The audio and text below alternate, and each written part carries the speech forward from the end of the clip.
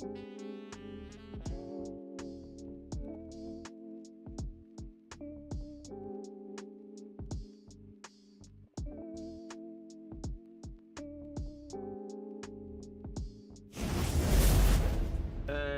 how's it going? We're back again on Monday for a creative project. We finished the projects last week for Kaoshin and Daddy and John, so we're working on something new this week. It's something I've been talking for a while now, and I think it's finally time to just get down to it and start actually making a document for it. So today we are actually making a design document in Photoshop. That's just a personal preference because I like to add images or move stuff around. I already made a very simple layout for it, so we can just try to fill it in and see where we get this stream. I'm thinking that today's stream we're not gonna 3D model just yet.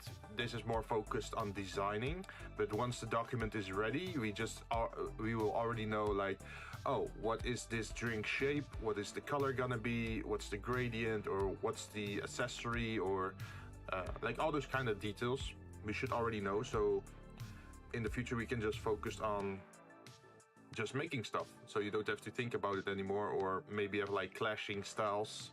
So let's get right to it. We're gonna switch to the creative screen. Hey John, how you doing? How's your day?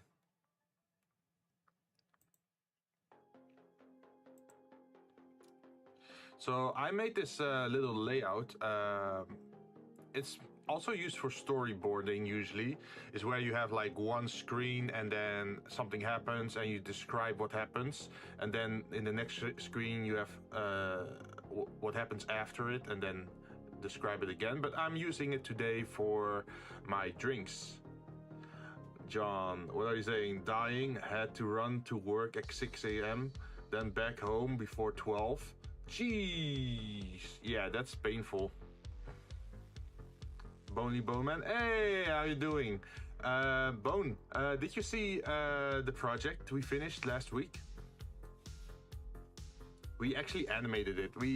What we did is we exported 900 images as an image sequence and then exported it to After Effects. And in After Effects we added some extra effects, like the border being a little bit darker, and make it look like it perfectly loops pretty much. I haven't yet. Oh, okay. Yeah, to be honest, now that I think about it, I haven't really posted the two images at all on the stream yet. Maybe, let's see, how can I show this on stream? Oh, maybe I can just open a video file and then play that on stream. Hey, Yuki, how you doing? I have arrived. You have. Welcome, welcome. How you doing? So, to explain again, what we have in chat is the exclamation mark drink button, or like the command, and you can redeem certain drinks with that. But at the moment, they're just text. And what we want to do is actually design a visual attached to that drink, so people can actually get an impression on what they are getting, including like the color, the shape, the glass, the taste, like that sort of stuff. I already did a little bit of the promotional text on it, but nothing on the visuals yet. So yeah, that's what we're gonna do today. If you have any input on ideas for the drinks, feel free to do so. But disclaimer, it's not 100% all gonna go in, like, how should I say this? Like, I'm open for suggestions, but that doesn't mean that I'm gonna use them. Like a personal drink for... Wait, for each of us? No. It's like if you press exclamation mark drink, then you get a random drink, right? And I want to visualize that. I just want milk. We can make a glass of milk for you. Yeah, like Creon cranberry mix. So Creon is based on something, and then cranberry is the flavor, and then the last thing is like the type of drink. So this is a mix. So you also have different wordings for that. I'm gonna write them all out right now, so you can actually get the names of all the drinks in the menu.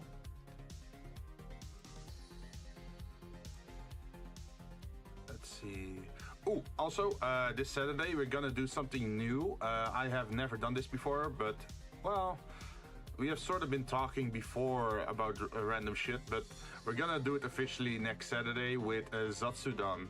And let me show you the thumbnail for that.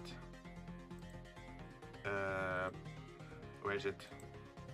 There, that's the thumbnail. I made the thumbnail yesterday.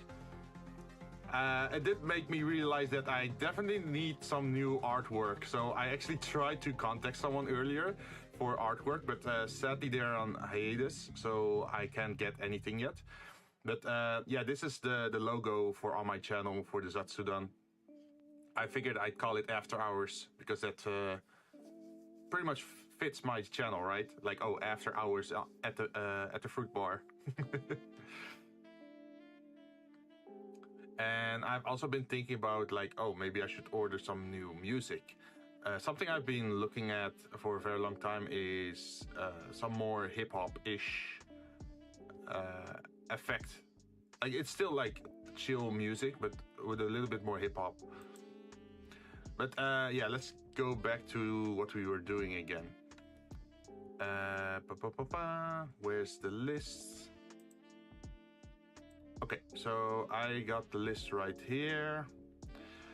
There was one that changed names a little bit. So we got Eden Apple Natural Juice. That's a very long name. I might have to shorten that. How do I do that?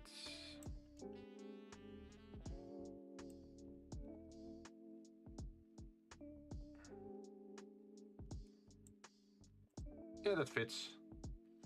And then, let's see, we can go here.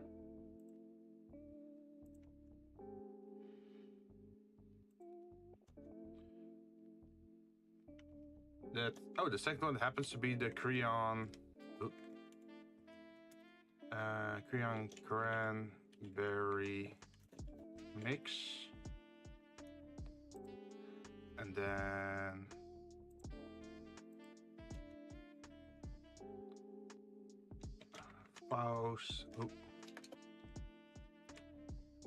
cherry fruits,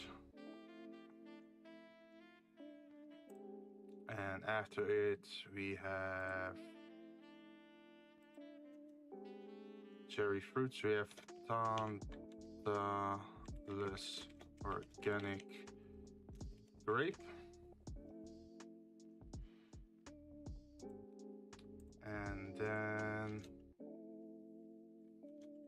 Tejani, not Chajani, Jazzy orange draft.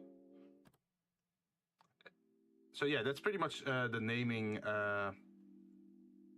on the drinks. So yeah, I've seen people redeem them in chat today. So yeah, that's exactly it. These are the drinks we're gonna 3D model in the future. And at the moment there are 14, but I might just add a 15th. Maybe I should just add milk as a 15th for the milk drinkers in chat.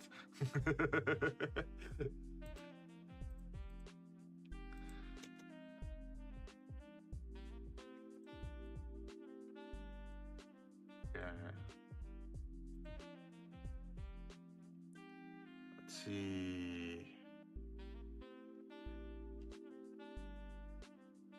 It would contrast with like the normal food drinks though, right? Because everything is fruit, and then there's one thing on the menu where it's like, oh, you get milk.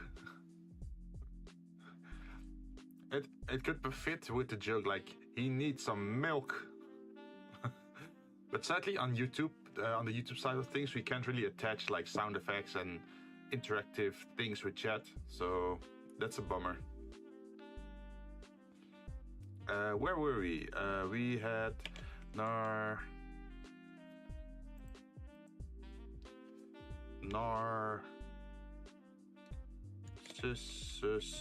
plums. And then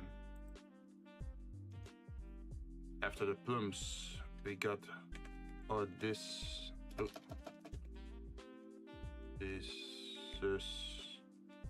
How do you say it in English? In Dutch, we call it Odysseus, but Odysseus or Odyssey? I know Odyssey is the story.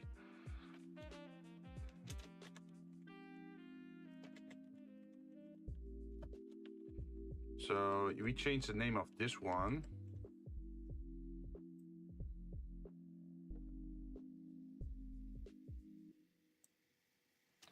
And then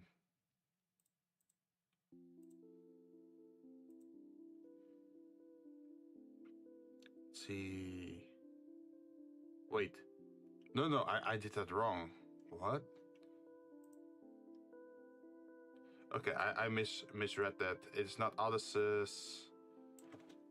It is Orpheus strawberry mix. And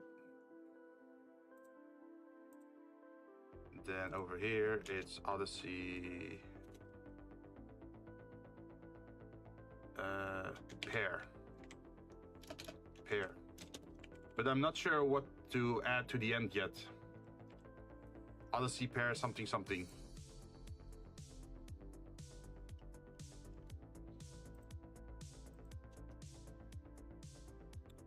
Also, John, I hope you made a safe return home. Do you have anything planned for today? Orpheus strawberry mix, and then Mania melon night cap. Not really, just chilling. Are you in a creative mood?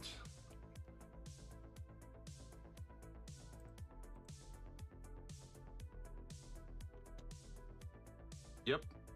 All right. Do you feel like joining voice chat then? I just thought something for milk to. Oh no, is it churned milk? I could turn on the chat. Let's see. I can join this one and then.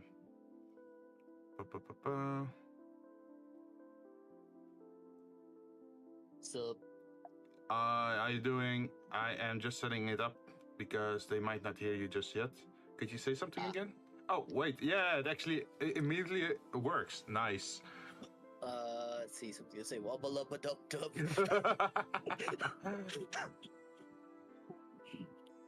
There you go. Milk. We can hear you. Nice. Good job. So, how much do you know about what I'm doing today on stream? Well, from what I understood, it's you're trying to make a art look for, like a physical look for all the drinks that is currently on your drink list. Yep. So Yeah, I'm actually revealing the entire drink list because usually in the past people just had to roll for it to discover it, but now I'm actually revealing the names. At least that would be fun, right? There you go, that's milk, Midori, Irish cream, limoncello, and kimchi. Is it disgusting? Probably. Will it get you fucked up? Yes. Nah, I'm not going for like the messed up flavors. I actually want it to taste nice, but that the theming is a little bit, I say that, dark maybe?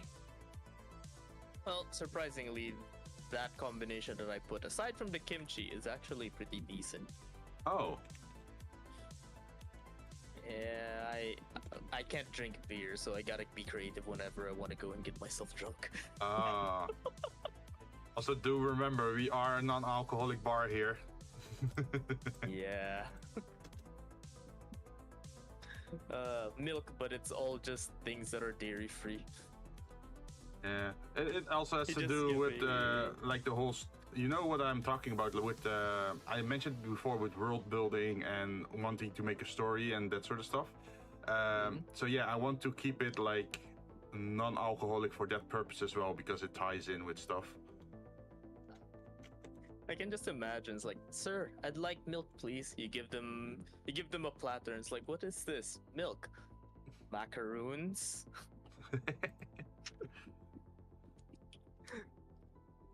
So that's let's see. Wait, now I can What see how food John starts became with I? D-Gen. You're getting exposed through your drink combination. Please, I've done worse.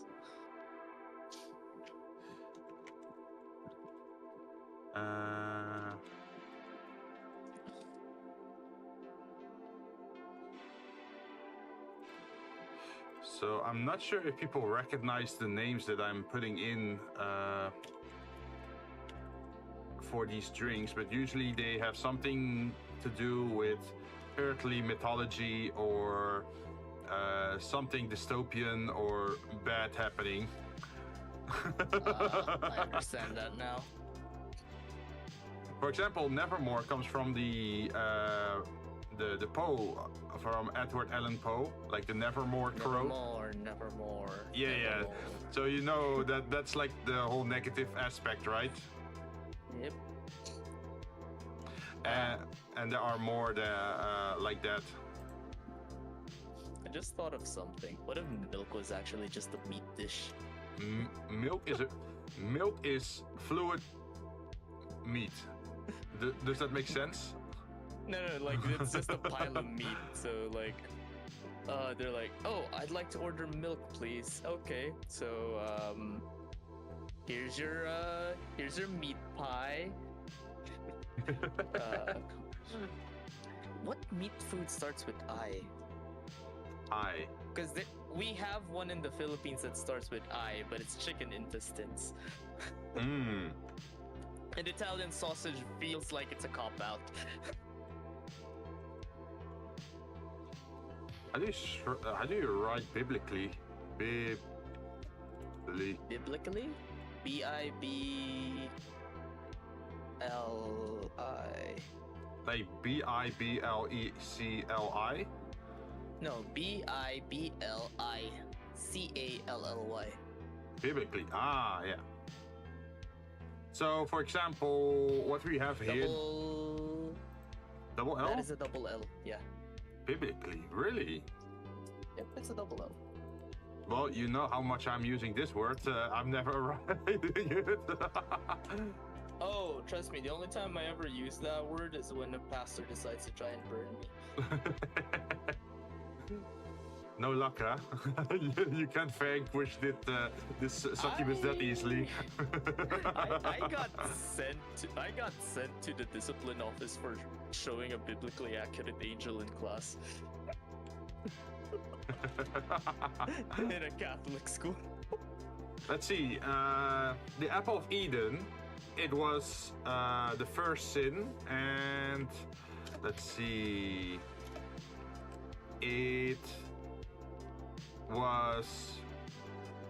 It had to do with the snake, and let's see. Oh, It's seduction, and let's see, seduction and curiosity, right? That makes sense, I think. Also, I need to check the audio if it's not too. Yeah, okay, it's okay. It's a little bit loud on my side, so I'm gonna lower it a little bit, if possible. Well, if it's just designs on like drinks, I think I already have an idea on what this one would look like if you were to ask me. What would the Apple of Eden look like as a drink? I guess we should put it at the mood. Let's see. Origin, first gen. Tags, cheating, NTR. Oh no. Cheating, NTR, disobedience. Hashtag snake, hashtag betrayed, hashtag NTR.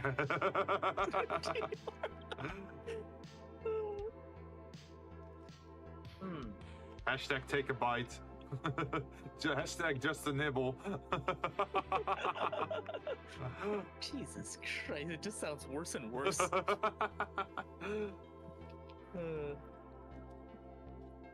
Well, what I could think for like the Apple of Eden as a drink is like on a margarita. It's going to be served on a margarita glass, and there's an apple.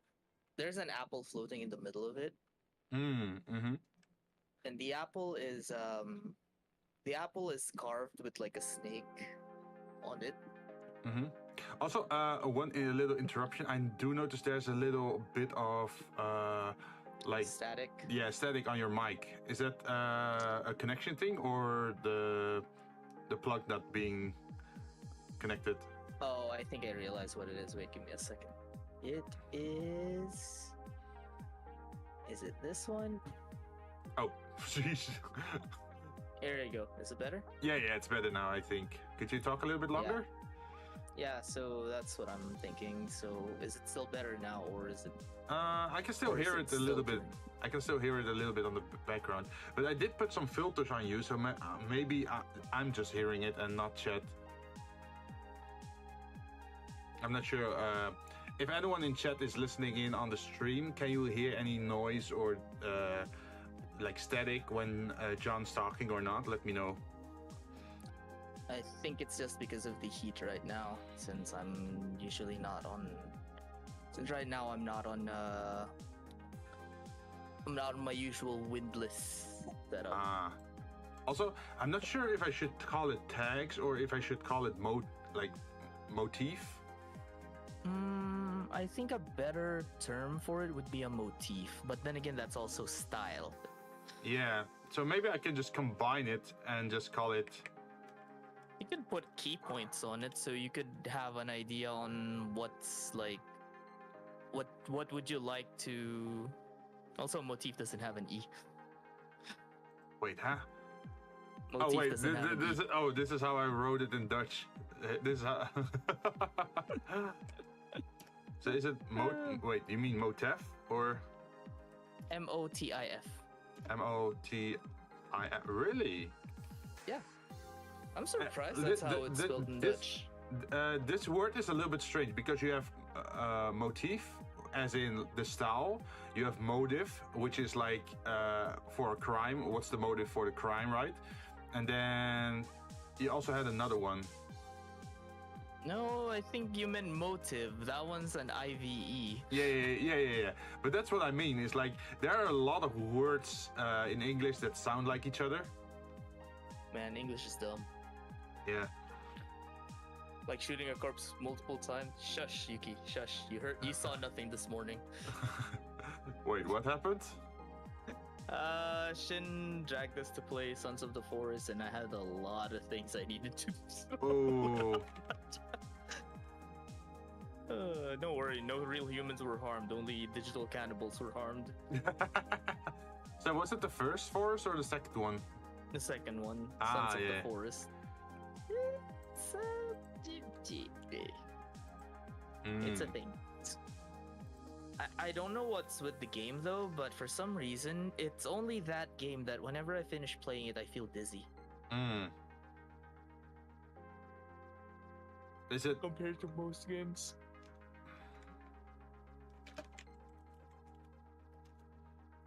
You know, this sounds weird, but yeah, we're gonna go for the motif of snake, elegant, curve, apple. You could name 100 more crimes you did on that forest. No, you do not. You do not. Corruption. Man, the more I write, the more sus it's starting to be. Like, Okay, mood, seduction and curiosity, motive, snake, elegant, curves, apple, corruption. That's his tags on hint.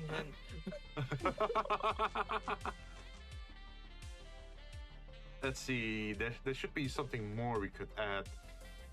What was the effect? Crime. No, I'm not sure. I'm looking for a word. Because, like, they were in the Garden of Eden, right? Or, like, the best place on Earth, or, like, a utopia. And then they fucking so the ruined effect is exile. Yeah, they fucking ruined it. So what I'm imagining is like something that looks nice on the surface, but then the further you go in, the worse it gets. It's like a drink where you have like layered things. So first you taste something sweet, and then as you keep drinking, it turns bitter, or something like that. Okay, maybe we can just do that. Sweet to bitter. Oh, great. I need to get extra lines. I mean, that would make sense, right? That you start sweet and end up bitter because, hey, you fucking ruined it for yourself. Yep. Let's see. Then if you ask me, that kind of drink would be something like...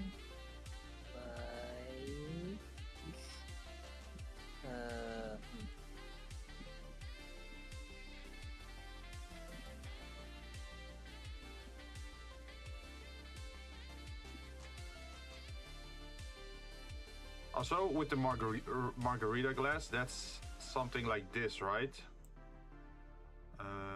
Sorry for my horrible... You can draw better than I do already, that's for sure. Oh, another thunderbolt. I think it's like this shape, right? Margarita glass?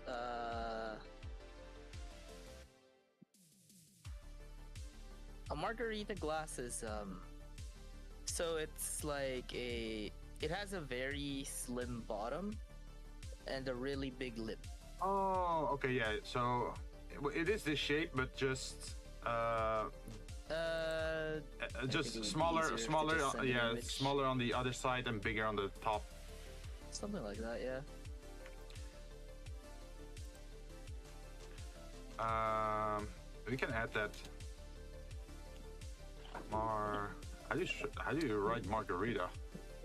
Okay, that is Margarita. Okay, that was my neighbor's roof getting struck by lightning just now. Shit! Are you okay? I can smell the burnt lightning. It's fine. What the fuck? Lightning actually impacts in there? Jeez. Yep. Dude, I'm on top of a mountain. Where do you think is the highest point? do you have like lightning distraction rods on rooftops or not?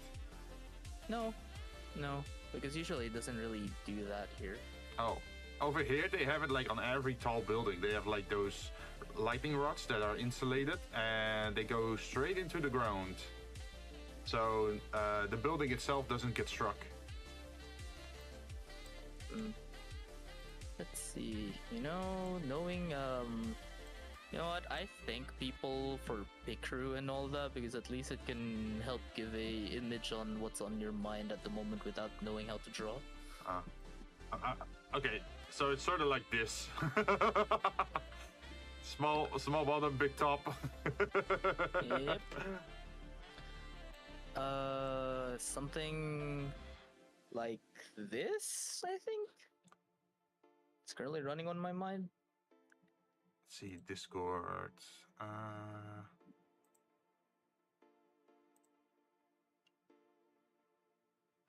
Ooh.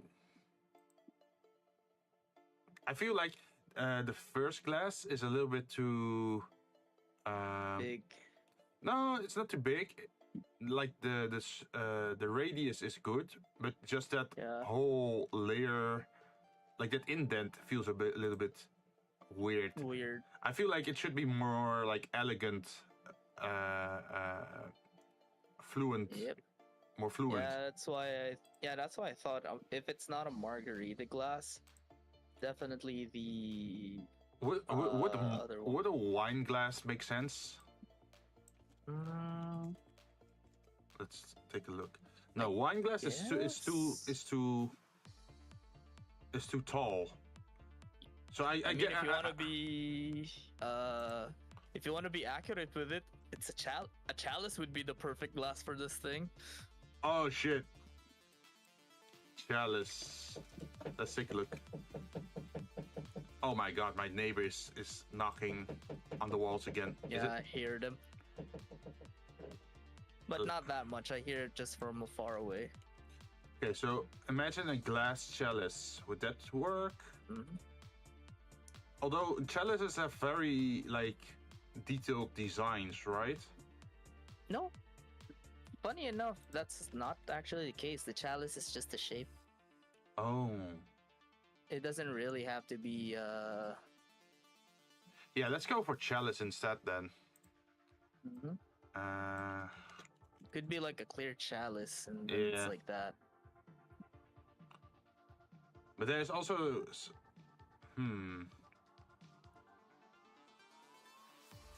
I do feel like we need something on the maybe I can just take an image.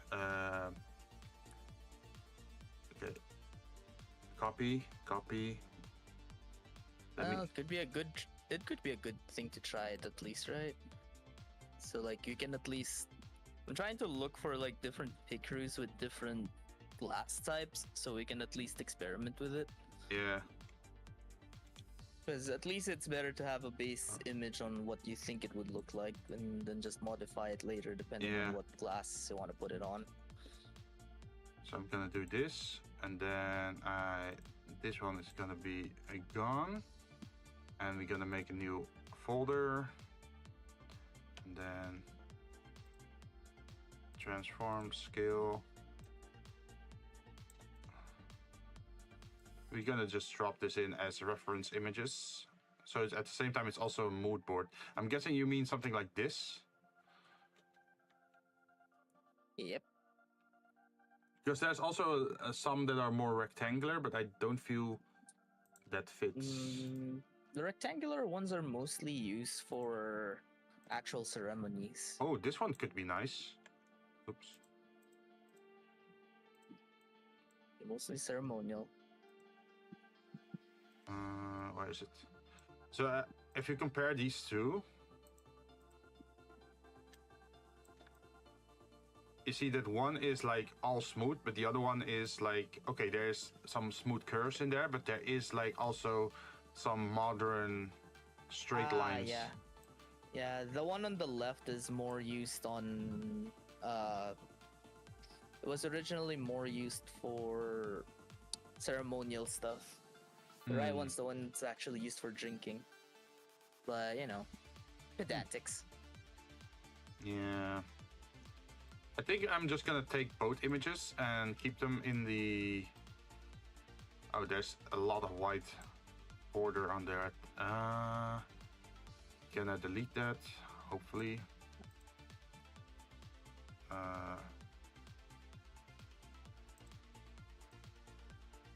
Because otherwise it's gonna take up a lot of space.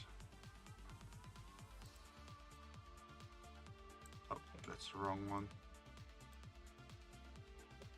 Oh, it is kind of funny that I'm looking for different glasses and one of them is a parfait glass. Ooh, parfait glasses. Not a bad idea, actually. Yeah, I mean, I've seen juice bars served like juice parfaits.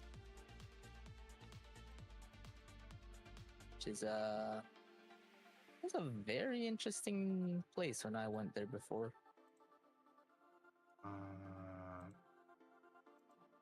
Very neat.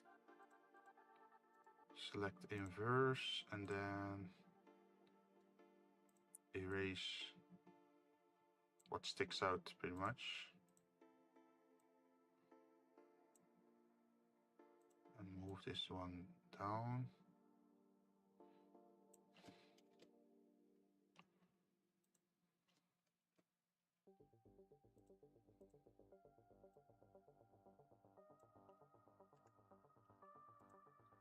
Okay, good enough. We have an idea. Let's see. Apple. Apple.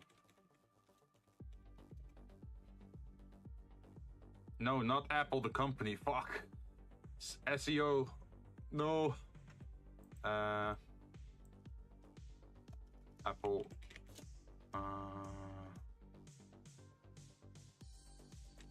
Eden.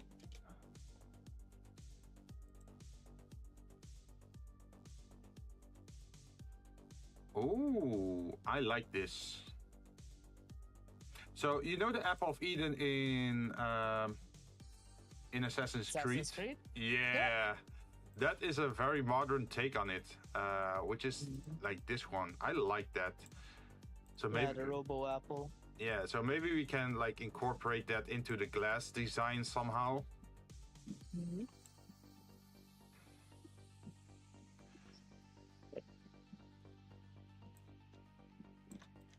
I also noticed that because it's like all like biblically and I should say this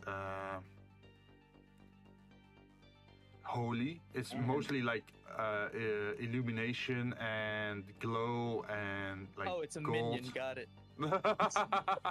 No, not a minion. Fuck that. No. It's an illumination. No. It's like a missive. Okay, let's use the word emissive instead. There you go.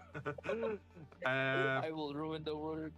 I will ruin the word illumination. So what we could use is like the goldest metal-ish as like decal on the glass on like certain levels, and then we in between the metal we can have like the emissive yellowish, or we could use the drink itself to be emissive. Like there's actually a glow on the drink itself, as if you're drinking like neon light or something like that. That also looks good. I mean, it would be nice for a night bar, right? Or like because the world building for where I am is that it's a dark setting, right? So a lot of environments are darker. That makes, and if the drinks are lighter, then they actually pop out of the scene pretty well, I think. And it makes it look a little bit more magical or special than if it's just a normal drink, right?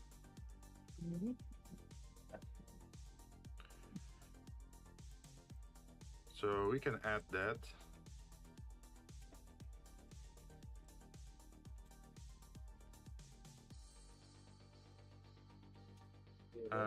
Again, FJO. Excuse me. What bulb?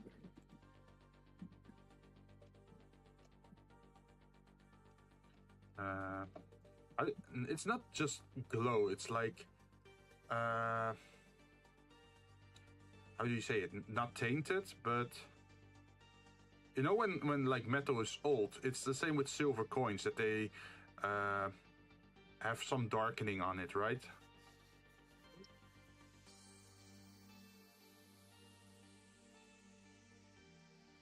See, Yuki, what do you say? It's would dragon blood sound good? It's made from dragon fruit.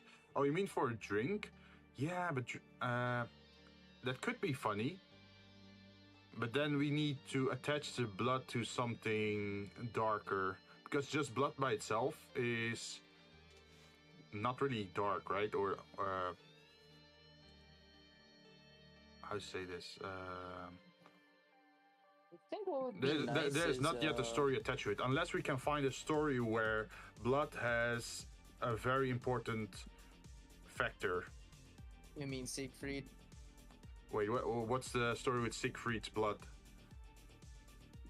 Siegfried has gained his nigh invulnerability in his legend by being doused by the blood of the dragon Fafnir. Oh. It actually stained his skin, but because of a falling leaf that covered his back during that certain moment, that's the one weak point of his body where it's not invulnerable. Oh, like is that the glow on his chest in FGO?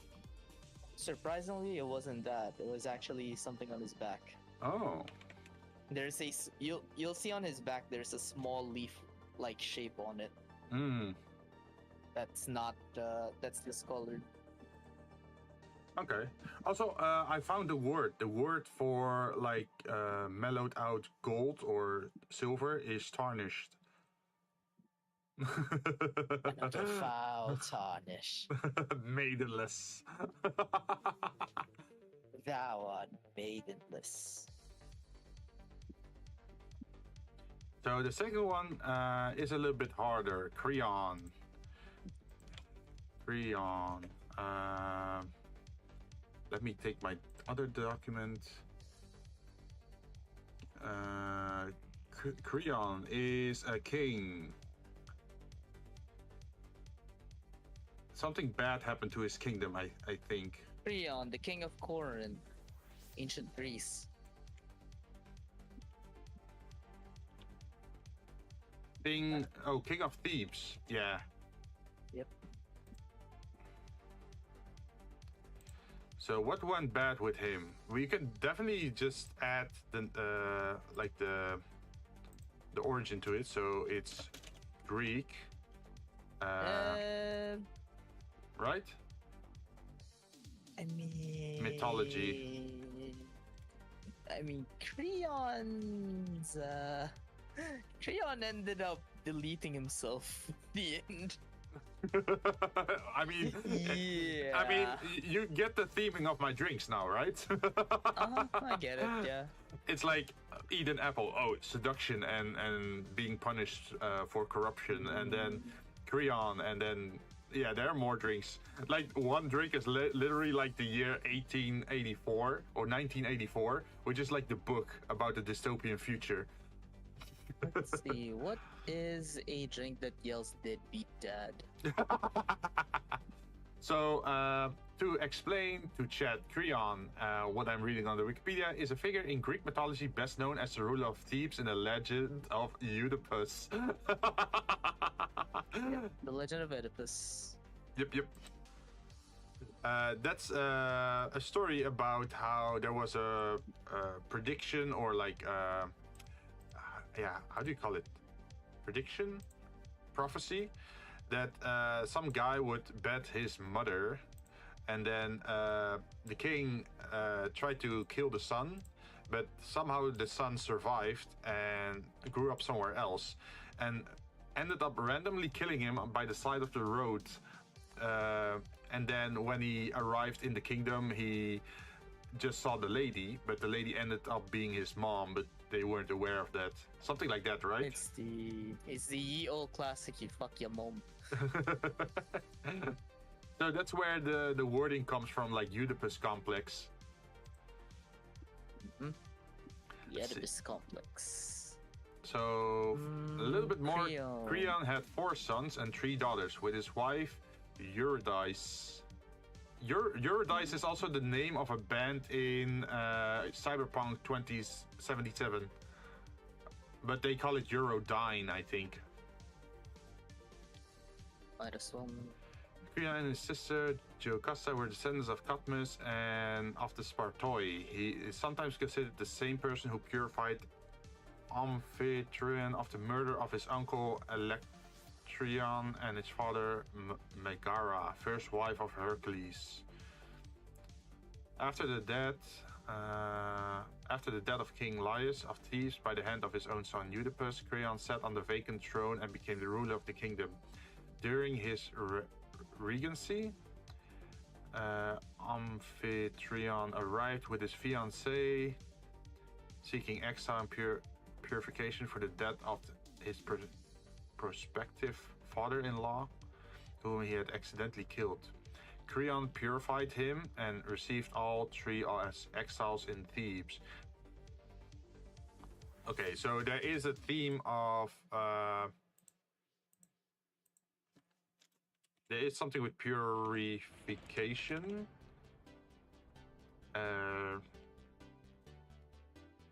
Royalty. Yes, unification. Oh wait, sorry, purification.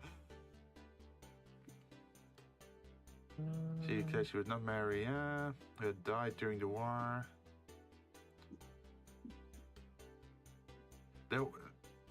There's so much mythology about these characters that it's hard to find the original reason why he picked the name. There was something specific about him. The Cadmian fox, and so the rule of Creon in accordance with the began with tribulation. Ooh, tribulation is a nice term. That's a negative term, right? Tribulation, it's trials, pretty much. For as soon as he came to power, the wrath of Dionysus was upon the city in the shape of a fox that was fated never to be caught. Oh fuck, that's a curse. There's a fox in the sea that can never be caught. Yes. The very moment that every single time where someone in Greek mythology is like, no, that is fine. No, it's not. It's never fine. The Greeks lie. Let's see. To this fox, sometimes known as Cadmian fox, the Tibians each month expose one child in an attempt to prevent the beast from carrying off many others. Oh, so it stole children. Jeez, that's dark. So every month they were every month they would sacrifice a child to feed the fox, so it would leave the rest alone. Oh, so it's the usual Greek stuff. Got it. It's more like cult stuff, sacrifice. Let's see.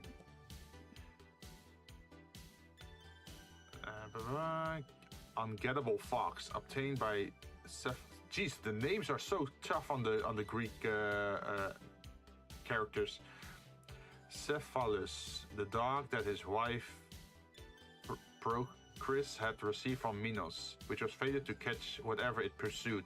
Oh, so this is a story about like the unmovable thing and the what is it? Unstoppable thing and unmovable thing.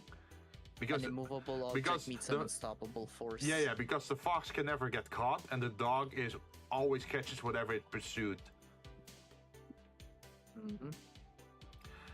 And although the dilemma that arose from when the two animals confronted each other was as such nature that it required the intervention of Zeus, the problem was nevertheless solved when the god turned both beasts into stone. And so Creon ate it. So Zeus interfered like a bitch again. They literally had to turn the animals to stone to stop them. Zeus, why do you interfere like a little shit every single time? So, petrification. Beautification.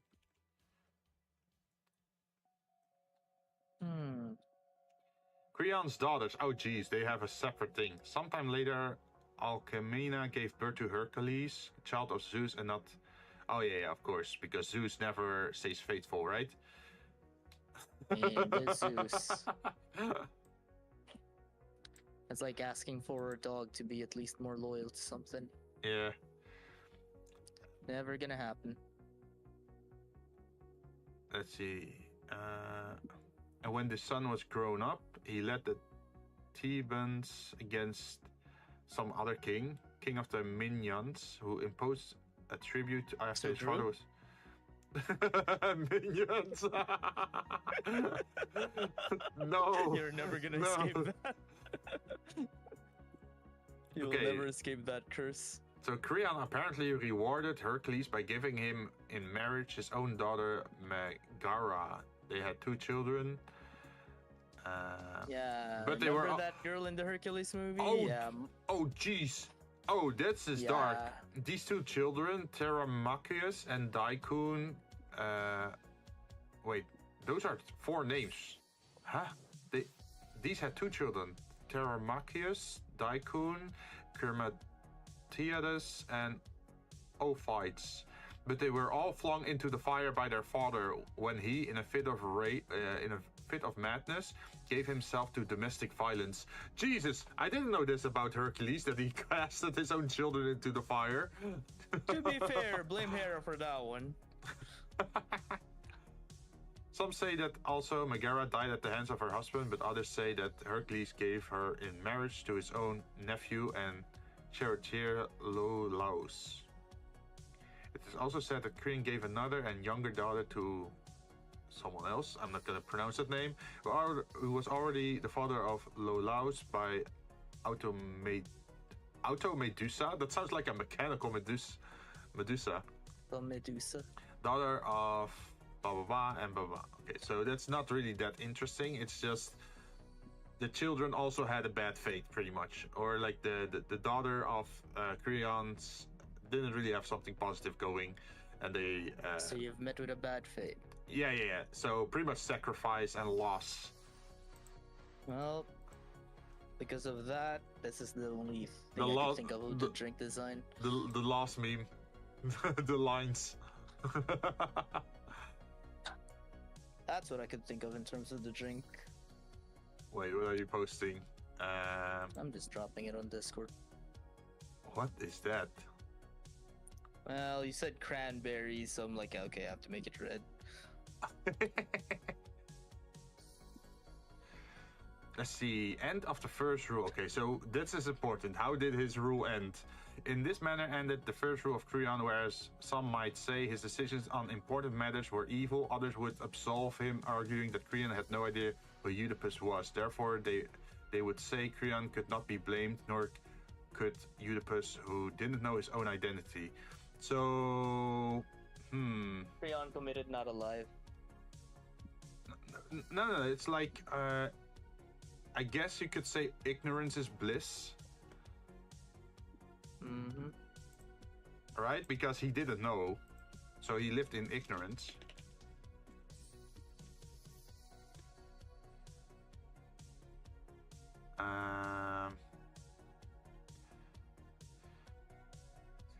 Let's see. And since these two opinions cannot be reconciled, a third may appear against all sense, blaming the gods or fate.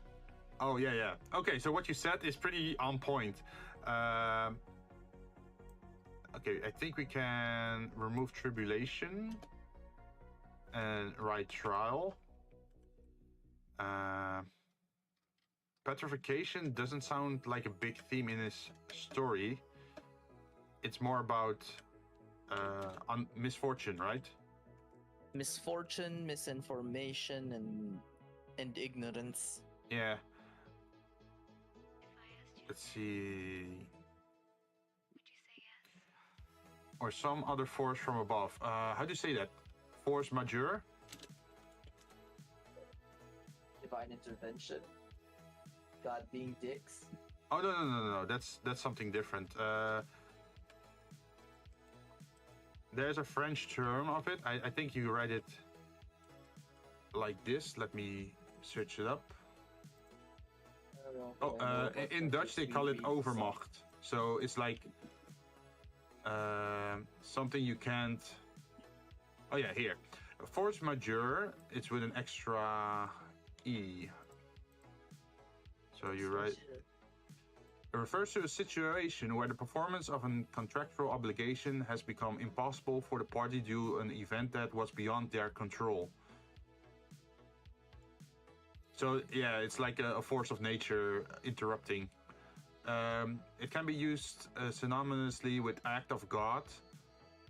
Common examples include earthquakes, floods, hurricanes, tsunamis. Just disaster, pretty much. Yeah. And let's see. And still others might maintain that Oedipus was in any case guilty of murder, for he killed not one man but two, and for a trivial matter. And Creon could be deemed to have been out of his mind when he offered both throne and queen to a complete unknown on the ground of a single merit.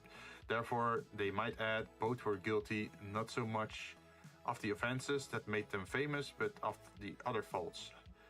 And being the one criminal and the incompetence, they were both punished for more calamities followed. So yeah, calamities, force majeure, disaster. So what you're telling me is it's Ganondorf. I'm not really sure if he's Ganondorf. It's more like this king acted in ignorance or and made certain things happen, and that's why the Oedipus story took place. Something like that. It's ignorance, actually. Yeah. Yeah. So blissful ignorance, because he was not aware of it. So how would you translate that into taste?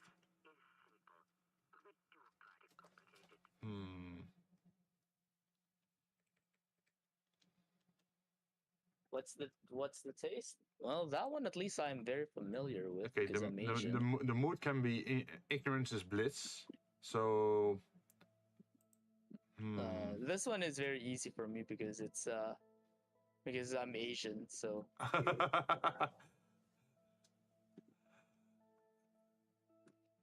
wait, what's easy? Let's see. There you go. This is basically what it is. I swam all the way from China for you to be a disappointment.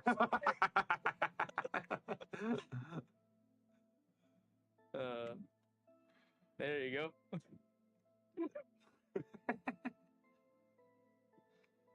From what you're describing me, it's that. And What the hell? I do feel like how should I say this? Since in the story of Creon, he's like royalty and things went bad. Blood flowed pretty much, so I figured the color red would make sense. Rivers of blood, mountains of flesh. Yeah, something like that, pretty much.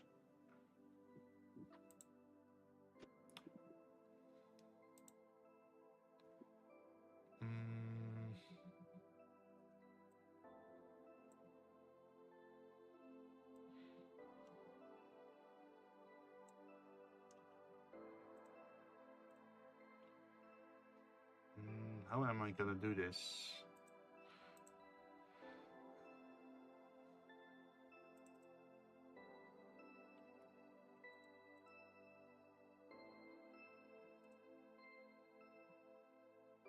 Oh, phone out again. Oh, your phone's dying, or? Phone's ringing. It's like I have to step out. I wanted to join longer, but my phone. Okay, no problem. Thank you very much for joining for a short while. Because you're still away, or? No, already. But it's just ringing, and I'm just staring at it right now. Ah. Yeah, I'm staring at it, thinking should I answer this or not. You're asleep, right? You're down for the count for today. Nope, never mind. My brother just pinged me. Your brother pinged you. Wait, what? Yeah, he's like, bro, your work's calling you. What the fuck? Yeah, bitch. I'll try to join again if I can. Yeah, feel free to. See you later. See you later. Let's see. We are doing this.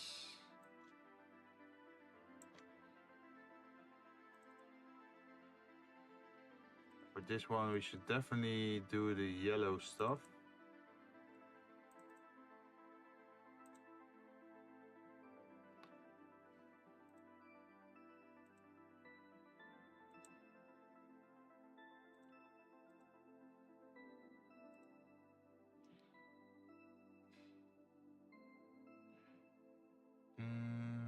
Okay.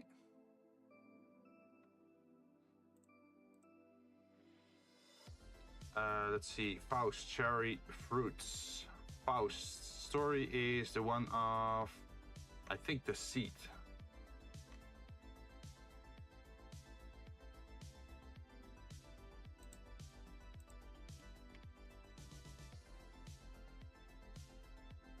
Oh shit. We're forgetting the flavor. Flavor of this drink. What should it be? What should it be?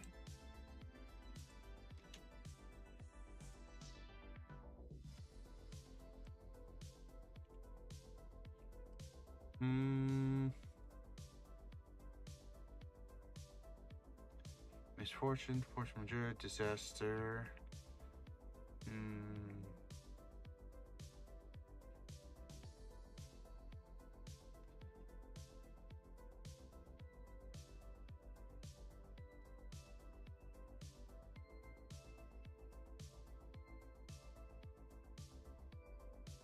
I think this one should not be bitter. Because he lived in ignorance, so he was not aware.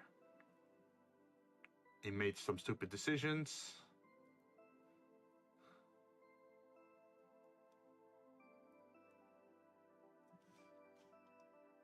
So let's take a look at a list of flavors.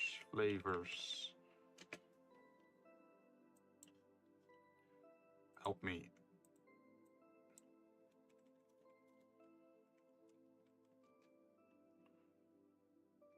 I'm asking for a list of flavors and they're giving me foods.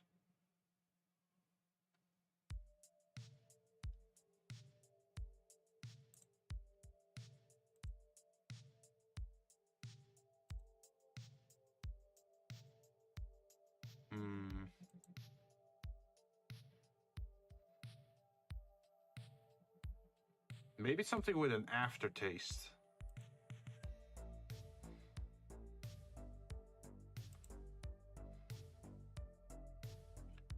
What are the 23 flavors? Cola, cherry, licorice, amaretto, almond, vanilla, blackberry, apricot, blackberry, caramel, pepper, anise, sarsaparilla, ginger, molasses, lemon, plum, orange, nutmeg, cardamom, all spices.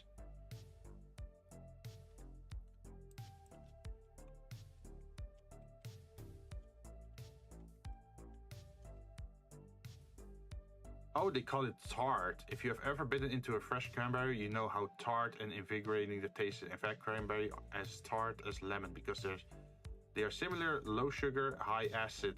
Oh, that sounds a good description. Tart. Tart flavor.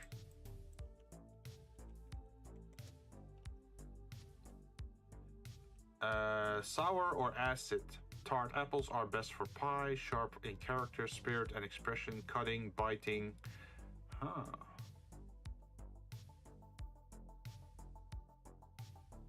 Tart is usually a sour mix with sweet.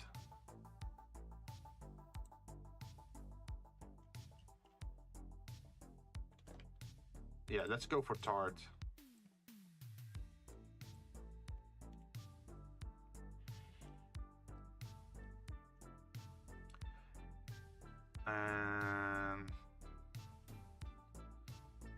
Let's see, Faust, cherry fruits. Let's look up Faust's story again. Faust is the protagonist of the classic German legend based on historical Johann Georg Faust. The erudite Faust is highly successful yet dissatisfied with his life, which leads to him making a pact with the devil at a crossroad, exchanging his soul for unlimited knowledge and worldly pleasures. The Faust legend has been the basis for many literature, artistic, cinematic, and musical works that have been reinterpreted through the ages. Faust and the adjective Faustian implies sacrificing spiritual values for power, knowledge, and material gain. Yes, we can copy that sentence straight up.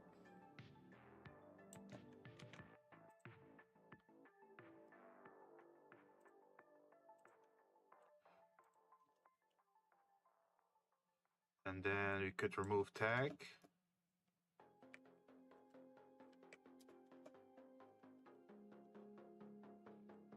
I guess Faust's story is also a little bit about greed.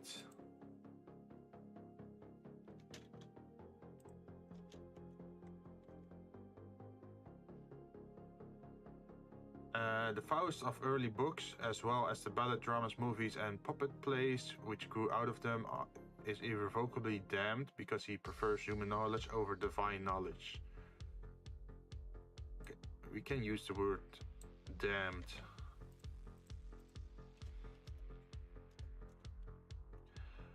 Because He laid the holy scriptures behind the door and under the bench, refused to be called doctor of theology, but preferred to be styled doctor of medicine. Plays and comic puppet theater, loosely based on the legend, were popular throughout Germany in the 16th century, often reducing Faust and Mephistopheles to figures of vulgar fun. Ooh.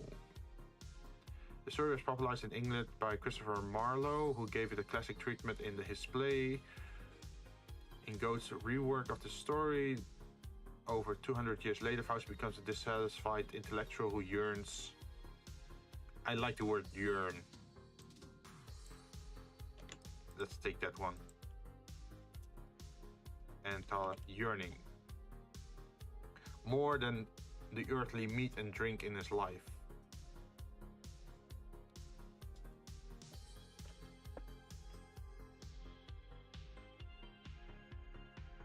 Faust is unsatisfied with his life as a schooler and becomes depressed. After an attempt to take his own life, he calls on the devil for further knowledge and magic powers with which to indulge in all the pleasure and knowledge of the world. In response, the devil's representative, Mephistopheles, appears. He makes a bargain with Faust. Okay.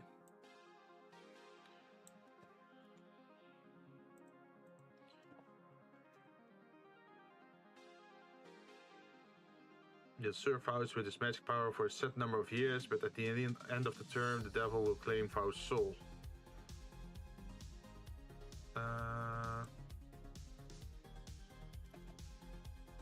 Yeah, we can just write bargain soul.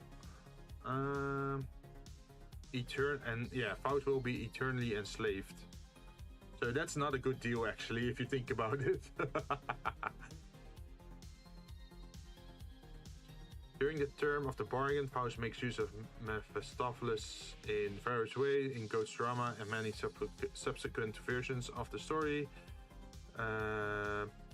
He helps Faust seduce a beautiful and innocent young woman named Gretchen, whose life is ultimately destroyed when she gives birth to Faust's illegitimate son. Realizing this unholy act, she drowns the child and is held for murder. However, Gretchen's innocence saves her in the end, and she enters heaven after execution. In Goethe's rendition, Faust is saved by God via his constant striving in combination with Gretchen's pleading with God in the form of eternal feminine. However, in the early tales, Faust is irrevocably corrupted and believes his sin cannot be forgiven. When the term ends, the devil carries him off to hell.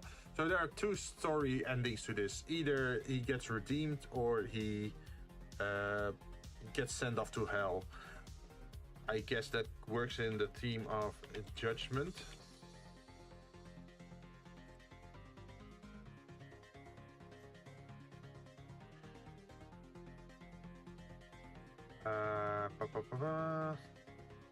Sacrificing spiritual values for power, knowledge, or material gain, a damned, yearning, bargaining soul, or bargain soul. Also, we forgot the origin, which is classic German legend.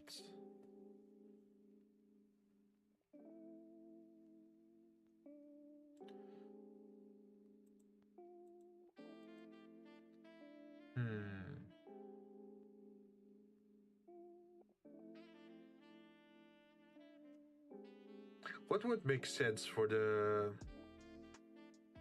flavor?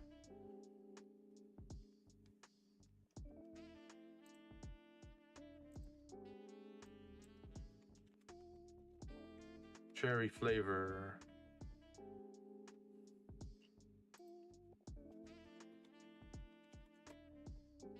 This fruit is a perfect combination of sweet and sour, even in its purest raw form and straight from the tree. Cherries come from the plant genus Prunus, the most commonly cultivated variety of the sweet cherry and sour cherry. So what you could say is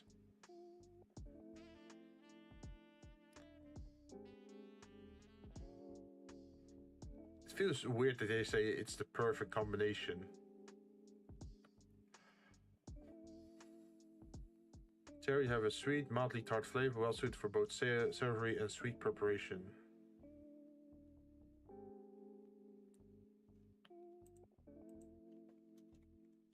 Savory.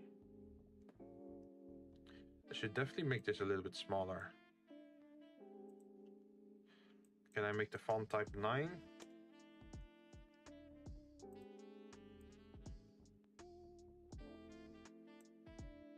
Or maybe even 8?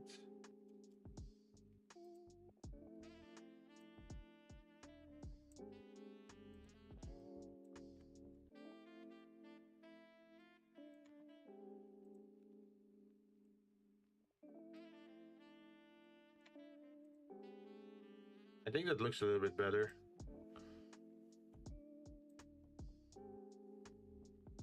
I do have to maybe change the color of the text a little bit later, because now it's just one big line of text.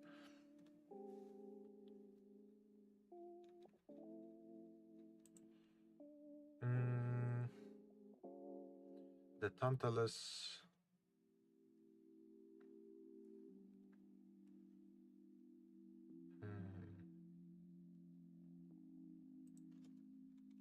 Tantalus organic grape.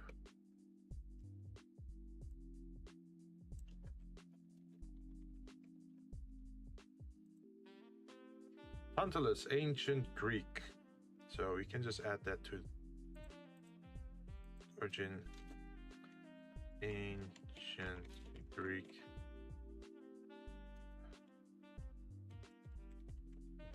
And then turn it into 8.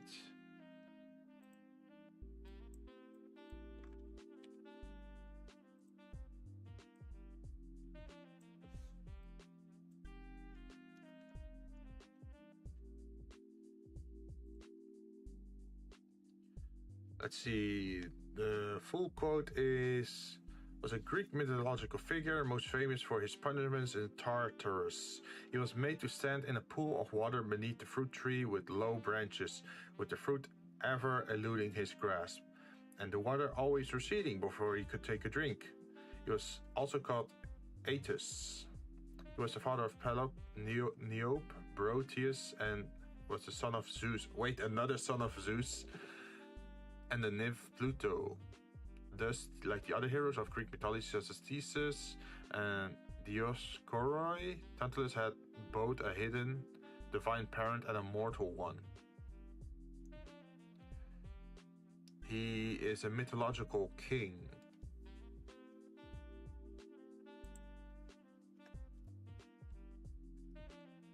So we can call this motif king, divine,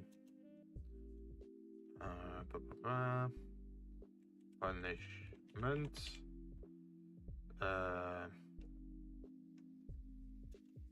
eluding,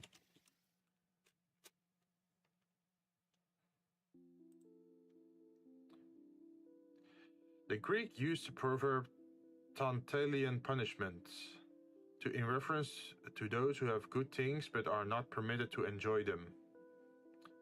His name and punishment are also the source of the English word tantalize, meaning to torment with the sight of something desired but out of reach, teased by arousing expectation that are repeatedly disappointed.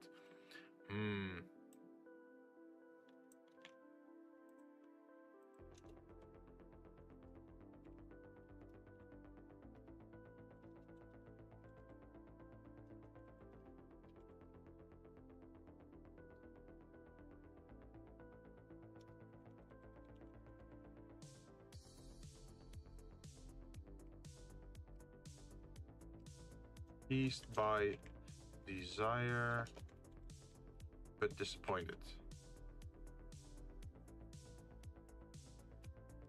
Repeatedly.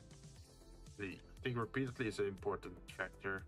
So it's not just a single thing, but this person is being repeatedly taunted and seduced and tormented with the sight of something they desire, but they will never get it.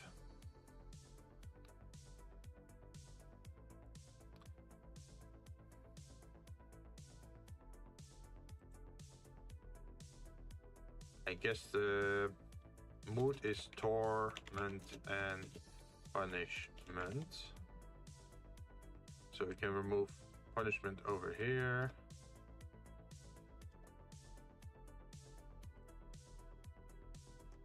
Then we should definitely make the text smaller again. Back to 8. Damn it. Let me write 8. There we go. There may be... That's not interesting. Mythology. Tantalus became once the inhabitants of Tartarus, the deepest portion of the underworld. Ah, underworld. Sneed. Hey, the noob next door, how you doing? We are working on setting up a concept for our drinks in our channel. If you press exclamation mark drink, you can already order one, but there are no visuals attached to them. That's what we're working on today. At the moment, we are just making a design document where we write down terms associated with the drinks and their stories, so we can have a nice visual in the end. These visuals will be made in Blender, in 3D modeling and design. But we are first at the first step. Over the following weeks, we will delve deeper into it and actually start 3D modeling. But today it is design document day.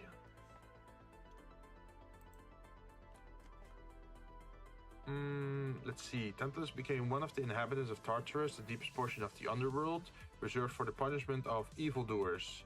There, Odysseus saw him. The association of Tantalus with the underworld is underscored by the name of his mother, Pluto, riches, as in gold and other mineral wealth, and grandmother, Citonia, which means earth. Tantalus was initially known for having been welcomed to Zeus's table in Olympus like Ixion.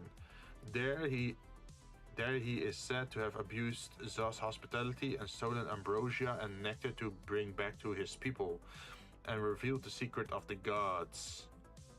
So, let's see. He stole...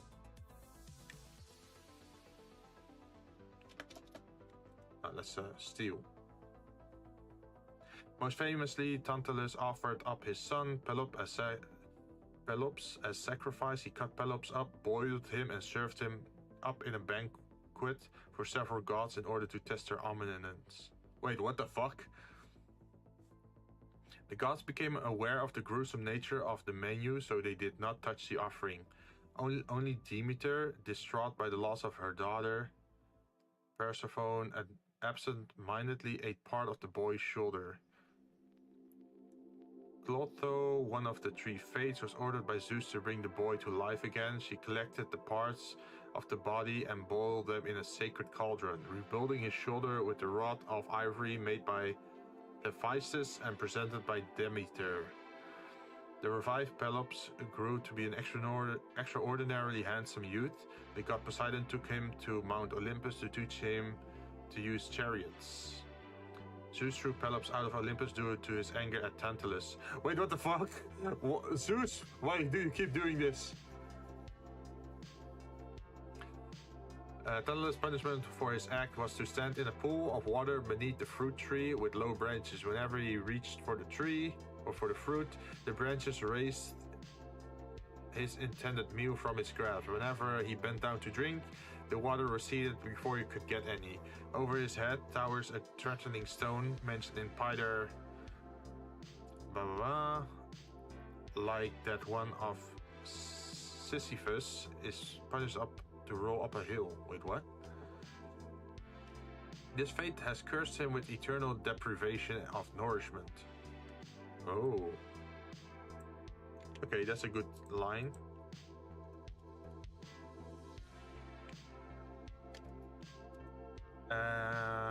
Let's see. Also, he did some messed up stuff. He cooked and boiled his only his son. How do you call that?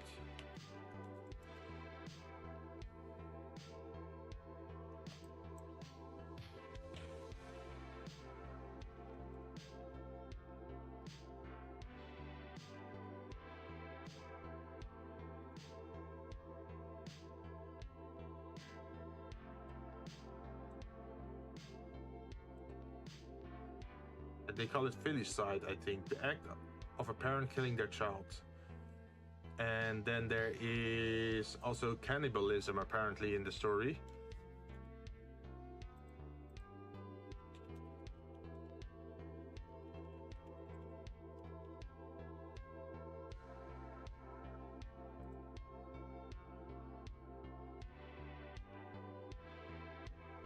Pisani Orange Draft.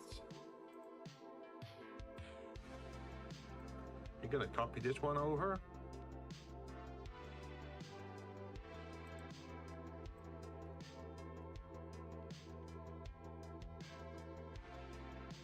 Okay, we're going to a different origin now, because before we had mostly Greek stuff, and this seems to be Nordic mythology.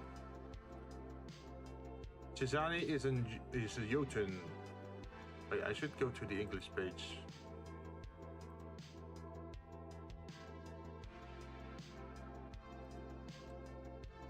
Oh, I should call it Norse. And then turn this into 8.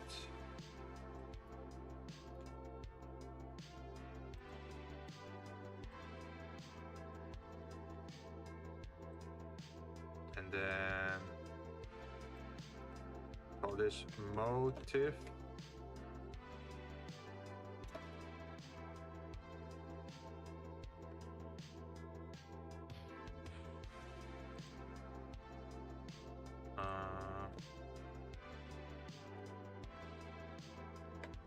I should move this over to the other page.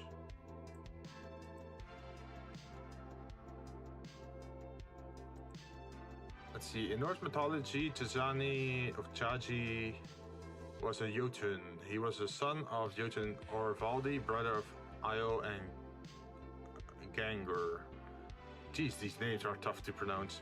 And the father of Skaoi. His most notable misdeed was the kidnapping of the goddess Ion, which is related in both the Prosody and the Skaldic poem Hostlung.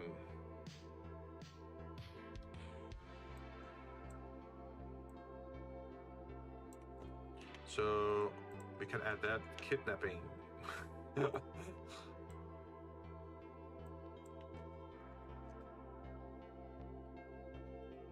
see. Set out on a one set.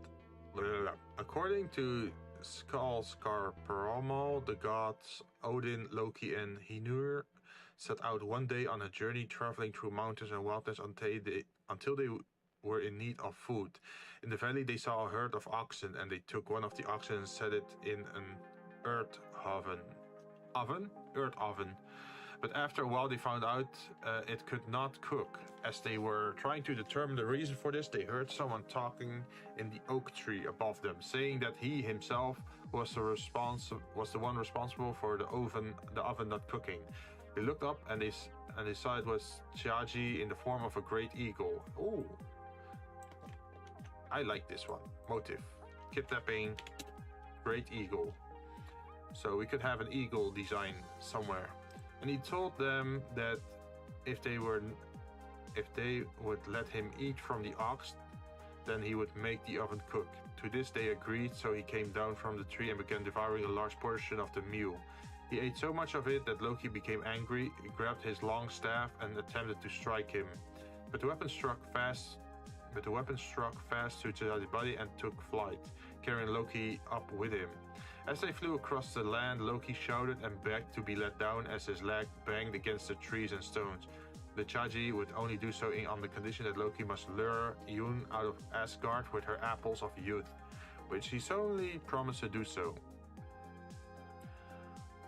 Later at the agreed time, Loki lured Jinn out of Asgard into a forest, telling her he had found some apples that she might think worth having, and that she would bring her own apples with her to compare them. Taji would then appear in eagle shape, grabbed Jinn and flew away with her to his realm of Primheim, located in Jotunheim. The gods, deprived of Junn's apples, began to grow old and grey.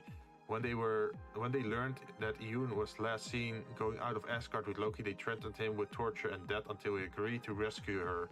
Loki borrowed a magical code from Freya that would allow him to take the shape of a falcon, then flew to Jotunheim until he reached the Hall of Chaji. Finding Yoon alone with Chaji finding Yoon alone while Chaji was out to the sea on a boat. Loki transformed her into a nut and carried her. Why a nut? And carried her back, flying as fast as he could. When Chaji returned home and discovered she was gone, he assumed his eagle form and flew after Loki. When the gods saw Loki flying towards them with Chaji right behind, they lit fire which burned Chaji's feather, causing him to fall to the ground, where he was set upon and killed. Let's see, Chaji's daughter Skadi then put on her war gear and went to Asgard to seek vengeance, but the gods offered her atonement and compensation until she was placated. She was also given the hand of Njord in marriage, and as further reparation, Odin took Chaji's eyes and placed them in the night sky as stars. Okay. So we have a kidnapping great eagle that stole a lady from Asgard and took him home with the help of Loki. So I guess that's scheming and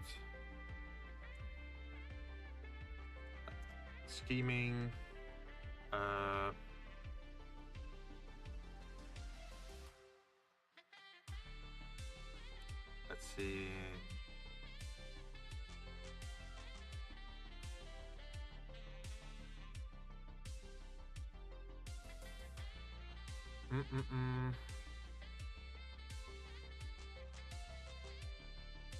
It was also that if they didn't have the apples, they would grow old and gray.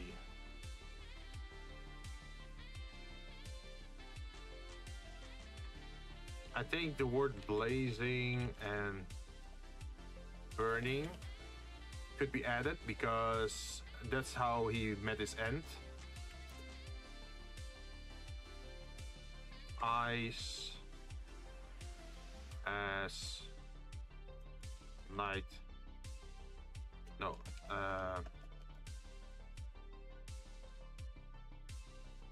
Blazing, burning.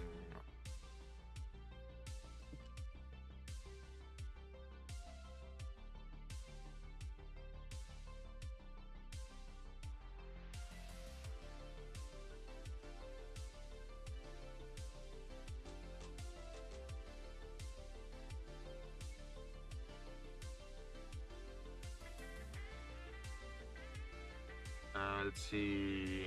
Odin took Chaji's eyes and placed them in the night sky as stars.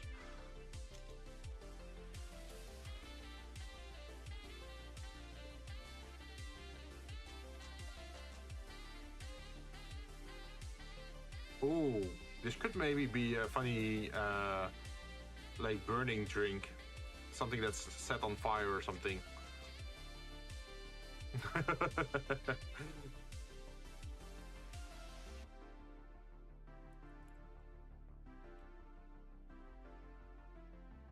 Let's see, I killed Chaji, the powerful-minded giant. I threw up the eyes of Ovaldi's son into the bright heavens. They are the greatest sign of my deed, those which all men can see afterwards. What were you doing meanwhile, Harbard?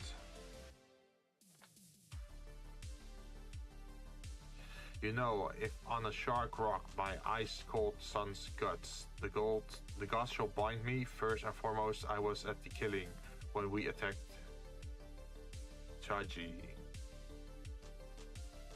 According to internalized group of Stasis unknown around the giant who loved to shoot. What, shoot his shot?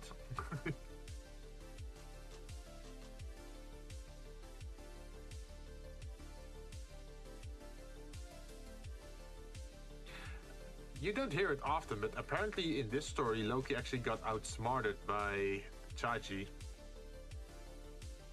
because he took the girl and ate a lot of food, so he was not to be trusted.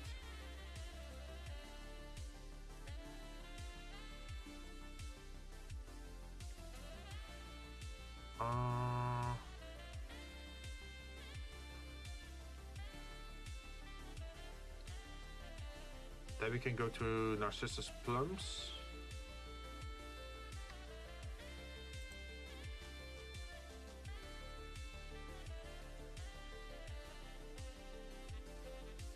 Wait, did I do everything in the last one?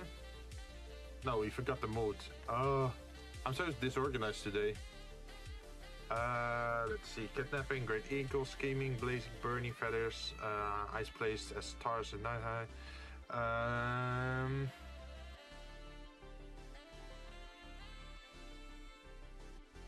I guess you could call it karma. In the end, he got what he deserved.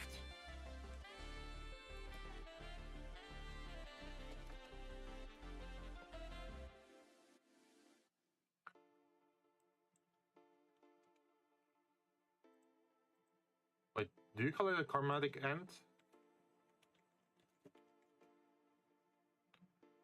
Oh, karmic.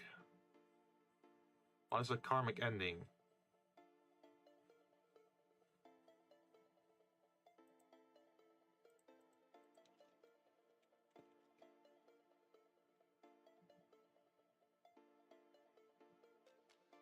What do you call it in TV tropes?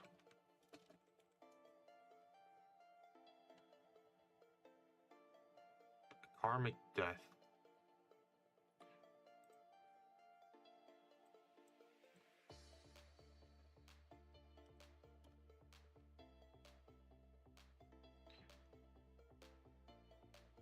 Let's see. Karmic. Consent. Main.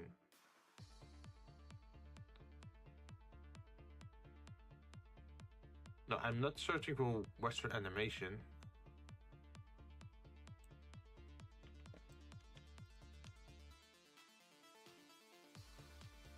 A karmic death. No matter how evil the villain is, the good guys just can't kill him. Heroes are supposed to be better than that. They need to stay pure and noble. Role models, exemplar of solving their problems without resorting to bloodshed.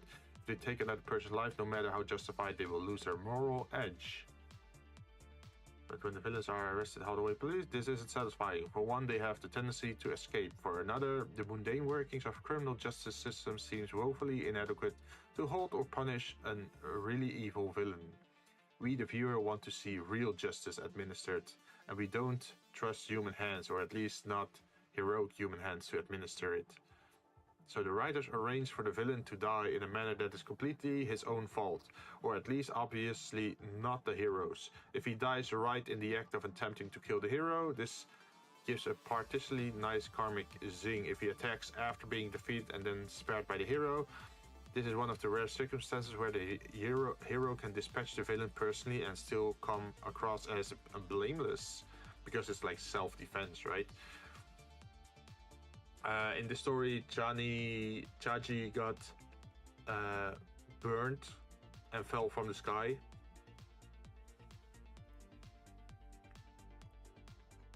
Ugh.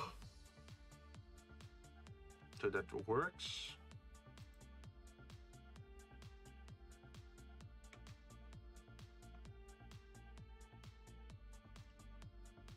Now we can continue on to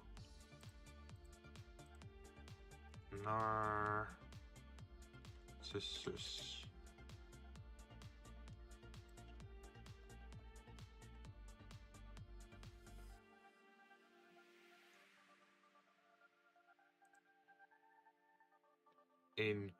Oh, we're going back to Greek mythology again. I guess we're not done with Greek mythology.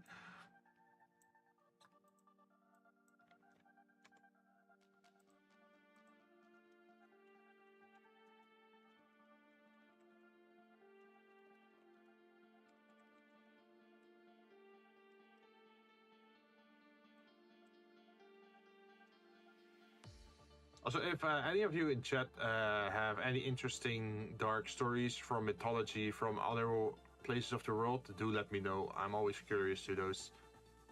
If you're from India, maybe, or Japan, or maybe some oceanic mythology stories, let me know. Yeah, I'm just most familiar with the Western ones.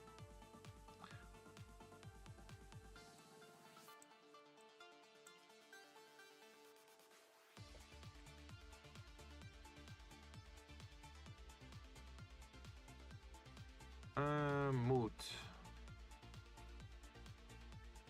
No.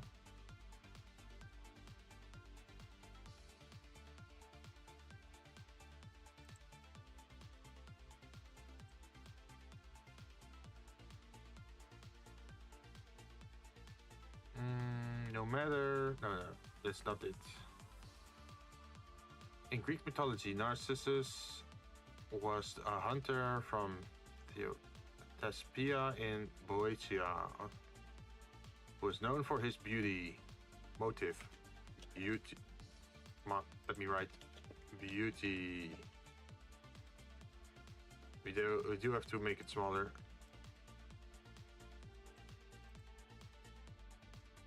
Who was known for his beauty. According to says, he rejected all romantic advances, eventually falling in love with his own reflection in a pool of water, staring at it for the remainder of his life.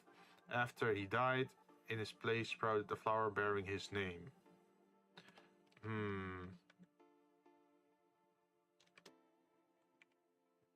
So it has to do with beauty and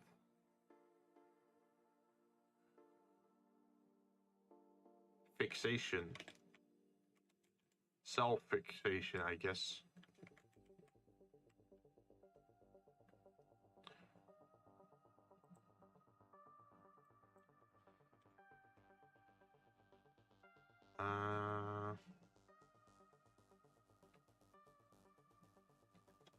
Rejecting advances.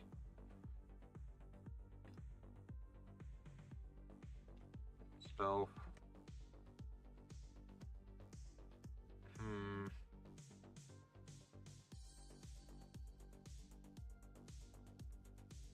The character of Narcissus is the origin of the term narcissism, a fixation with oneself. This quality in turn contributes to the definition of narcissistic personality disorder, a psychiatric condition marked by grandiosity, excessive need for attention, and admiration. So what we're describing here is the typical Vtuber. Oh, and most importantly, inability to empathize with others. Like the myth of Laius and Chrysippus, the myth of Narcissus is a Boeotian pederic cautionary tale. Oh.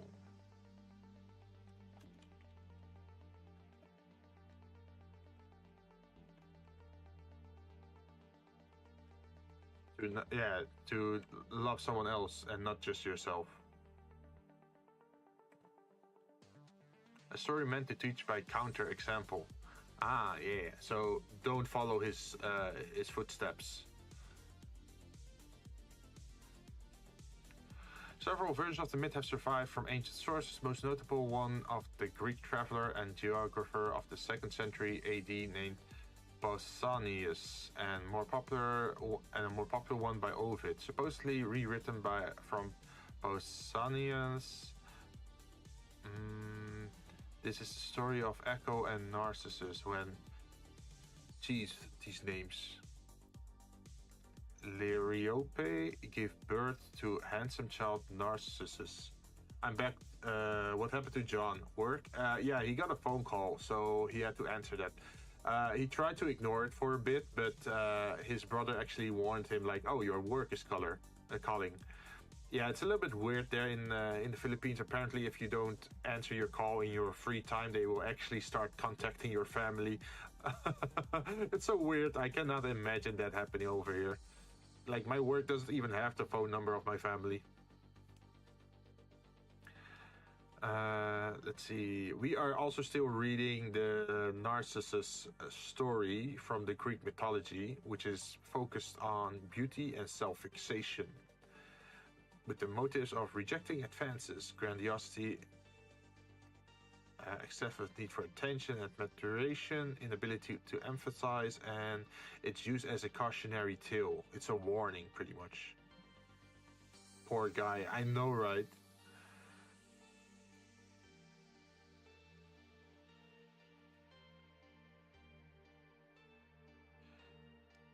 Let's see. One day, Narcissus was walking in the woods when Echo and Oread, mountain nymphs, saw him, fell deeply in love, and followed him. Narcissus sensed he was being followed and shouted, "Who's there?" Echoes repeated, "Who's there?"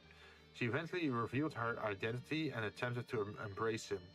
He stepped away and told her to leave him alone. She was heartbroken and spent the rest of her life in lonely glens until nothing but an echo sound remained of her. Nemesis, an aspect of Aphrodite, the goddess of revenge, noticed this behavior after learning the story and decided to punish Narcissus. Once during the summer, he was getting thirsty after hunting, and the goddess lured him in a pool where he leaned upon the water and saw himself in the bloom of youth. Narcissus did not realize it was merely his own reflection and fell deeply in love with it. As it were another young man, unable to leave the allure of his image, he eventually realized that his love could not be reciprocated, and he melted away from the fire of passion burning inside him, eventually turning him into a gold and white flower. Hey, we have some color mentions here. Gold and white. And they mentioned burning. Also something about melting.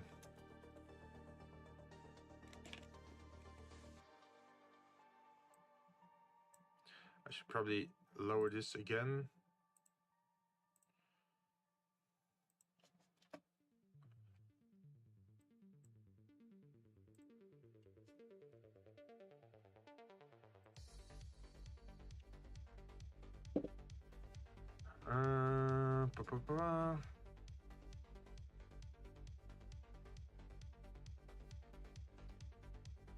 You can add this word to it.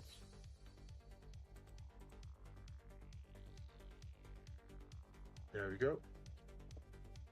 So what are you up to today, Yuki?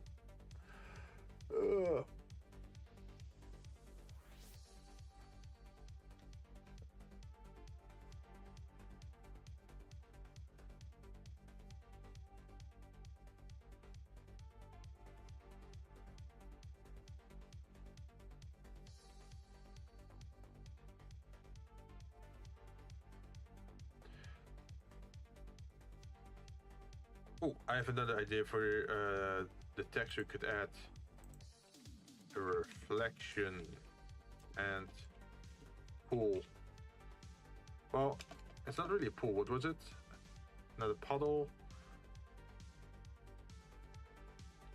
Lured him to a pool. Yes, pool.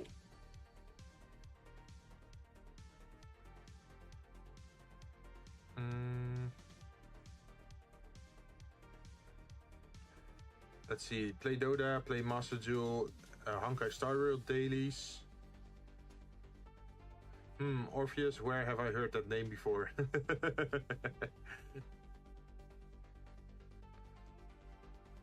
Let's see.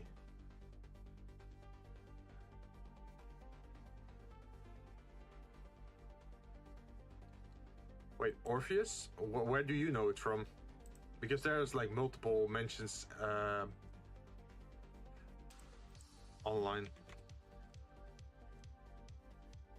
You also have Morpheus, but that's Matrix.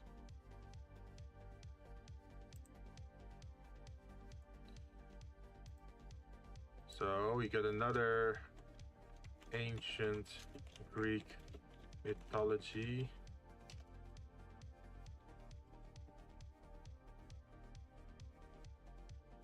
bring it to 8. And then delete that.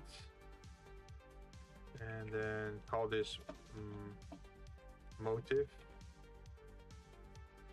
Gun and head. Gun and head.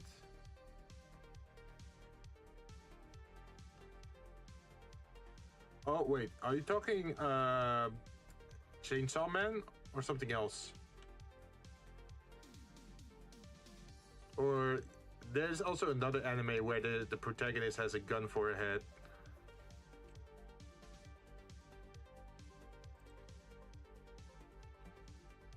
Let's see. Orpheus, what is his story? Was a Thracian bard, legendary musician and prophet. He was also a renowned poet and according to legend traveled with Jason and the Argonauts in search of the Golden Fleece, and eventually descended into the underworld of Hades to recover his lost wife Eurydice. Ancient Greek authors such as Strabo and Plutarch note Orpheus's Thracian origin. The major stories about him are centered on his ability to charm all living things and even stones with his music. His attempts to retrieve his wife Eurydice from the underworld and his death at the hands of the Maiads of Dionysus, who got tired of his mourning for his late wife Eurydice. As an archetype of the inspired singer, Orpheus is one of the most significant figures in the reception of classical mythology in Western culture, portrayed or alluded to in countless forms of art and popular culture, including poetry, film, opera, music, and painting. For the Greek, Orpheus was the founder and prophet of the so-called Orphic Mysteries. He was credited with the composition of Orphic hymns and the Orphic Argonautica, shrines containing purported relics of Orpheus were regarded as oracles. Gun and head. It's Persona 3. Oh, yeah. Persona 3 also takes inspiration from a lot of like biblically characters or Greek mythology, but also Japanese mythology. Like, what was it? Taketsuchi something. Or what was the other one? Izanagi, Izanami. Those are also summons you have in the game, right?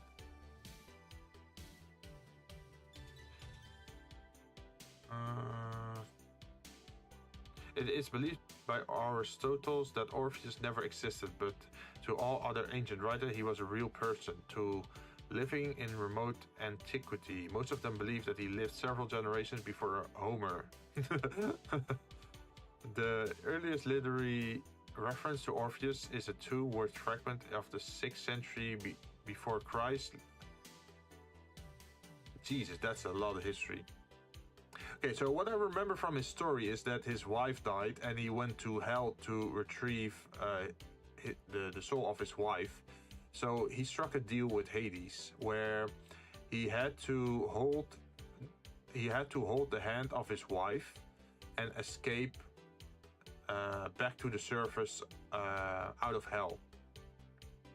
But in doing so, he was not allowed to turn around and look at his wife. So he could only like hold her hand or something, or like walk in front of her, but he could not turn around. Because if he turned around, the deal was off and his wife would be dragged back to hell. Well, he thought he was safe from the contract with Hades, so even before reaching the end of the tunnel, he already looked around to look at his wife. So he gave in to temptation, and he was punished for that because his wife was dragged back into hell and he was left alone with no second chance on retrieving his wife. So I guess the mood would be temptation.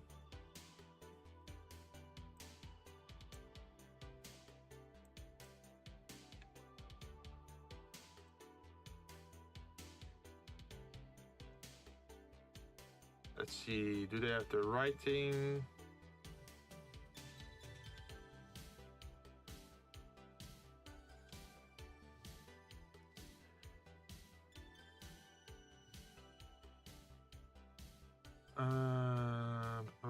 Orpheus only took part in the adventure, used his skills to aid his companion. Chiron told Jason that without the aid of Orpheus, Argonauts would not have been able to pass the sirens. Oh, because he played the music? This contract enters? Yeah, it's another contract.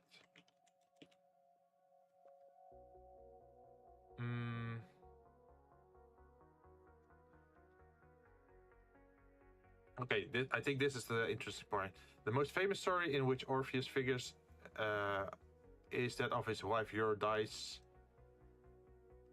While walking among her people in Syconus in tall grass at her wedding, Eurydice was set upon by a satyr. In her efforts to escape the satyr, Eurydice fell into a nest of vipers and suffered a fatal bite on her heel. So that sounds like poison. Her body was discovered by Orpheus, who overcome with grief. Ooh. Yeah, that's also a mood. Temptation and grief. Her body was discovered by Orpheus, who overcome with grief played such a sad and mournful song that all the nymphs and gods wept. On their advice, Orpheus traveled to the underworld. His music softened the hearts of Hades and Persephone, who agreed to allow Eurydice to return with him to Earth on one condition. He should walk in front of her and not look back until both had reached the upper world. Orpheus set off with Eurydice following him. However, as soon as he had reached the upper world, he immediately turned to look at her, forgetting in his eagerness that both of them needed to be in the upper world for the condition to be met. As Eurydice had not yet crossed the upper world, she vanished for the second time, this time forever. Oh, this is a different version of the story, but yeah, the end result is the same. Like, he was too eager. So, what's another word for eagerness? Impatient? Or is it written with an M? I guess it's impatient.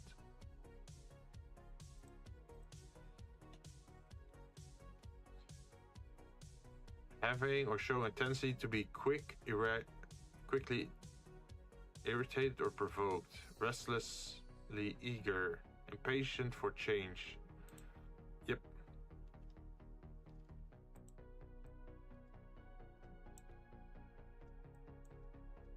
Turn this to 8. Punishment.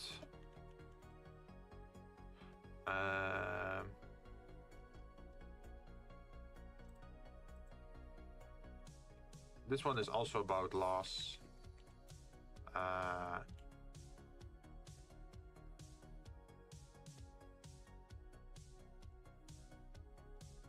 Let's see.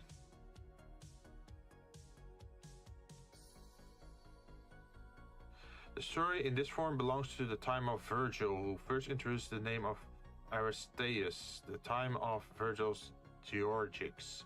The myth had Aristaeus chasing Eurydice when she was bitten by a serpent and a tragic outcome. Other ancient writers, however, speak of Orpheus' visit to the underworld in a more negative light. According to Phaedrus, the infernal gods only presented an apparition of Eurydice to him.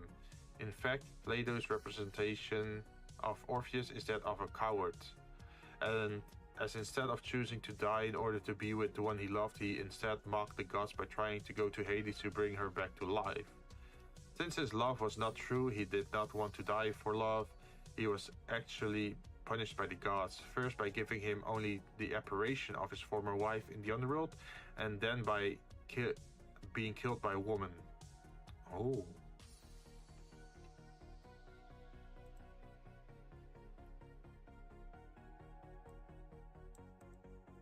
So we can take this word, apparition, and add that.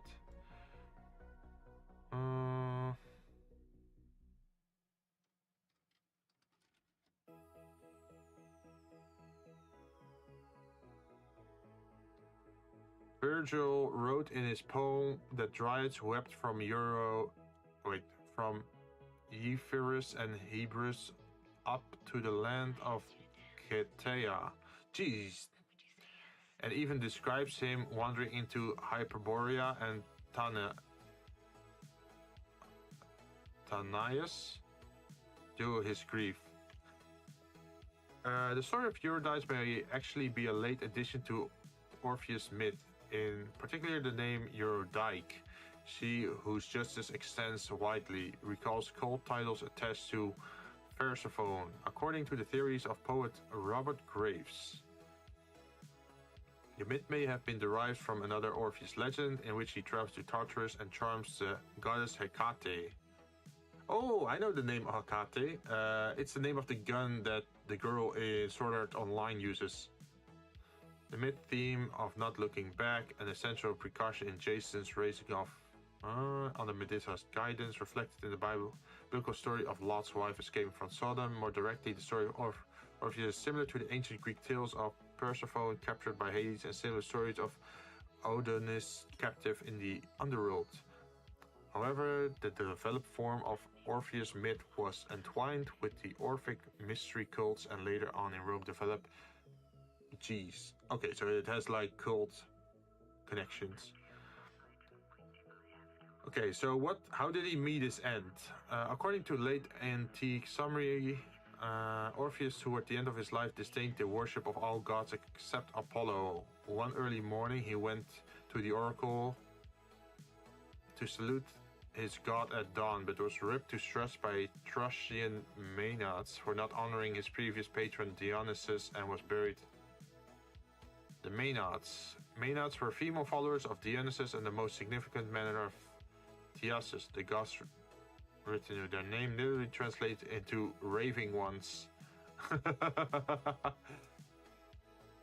So he got attacked by a group of fanatic females that tore him to shreds and killed him.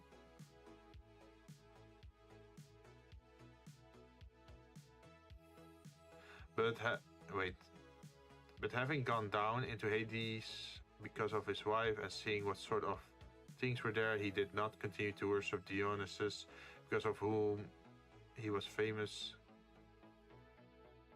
But he thought Helios to be the greatest of the gods. Helios, whom he also addressed as Apollo, rousing himself each night towards the dawn, climbing the mountains called Pangaion. He would await the sun's rising so that he might see it first. Therefore, Dionysus, being angry with him, sent Basarites, and they tore him apart and scattered his limbs.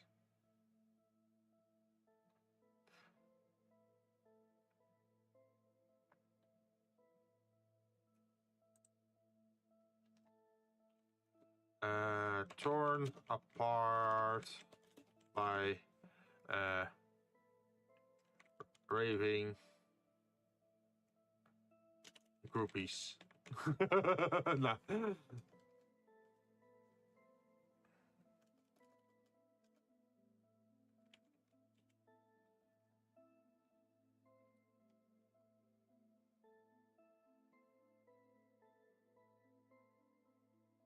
Also, I guess another big thing is like untrue love. At least one version of the story. Other legends claim that Orpheus became a follower of Dionysus and spread his cult across the land. In this version of the legend, it said Orpheus was torn to shreds by the woman of Thrace for his inattention.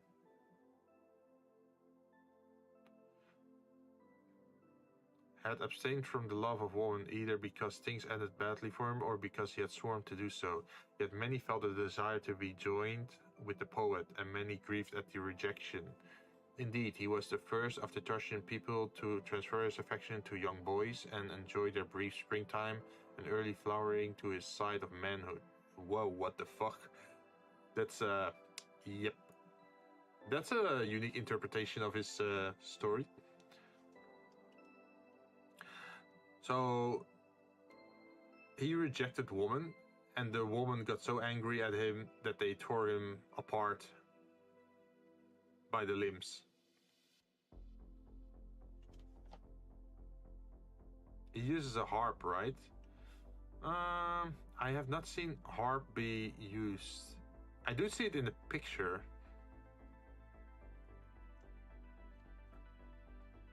A lyre.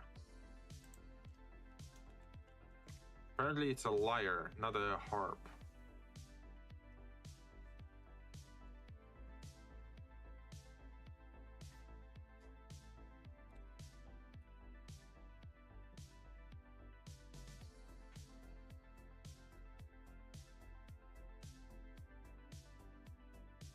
Oh, in another version, he was killed by a woman because he only took male lovers. So what they're essentially saying in the mythology is that he's gay.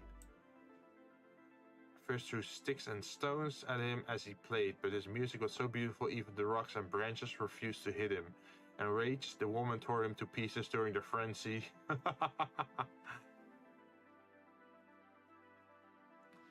So I guess rejection is a thing.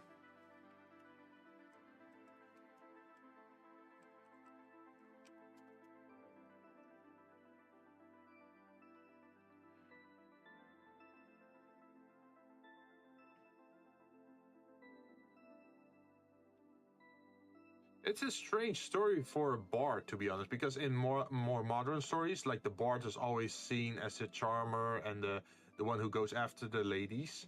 But this bard is actually the complete opposite. Like, he had his love, tried to get her, made the mistake of turning around, lost his love forever to hell and Hades, and then because of his bad experiences, never laid with another woman, and then he was killed by a woman for rejecting them.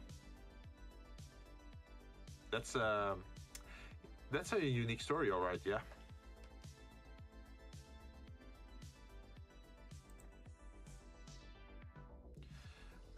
Odysseus Peer. So in a nutshell, he's bad with women. Yeah, pretty much.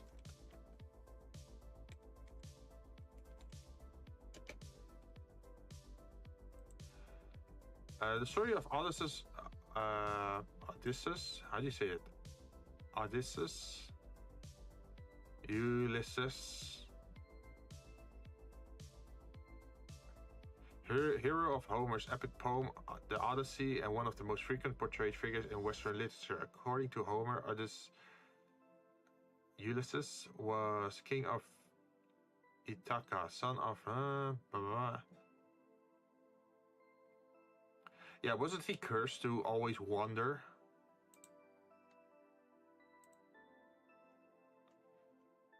Description. In account of tough, crafty, cheerful, medium height, eloquent, and wise.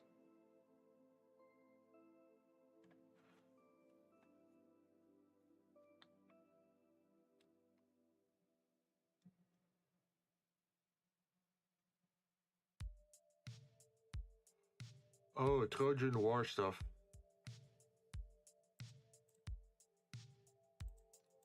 This is the first time the Trojan War is being mentioned. Motive. It's another Greek story.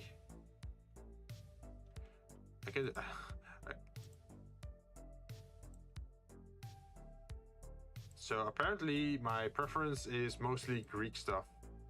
Makes sense because when I was still in school, I got taught a lot of Greek mythology.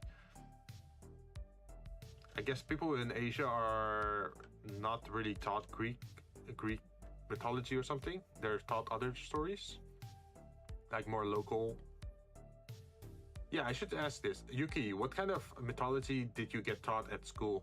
Is it like local folklore or not at all?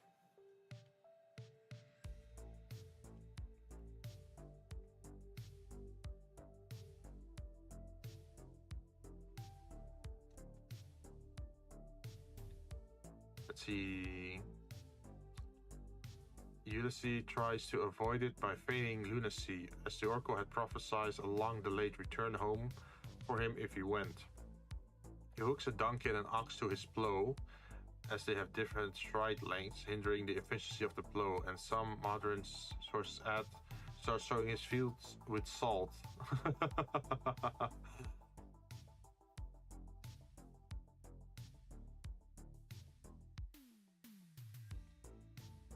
Palamedes, at the behest of Menelaus' brother Agamemnon, seeks to disprove Odysseus' madness and holds a grudge against Palamedes during the war for dragging him away from his home. Let's see. Greek mythology, or how I would say Zeus fucks everything that moves. No, we don't get anything teach about mythology from what I remember. I think most of study history of the invasion. Really? Here in history class, we get taught a lot about mythology, like stories. It's actually surprising how much like Greek mythology names we get during Dutch history class, but that's maybe because that's the earliest written stuff in Europe, together with like the Roman stuff. Zero talk about invasion of Indonesia. Yeah, that's a little bit sensitive for the Dutch, right? I'm aware of the occupation of Indonesia and like the, what is it called? It was a colony of the Dutch. But you know how countries are about their own bad history, right? They don't like to teach it to their next generation. Usually they try to sweep it under the rug. I'm not a big fan of that. I feel they should embrace, well, not really embrace it, but like acknowledge it, that it happened, right? I think it's better to just acknowledge it. It's like how the Germans acknowledge that their history has a lot of war, or like them being the cause of war, and they acknowledge it, so they remember it, so it won't happen again. But here in the Netherlands, it seems like, oh yeah, they just tried to sweep it under the rug and not talk about it. But yeah, they did some horrible stuff here as well. Some of the Indonesian people that fought for the Dutch or for the Netherlands did end up moving to the Netherlands, and I guess those are my forefathers. Or at least my grandmother, she moved to the Netherlands when her husband had to move. Let's see. Meanwhile, in Indonesia, we just acknowledge of us being literally slaves. Yeah, that's messed up. Yeah, the Netherlands, if I can be honest, it doesn't feel like they're really spotlighting that enough. Because you have like the slave trade of Africa, right? But they don't really talk about any like slave stuff in Indonesia or like Asia. I think it was only last year that they actually acknowledged something of it, like part of the history, but they acknowledged the wrong date, like the wrong how should I say this? So apparently Indonesia has a different Liberation Day compared to the Netherlands, and the Netherlands adheres to one date and Indonesia to another date. And on the day the Dutch think it's the liberation, they gave their apology or something like that, but they didn't do it on the day that the Indonesians identify it as, if that makes sense. So that got some people angry again.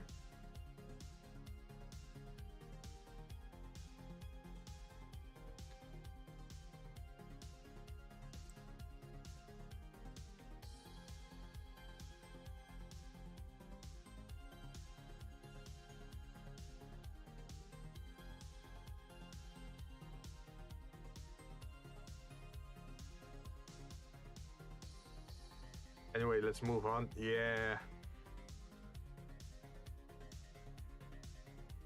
So what I remember from the Odysseys is that they were delayed and lost, right?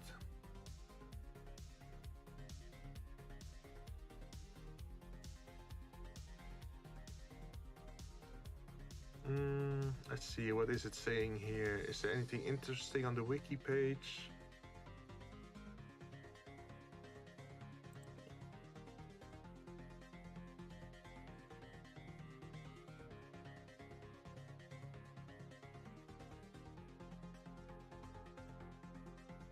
Let's see. The Odyssey tells of the tale of the Grecian general Odysseus and his return voyage to his home. He had fought in the Trojan War during the war, and his return journey. And on his return journey, he faced many dangers and overcame them because of his wit, cunning, and bravery. He's often seen as a great hero, although literary scholars of the Odyssey have argued that he's a hero.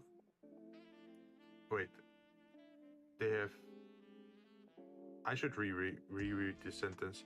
Although literary scholars have argued that he is a hero, closer examination shows that he's not a hero based on his rash and foolish decision. His skewed logic and the end result of his story. Okay, so we can copy that.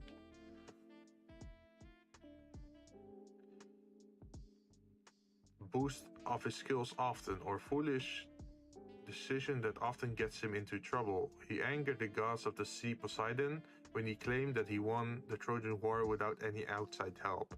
It was because his pompous boasting that Poseidon cursed him so that he could not return home, as the sea would always place an obstacle in his way. Ah. So he was cursed by sea.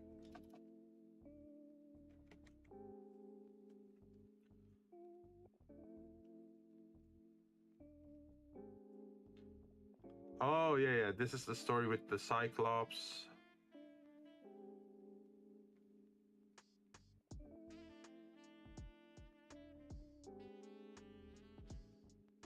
So, what I'm reading here is that he repeatedly makes stupid decisions that gets him into more and more trouble.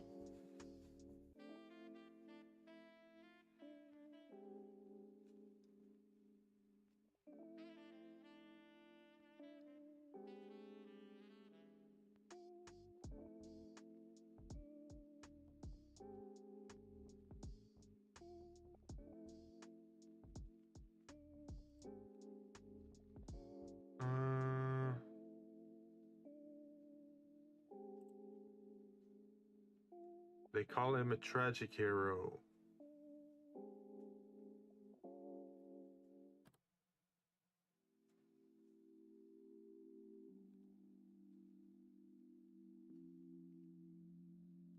He is, in fact, remarkably flawed.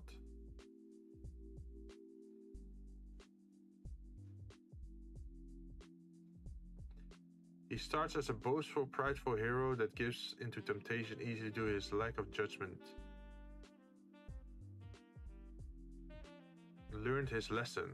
Oh, that's a nice...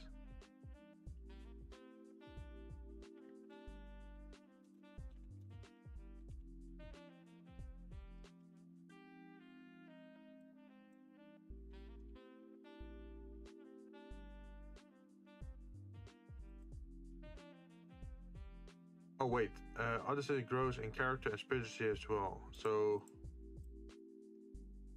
this thing is more about personal growth by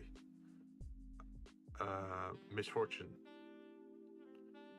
By the end of the epic, the tragic hero is humble, wiser, and has better judgment and self-control. Undoubtedly, his most significant flaw is his pride and ego. Ooh, we can add that. Oh wait, maybe we can trade it around. So the mood is pride and ego, and then the motive is personal growth. This is the characteristic that causes most of his conflict and a great part of the story. We see him being extremely boastful.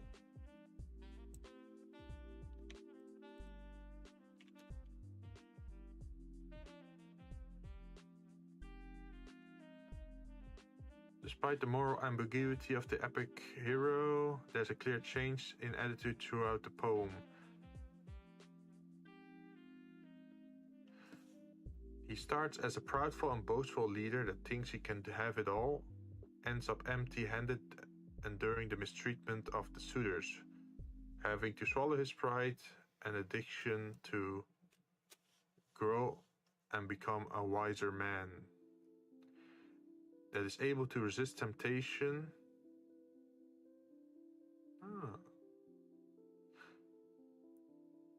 So in this story, he learns his lesson pretty much.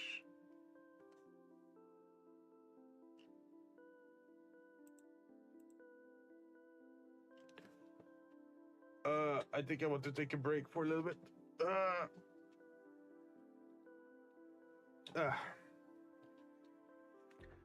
Usually I don't really read or write this much in a row. Usually my creative sessions are more about 3D modeling.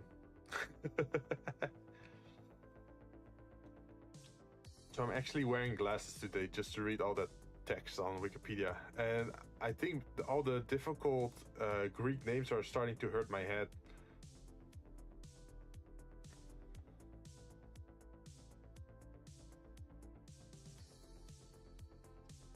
Oh, I got a notification on Discord.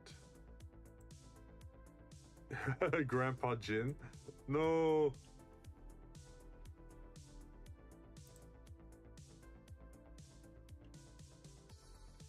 Don't you dare.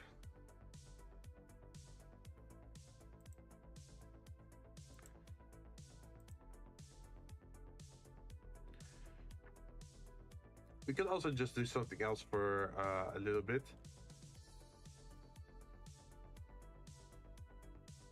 Let's see, instead of writing text, we could do maybe the colors.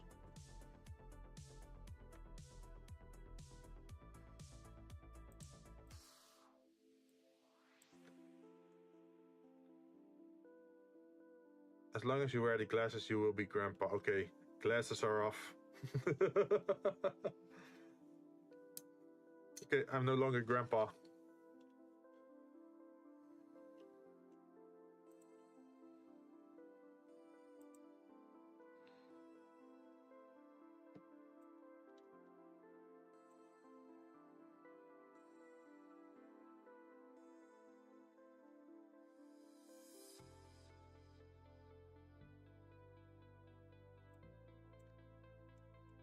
Okay, I should restart this. Let's do this, then move you up.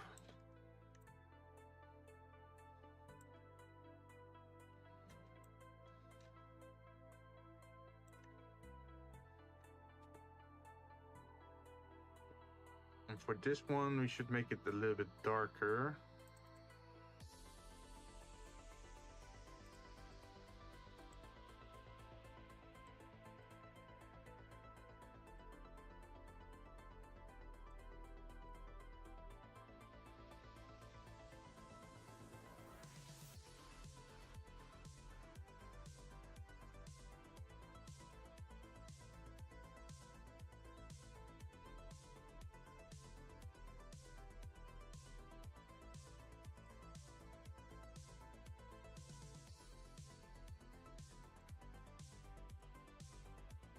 What about overlay?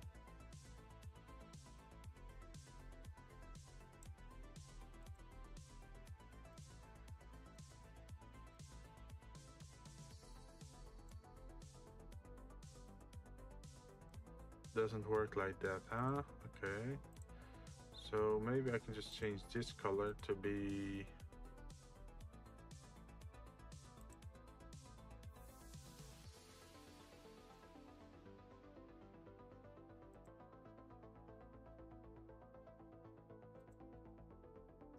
more like this, and then the other color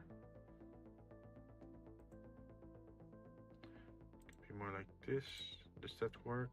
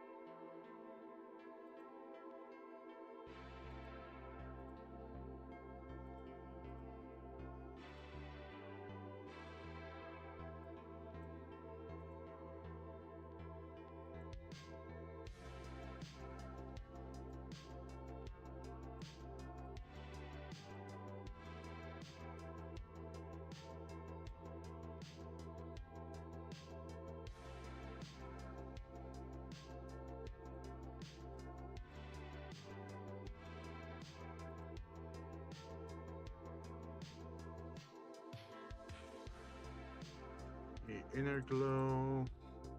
Let's turn you to a little bit more orange.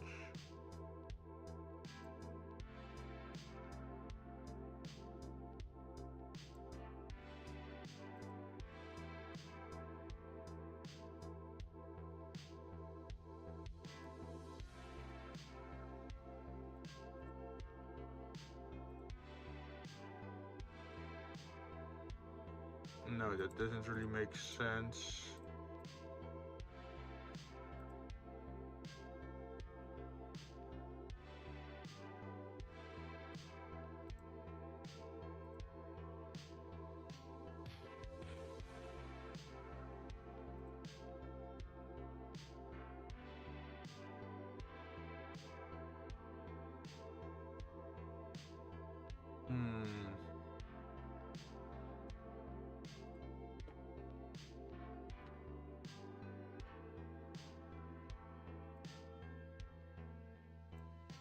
No, I think we have to delete this one.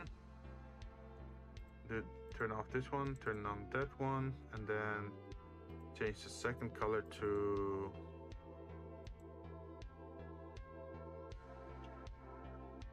something purple maybe.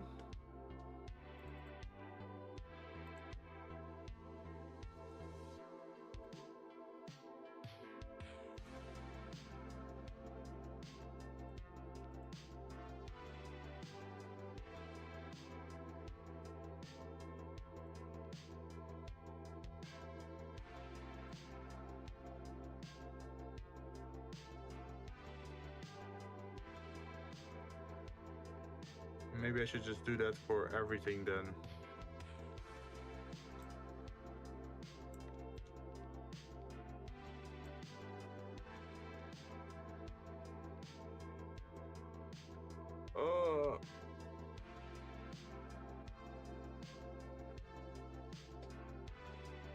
I should probably distract myself with something else for a bit. What can we do?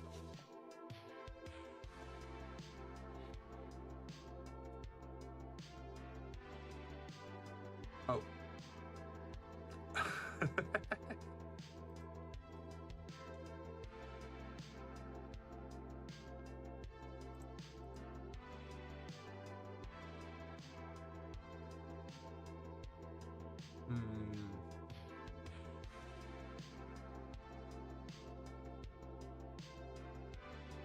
I feel like playing a game suddenly.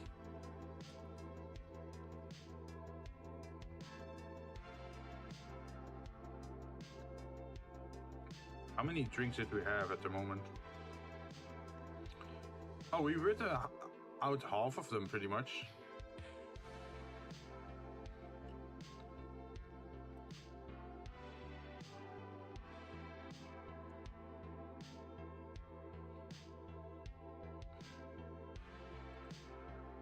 So Korean story, we wanted to do something with red, right?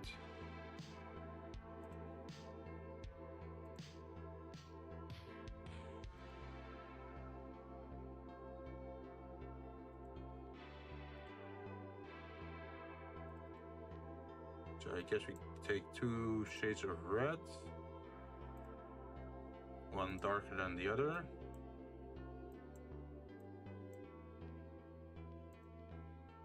Okay, can we reverse the image?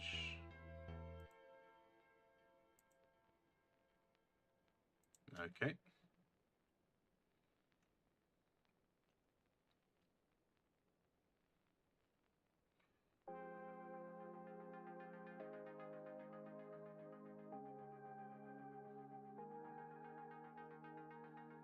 I think for this one we could go for a silver thing. Or maybe stone.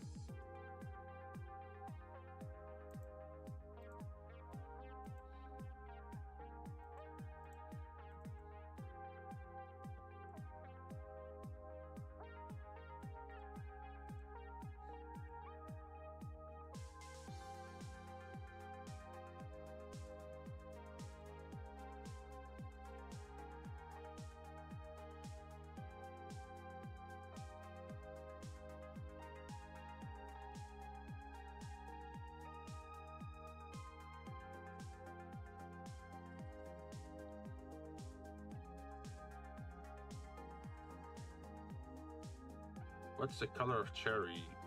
I think those I can have multiple colors, right?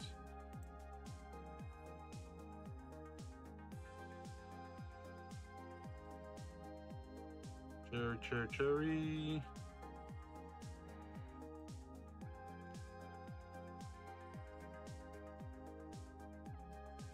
Also bright red.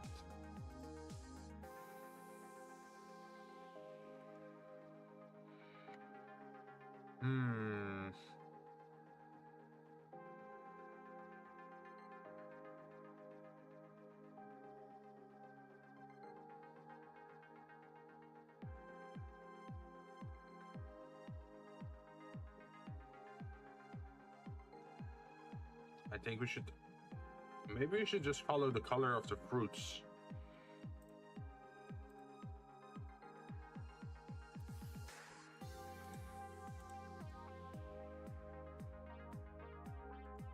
Let's see.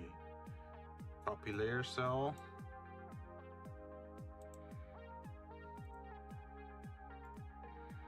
Paste layer cell.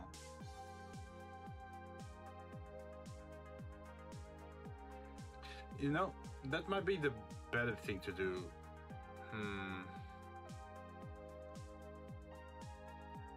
Let's just focus on the first color for the fruit, and then later on we can see if we have to fit the glass color or the metal color to something else.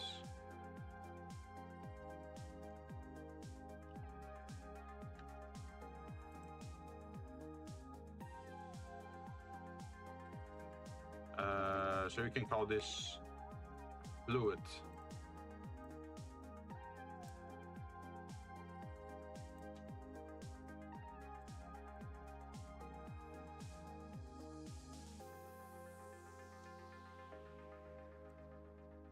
Okay.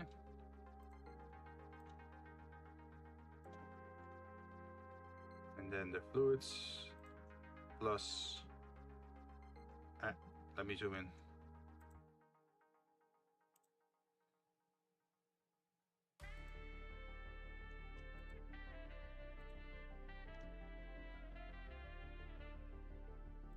Okay, why do they not allow me to grab it?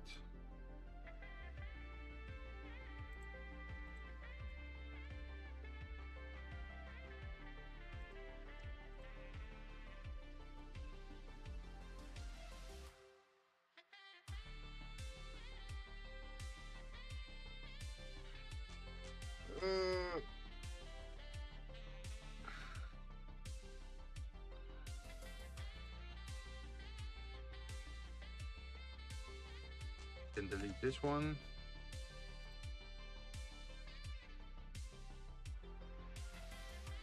Think that this one.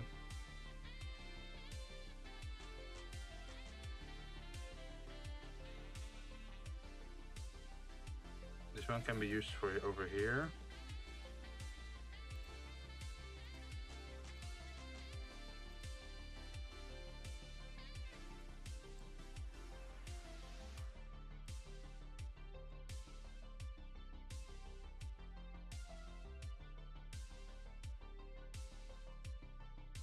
Okay, if I do this, am I grabbing them all? No, I'm missing one. This one and...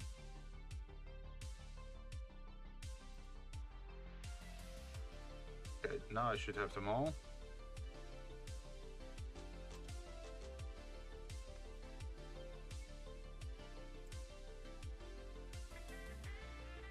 We got one too many. And that's a U, who we can delete. So for the crayon cranberry mix, we can just make it red to dark red. For the Faust cherry, we could start with the red and then turn it into, let's see, sacrifice spiritual values for power. Not so that's corruption. Corruption, I feel, could be green or purple. So let's start to have a look. Okay, reverse.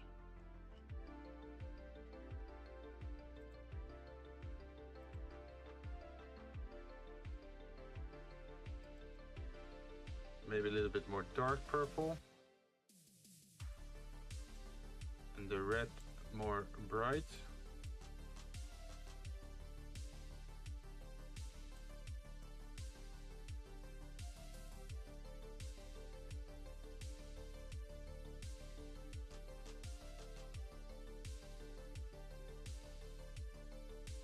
Can add maybe a tint of blue in there.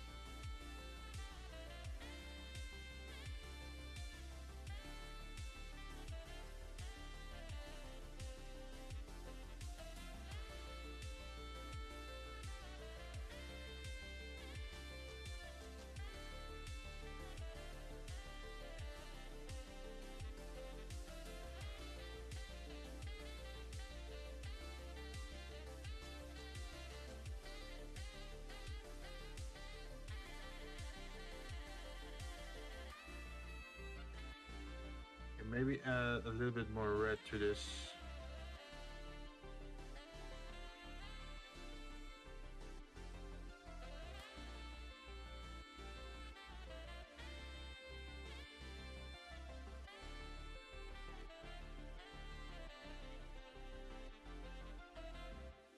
Ooh, green could also be a cool color.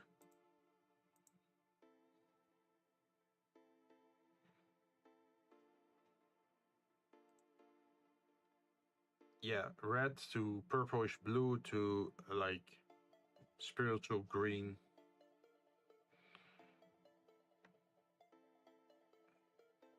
Let's see, this is about torment and punishment.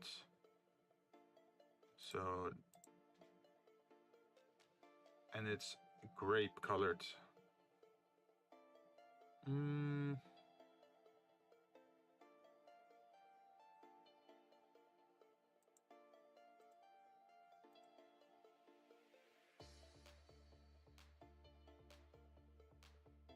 I guess this color already works, just the purple. Maybe a little bit more darker.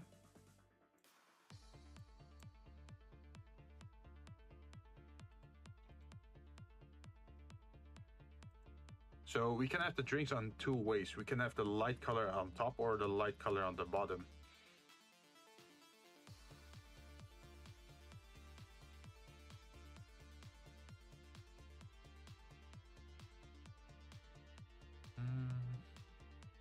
Should definitely make this special with like the bottom and the top part of the drink. Like have a maybe grape float at the bottom.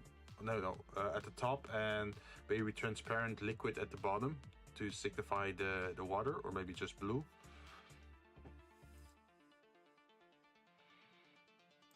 Oh, maybe we could add some blue to there at the bottom. So let's move this one over, add a new one. Give this color proper blue.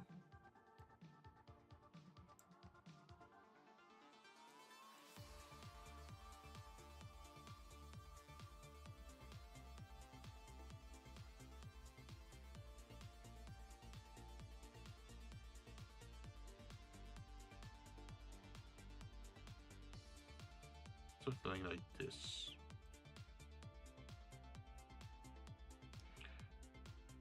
The orange draft should be orange. Surprisingly, huh? So let's change the color on this one. We're gonna go full orange. And on this one, also go orange.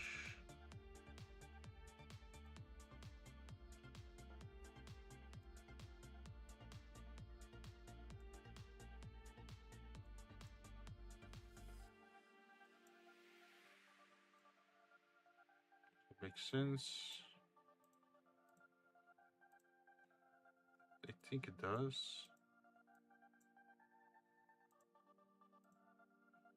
Okay, maybe add some red. Oh, we have to be careful with the red, not too much.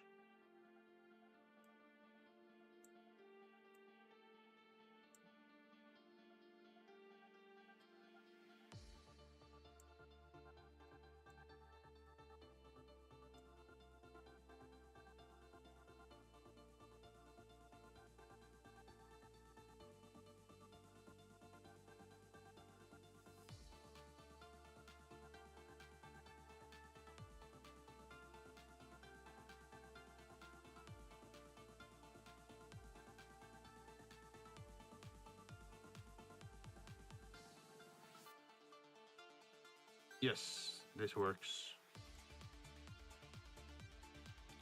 So now we have mostly yellowish orange and then a little bit of darker undercolor. Just, it's like the flame color, right, for the burning.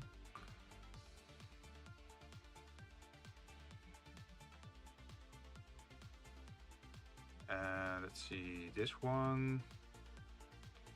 Plums. What color are plums?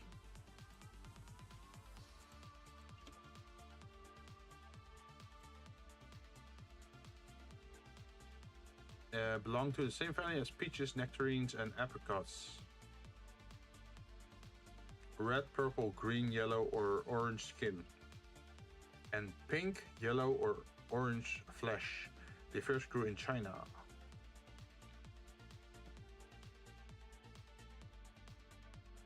So I guess...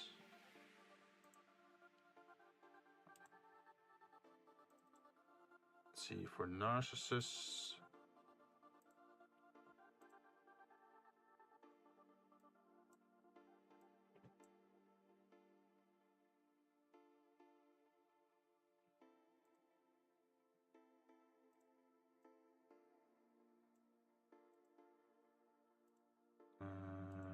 we make this white. Okay. And then, let's see, we could go for not purple. We could do pink.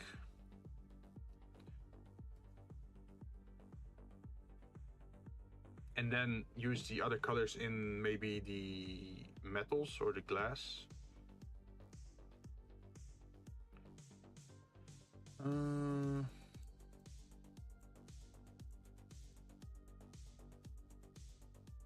Because the other color is pink, yellow, or orange, but we already have yellow and orange in use.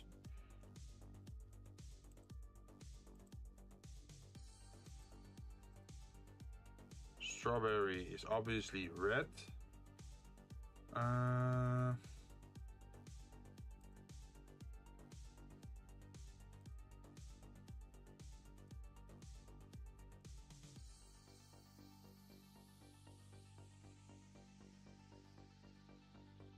Contract, impatient, punishment, loss, apparition, torn apart by raving ones, untrue love, liar, rejection.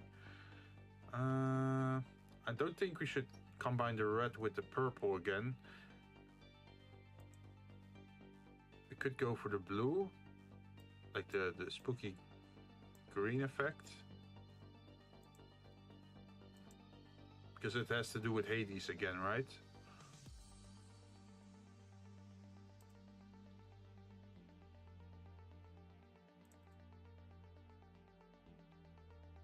Can we make the thing more pinkish red?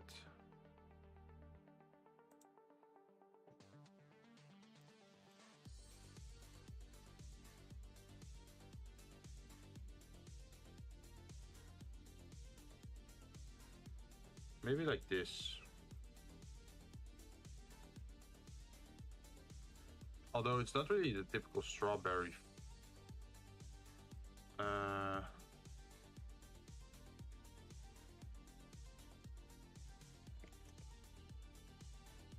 The mix Let's see, strawberry juice looks pretty red, so we should probably stick to red then.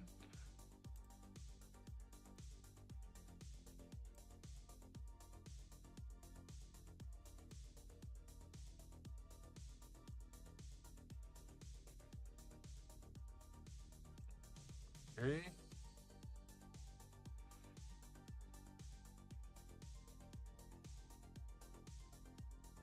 You have to be careful with the Faust-Cherry fruits though. Those also have like the bluish effect. Although this one is more green and this one is more blue.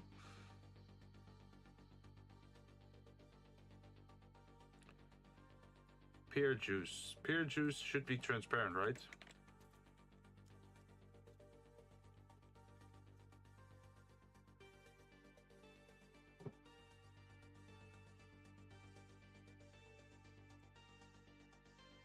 I guess it depends on what you do with it. If it's like...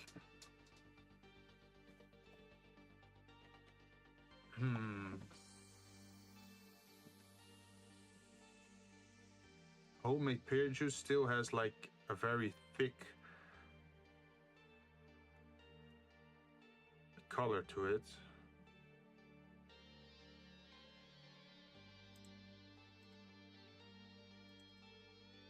So let's change this one to...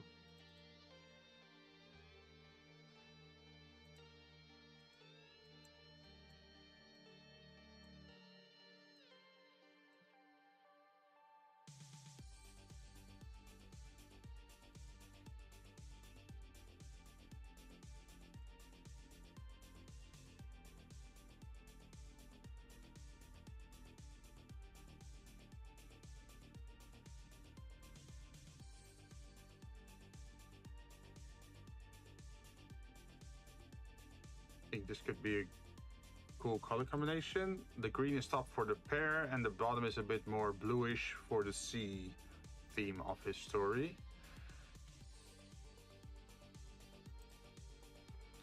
I missed a lot. Pear juice is semi-transparent, kind of cloudy. Yeah, that's what I meant. Yeah, my English is sometimes a little bit lacking, so I can't find the right word, but it's not really transparent. Unless it's like...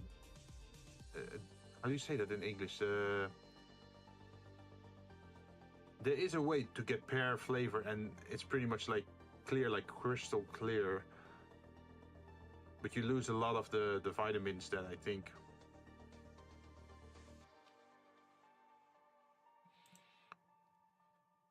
Okay, for the melon, important question, what kind of melon we are going for. I'm thinking about the white and green melon, like the one you often see in Asian shows. The smaller type, because we already have a lot of red and green going on, right? Here, red, blue, red, green. So I figure we should probably do something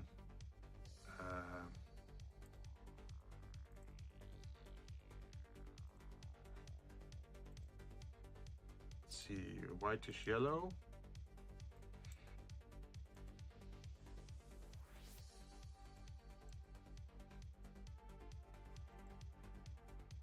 Together with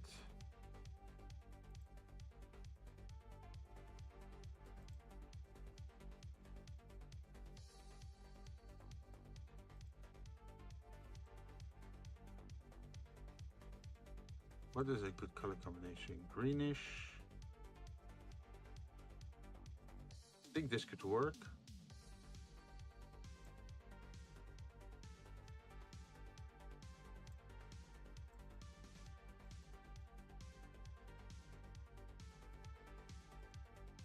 I don't even know the word, but I know what you mean, lol. Yeah. There's... I guess it's like filtering. Like if you filter like apple or pear enough, you get all the substance out of it and you just get the liquid, right? Is it diffusing? I don't know.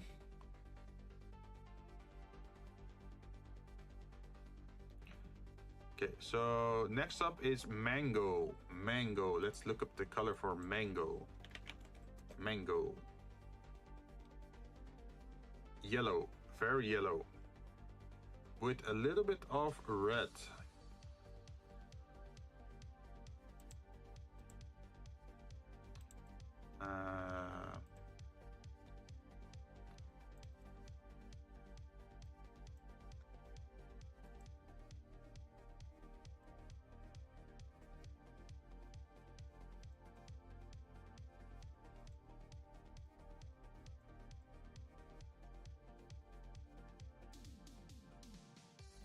Okay,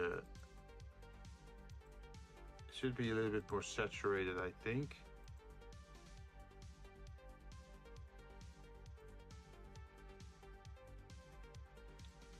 Can we reverse it? I think that looks okay. Like the order is a little bit inverted from the orange. The orange is mostly yellow at the top and a little bit of red at the bottom for the flame. And this one is dark at the top but yellow at the bottom. Filter sounds right. I should probably know I'm a native English speaker. Yeah, it's so weird, right? That sometimes you're just looking for words and you just can't find them. I guess you could say that it's like, oh, purifying or extract. Oh wait, is that the word? Extract?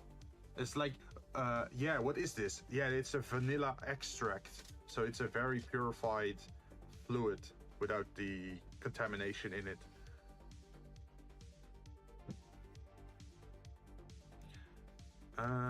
Let's see, we can grab these, I guess.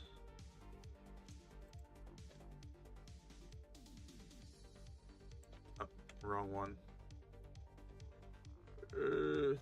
Fluid. Oh, there we are. Might as well put it there.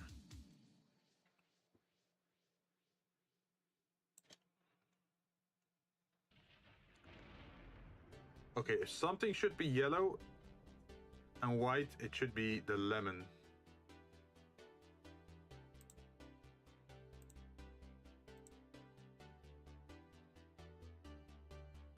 Although the lemon is like a milky yellow, right? English is a weird language, yeah. Well, Dutch is the same. Like, imagine having to learn both Dutch and English. It's a nightmare. Ooh, that's a cool effect to have, like, layer difference.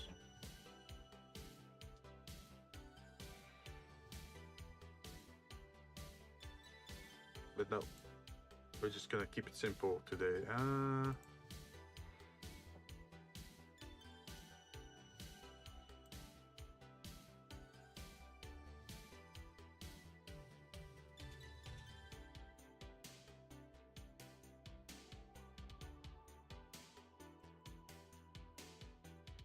You think that's the worst? How about learning Mandarin, English, and Indonesian at the same time? Oh, yeah. My condolences to you, Yuki.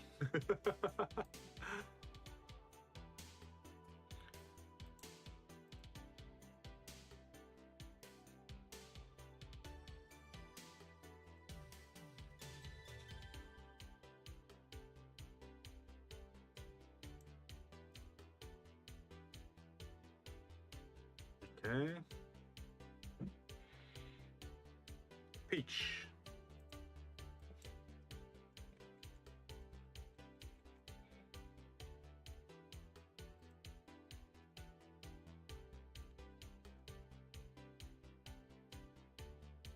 Peach is also very orange.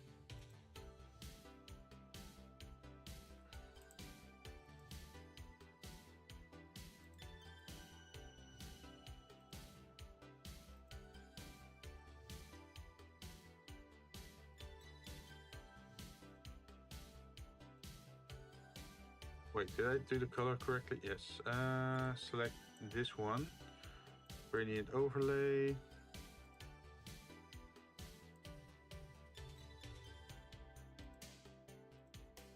And then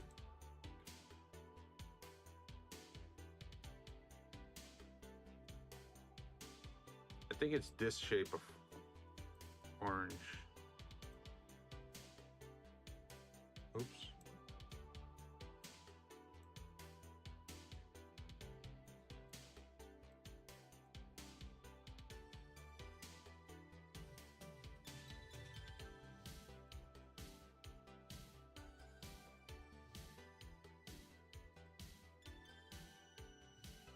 Blackberry.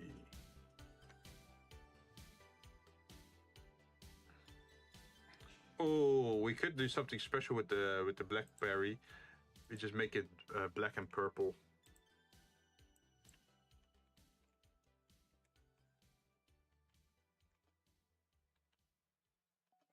Blackberry juice. What color do you have? A very dark purple. But we can make it a little bit more special based on the crow from Nevermore, right?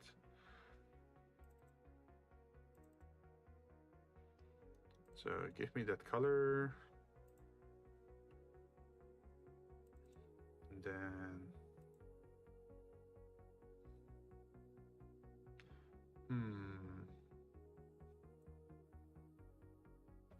Oh, I like that pop. This color of purple is pretty nice, right? Now the question is, should I do it like this or this? Let me zoom in. So for the drink, should the top be purple or the bottom be purple?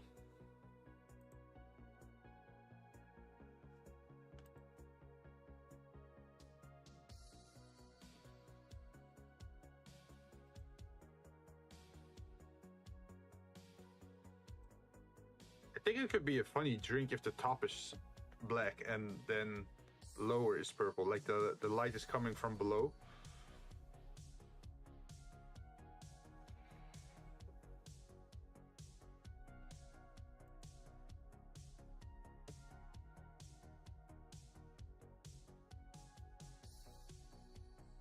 Oh, kiwi milkshake.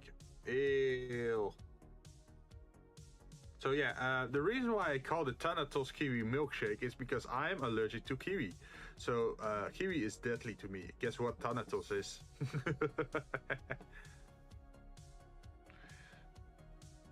This is based on a real story. I actually once had a kiwi milkshake and it felt like daggers in my throat. That was super painful.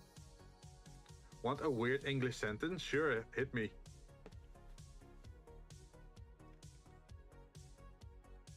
What weird English sentence do you have for me?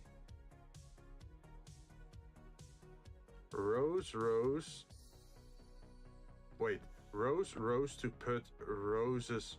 Wait, rose, rose to put rose, rose on her rows of roses. So you have a rose sitting up or climbing up or standing up to put her rose on her rose, so like line of roses. Okay, yeah, I get it. Man, that's a headache sentence. If I didn't know any better, it sounded like you guys like to torture me.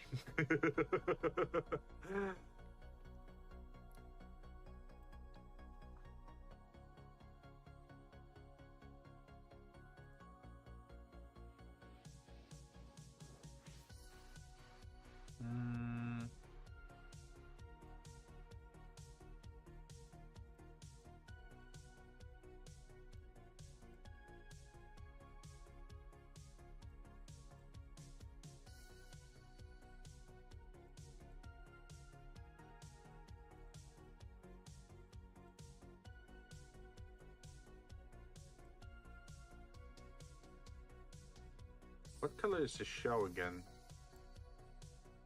Something like this, right?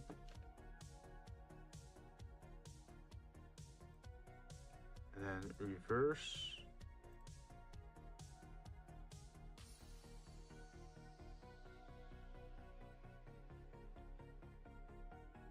I guess this is a pretty good... Well, this could be kiwi or avocado, I guess. Oh, we actually don't have avocado on the menu. Thank God. Jeez.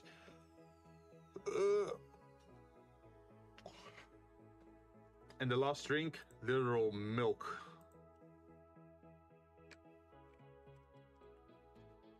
Milk. If I asked you to dance, would you say yes? So let's see, we have yellowish drinks, we have orange drinks, we have a pink drink, we have some white, yellowish drinks, we have purple. What is a color we are absolutely missing here? We have red, blue. We don't really have blue, to be honest.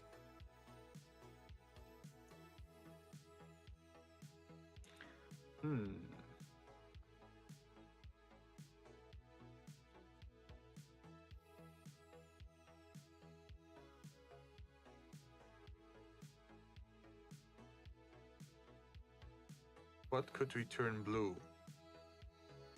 Oh, the plums could be blue, right? Plums. No, they have pink, yellow, or orange flesh.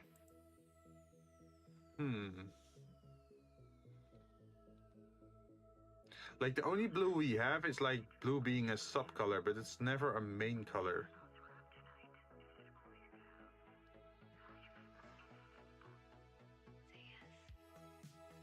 Although we have multiple purples in the grapes and in the blackberry mix, we could change the blackberry into blue instead of purple, in theory.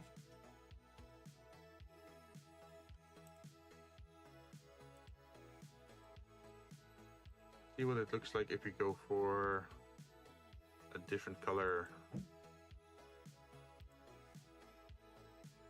Oh, that could still look cool.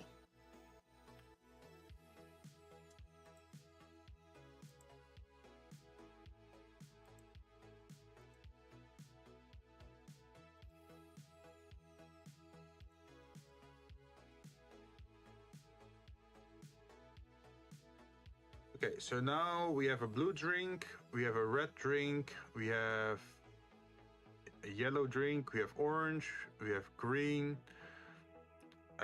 What are the secondary colors again?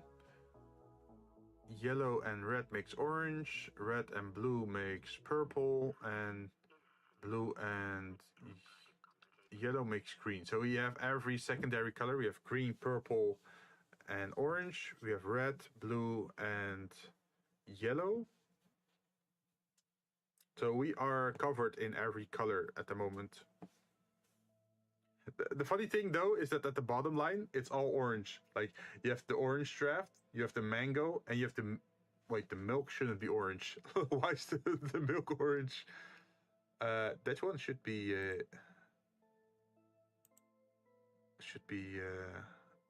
just white.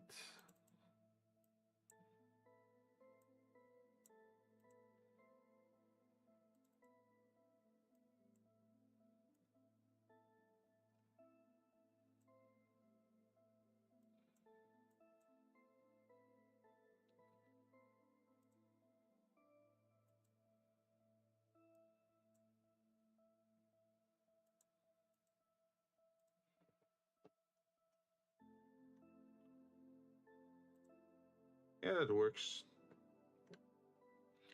And then we need to copy the word fluid. No, not the word fluid. We need to copy color.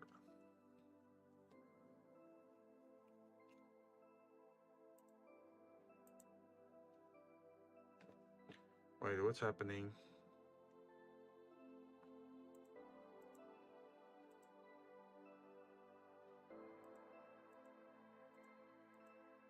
There it is.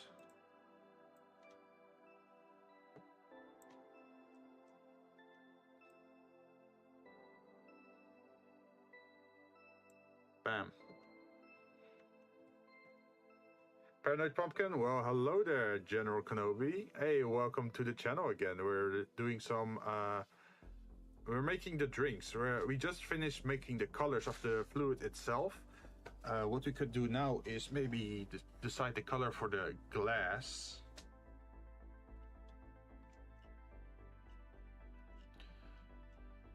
Let's see.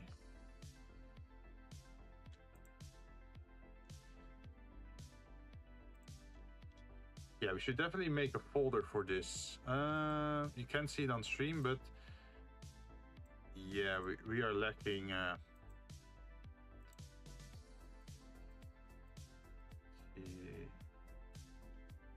Make a new group. Grab all the layers, move them over to group 2. Also to explain, we are visualizing our drinks. We are setting up a design document to see what color and shapes will be used for which drinks. And maybe add some accessories, that sort of stuff, make it look nice. We are just making it today, so next week we can actually get to 3D modeling. I'm not sure how far we will get today, but let's see. Is that all the layers? Yep, that's all of them.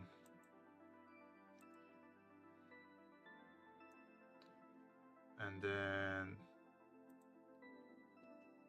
this is all.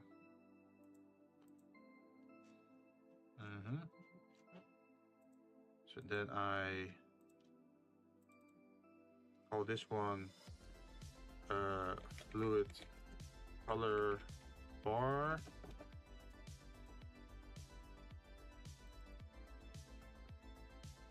Fluid name tag. And then I duplicate them. Okay.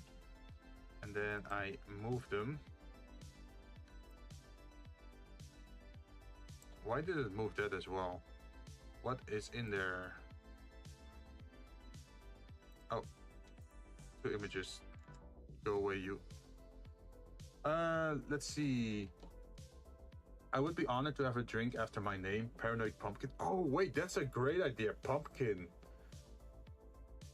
You're going to 3D model the drinks? Yes, I am. I'm gonna make a 3D model for the glasses. So that's why I have, for the first one, I have that very special chalice shape. But I want to serve the drinks in different glasses as well. So some might be a wine glass, the other one might be a chalice, or a margarita glass, or a scotch glass, or a shot glass, like different kind of glasses. But instead of being alcoholic, they are just all non-alcoholic. Have you seen the fake liquid simulation using GeoNode? It's great for bottles. Really? I have not. I have not touched anything physics or fluid wise. In an apple and a golden chalice. Yes, yes.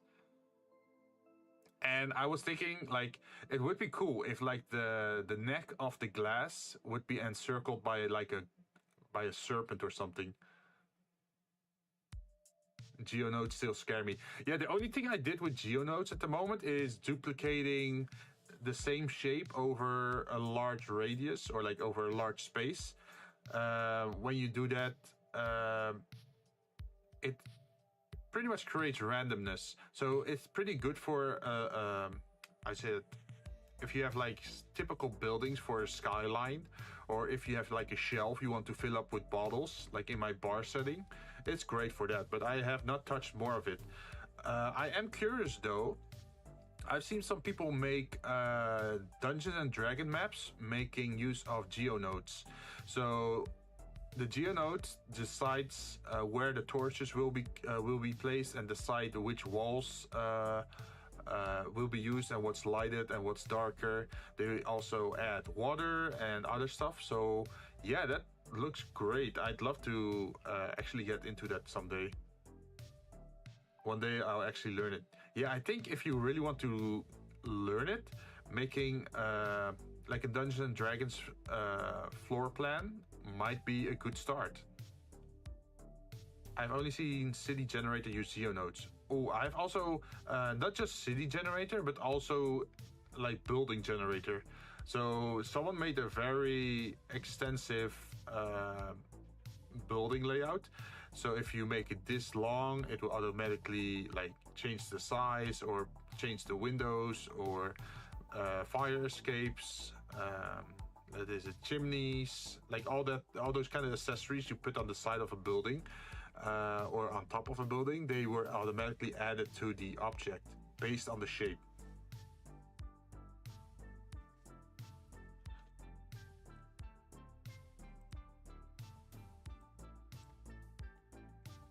So the second should be a glass.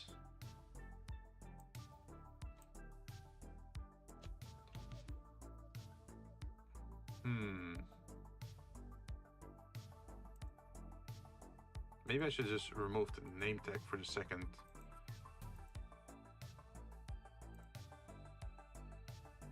Fluid color bar. Fluid name tag. No.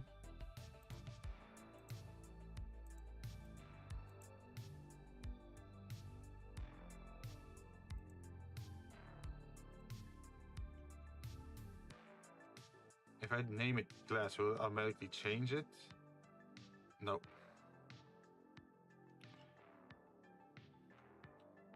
Blender has gotten really powerful in recent years. Yeah, I understand. Yeah, I agree. It's part of the reason why I really wanted to learn Blender, because it's like free to use and open source. So the software will keep growing compared to like what is it? Unreal Engine, I guess. Is it called Unreal Engine or like other no, it's not that one. Maya.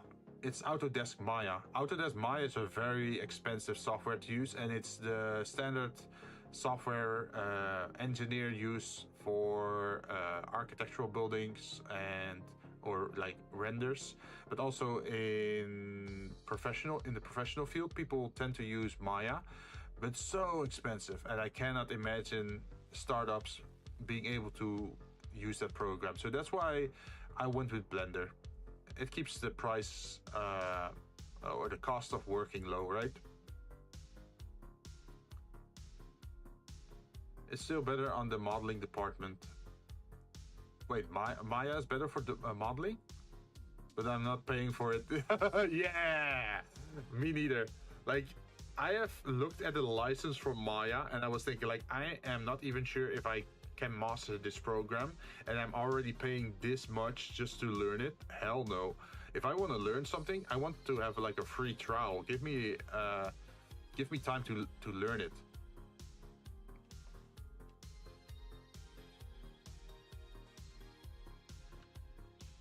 So what you could do is just delete all the other things and then pick this one and just duplicate this.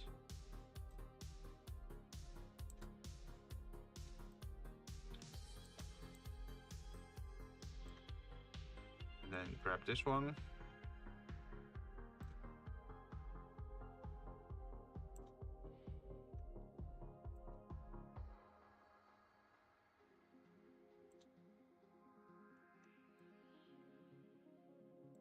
Yes.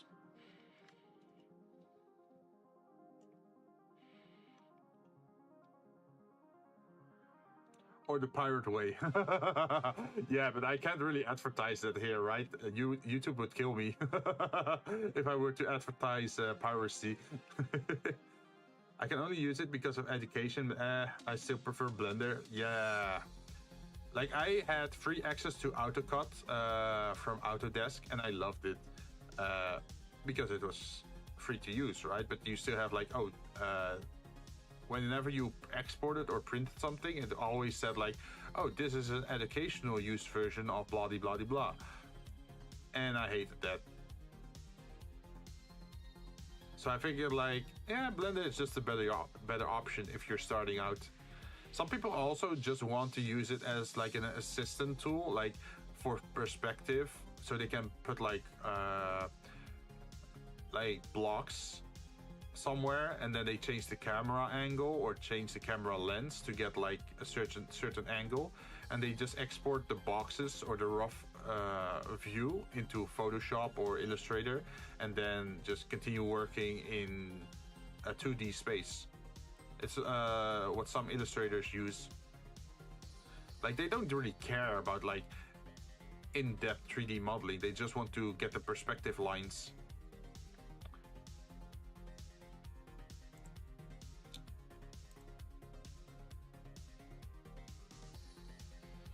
so the color lines for this should probably be something like blue to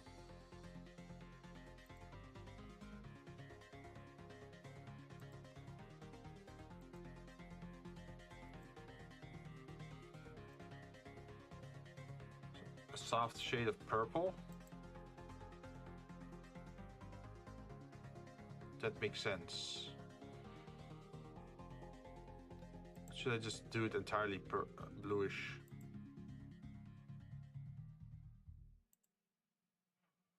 Or we could do it like this and make the blue more transparent or like lighter in color.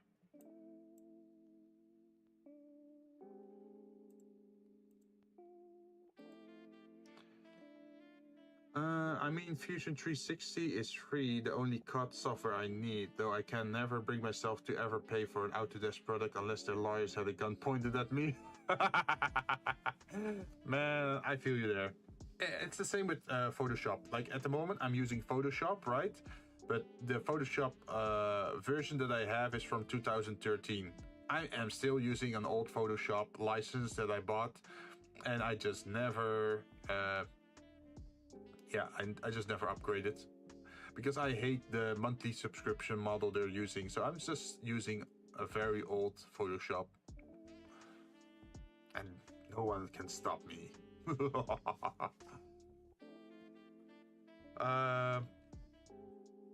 If it does work, why bother? I know, right?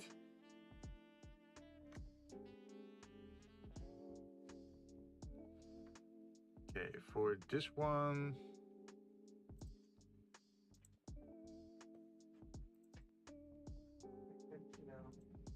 For this one, I think the color should remain light and simple. Let's see.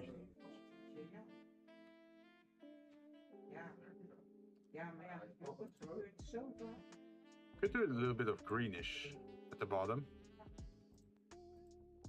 How does Pumpalicious Ambrosia sound for drink? Ooh, pumpkin ambrosia. What is the definition of ambrosia? Let's take a look. Ambrosia. Oh. Let's see. In Greek myths, ambrosia, food or drink of the Greek gods, is often depicted as conferring longevity and immortality upon whoever consumed it. It was brought to the gods in Olympus by doves and served either by Hebe, or Heap, or by Ganymede at the heavenly feast.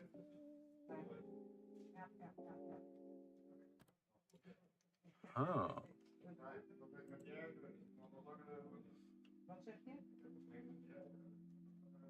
We could use ambrosia for something, but I'm not sure yet. Let's first work on these. Let's see. Faust. That means... Faust is the whole corruption thing, right?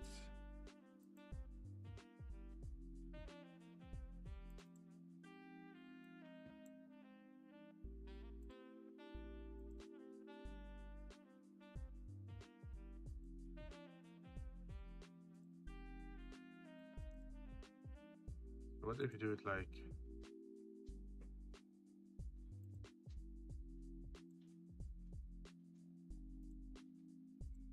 Can we reverse it?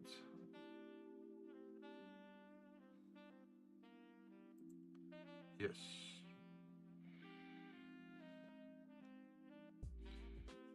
That's a very easy one. Organic grape. Tantalus. Torment. Punishment. Desire.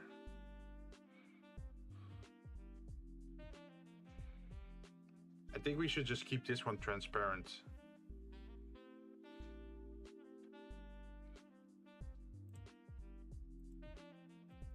Like just a very simple color on this one.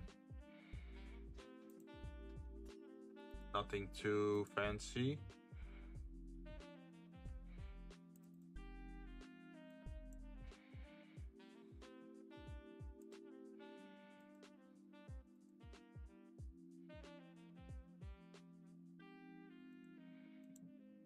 Okay. Ooh. Wine glass with complex geometric design. Oh, that could be cool. So some of these shapes have to be very smooth, right? For example, the Eden apple. But I know that certain Scotch glasses, or not just Scotch, but also what is the other heavy alcohol thing again? You have Scotch and let me take a look. I forgot the name. Whiskey glass. Whiskey glasses. They have very intricate designs, right? Sometimes very geometric, like sharp lines.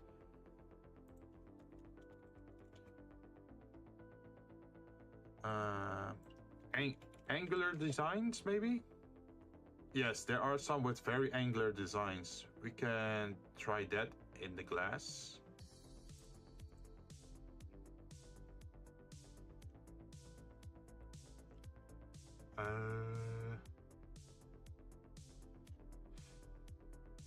Let's see. Orange draft.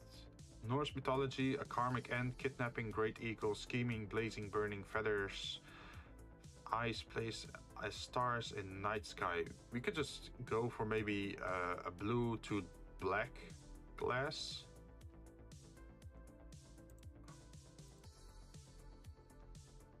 If we go from colors, we are going to use the blue to signify the transparent part of the glass.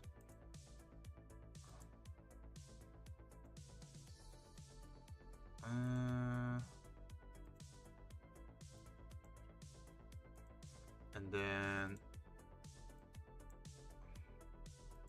go to black, okay, and then reverse. So if you look at this drink, then the part that holds the liquid will be orange, then a part of the glass will be transparent, and then the bottom of the glass will be black, akin to like cinders or ash on the ground.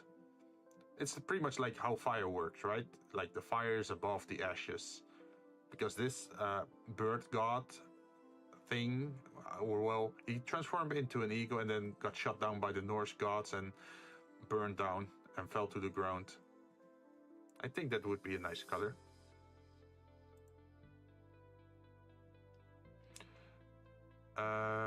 Narcissus plums. Narcissus plums. I think we should have a very blue bottom here. Okay, we can do this on two ways. We can do the blue at the bottom to signify the pool, or we can do the blue in the center to signify the pool. If you do it at the center, then we could do the pink at the top and at the bottom to symbolize the reflection of the liquid on the bottom of the glass.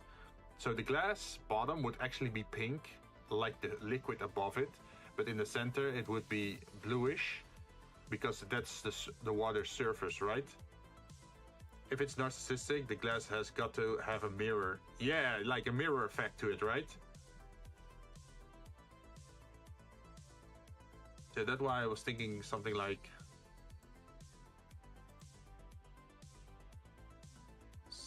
this.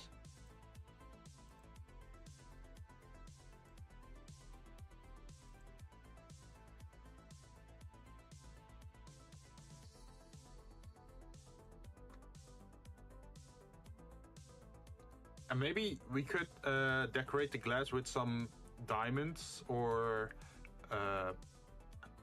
yeah, reflective stuff to yeah, we could totally do that. Like decorate the side of the glass with like reflective material that shines in the light, that makes it sparkle even more. I like that idea.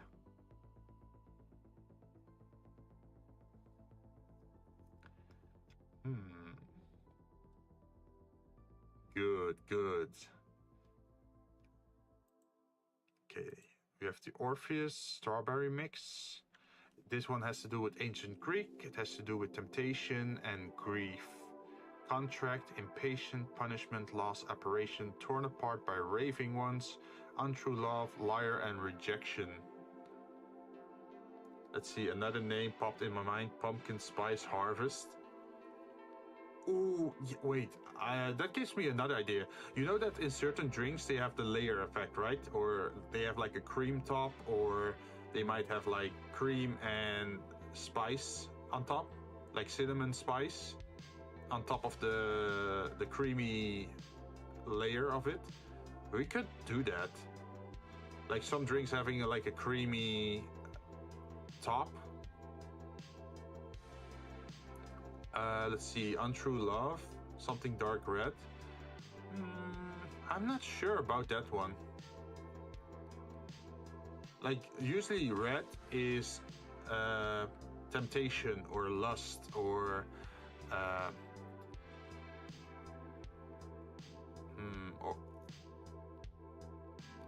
unless you talk about hate, right? But grief and temptation, loss. With loss and grief, I'm thinking blue, but like the mellow, like the sad blue.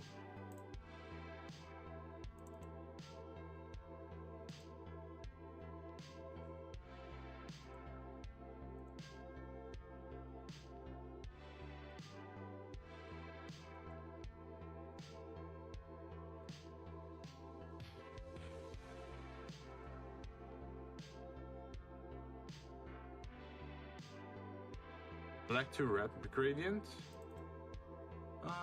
Maybe. Let's see. Ooh, we could also do it like this. Reverse. So the top is red, then it becomes greenish, and then after the greenish it turns to blue and black. If you follow the order of the glass, because the glass is going to be at the sides of the fluid, but also below the fluid, right? So that's why I'm thinking going from red all the way to black through the colors of green and blue. That could be a nice combination. Black to red gradient. I feel like black to red in the glass would be a little bit too much if the fluid is already partially red, right? Because the strawberry fluid is already a little bit red and greenish.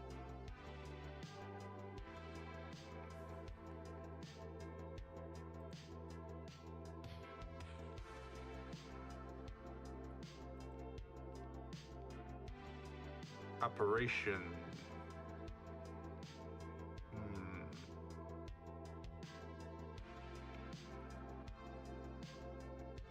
We could also do it the other way around, in that it's super transparent at the bottom, as if it's like floating, as if a ghost.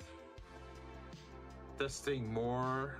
Wait, testing and more testing is all we can do. Yeah, we can always keep trying again. Or just test it out in 3D and see what it looks like. Let's see. Odysseus pair, ancient Greek mythology, pride and ego, Iliad, rash and foolish decisions, his good logic, cursed by sea, personal growth and extremely boastful.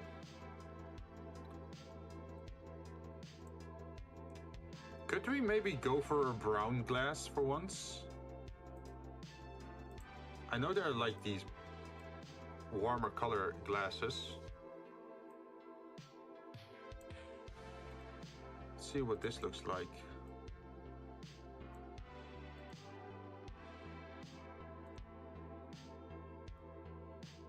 Okay, it looks a little bit silly, but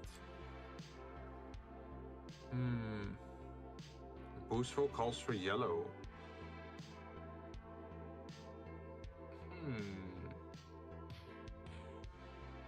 Do you think the boostfulness of yellow should be in the liquid or in the glass?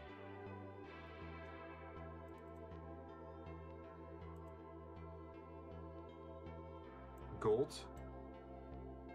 Oh, yeah, that's the next thing. At the moment, we're still doing the fluid and the glass, and the third thing will be the metallics color, because the metallics could be bronze or like gold or silver or iron, like those kind of colors for the detailing on the glass. For example, if we want to have a snake curling around the glass, we could make it metallic and then make it either silver or like gold or bronze, depending on what fits the drink, right? Cancel. In the drink, maybe? Yeah, because it is a pear, so a pear fluid could be a mixture.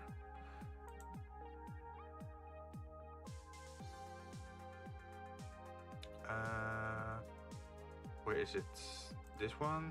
I press this, and then we go here, and then we can add a little bit more yellow to the top.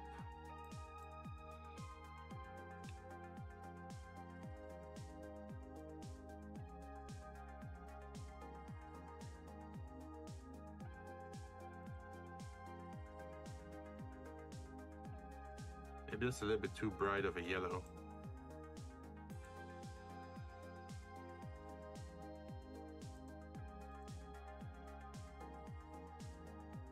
Okay, that's yellow.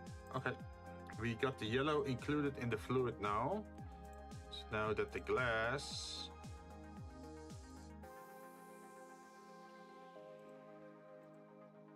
What can we do with the glass? For Mania melon, the glass could be the same texture as a real melon. Oh yeah, like the glass texture, you mean? That could be a good idea.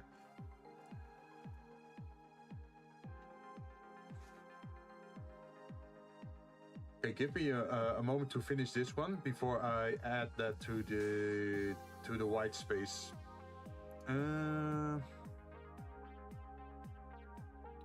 What were we thinking again? Pride, ego.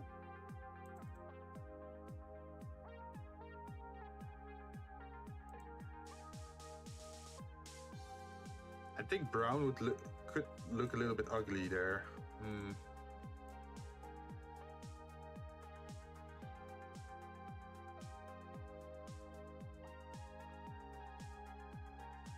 You can also just keep it blue. Like the entire glass is just blue because it's like ocean related.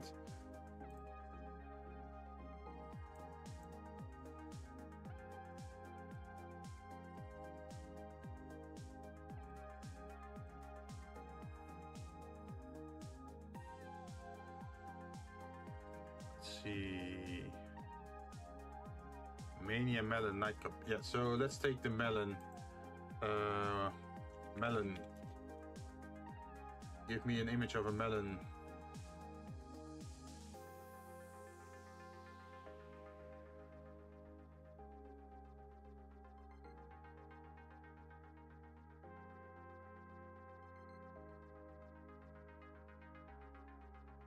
Wait, is it the Japanese melon? This one. Copy image. Can I post it in here?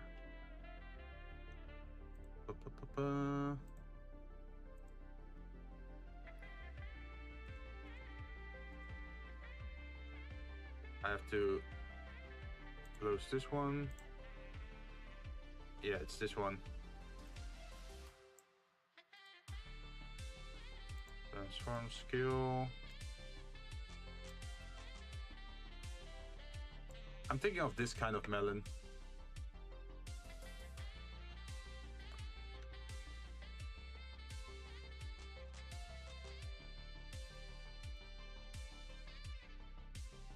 Ooh, I have an idea. Imagine if the holder of the glass, like the detail is not metallic, but it's actually wood texture, and the wood texture would be brown.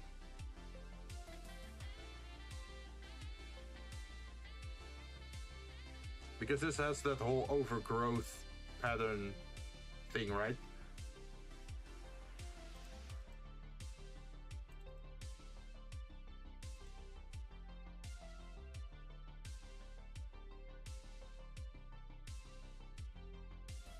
give off that earthly feel. Yeah, like that whole Gaia vibe with overgrown trees or melons or nature.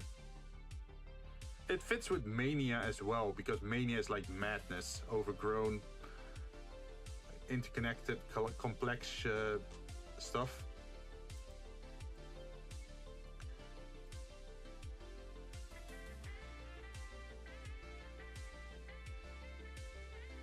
Okay, I think we can keep the glass like that. Big melon, hee hee hee. Hey, we're not talking those kind of melons. We don't serve that at this bar. If you want to go have big melons, go to Hooters. I still find it silly that America literally has like a restaurant chain called Hooters that just have like people serving in like with a certain body type. For the narcissistic drink, the glass could be like a prism, so the drinker can see their multiple reflections. Ooh. Oh wait, what about if it's at the, like, if there's a mirror at the bottom of the drink, so once you finish your drink and you look down your glass, you can see your own reflection. Jinn giving forbidden knowledge. Yeah, it's my specialty. You can't stop me.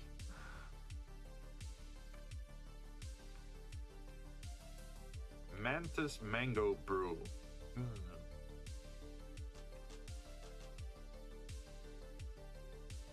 We haven't really touched a lot on the text side of this one, so I'm not sure if I should already do the glass colors.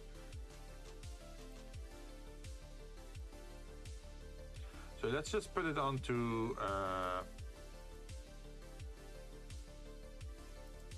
yeah, I think it's better to just put it on gray for now. While we wait. Duplicate layer. No. Copy layer cell. And then we click here and paste layer cell. Paste layer cell. Paste layer cell.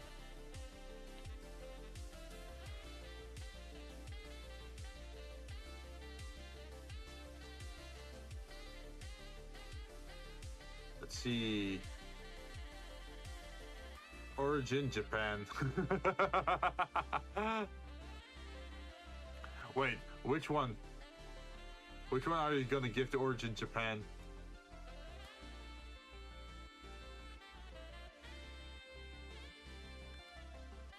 Mango drink can have red to yellow and then green gradient. Oh, oh, for the comparison between the inside and the outside of the mango. Oh. Well, mania is something that's worldwide, right? But I thought mania was also the name of a type of god. Mania. Let's look it up. Oh, mania. Mania, also known as maniac syndrome, is a mental and behavioral disorder defined as a state of abnormal elevated arousal, affect, and energy level, or a state of heightened overall activation with enhanced affective expression together with a lability of affect. A maniac episode? No, I'm not looking for that one. Causes, mechanism, diagnosis, treatment, science, culture. See also abnormal psychology, adult attention deficit hyperactivity disorder, bipolar disorder. No. Dancing mania. Dancing mania was a social phenomenon that occurred primarily in mainland Europe between the 14th and 17th centuries. It involved groups of people dancing erratically, sometimes thousands at a time. The mania affected adults and children who danced until they... I have to keep reading.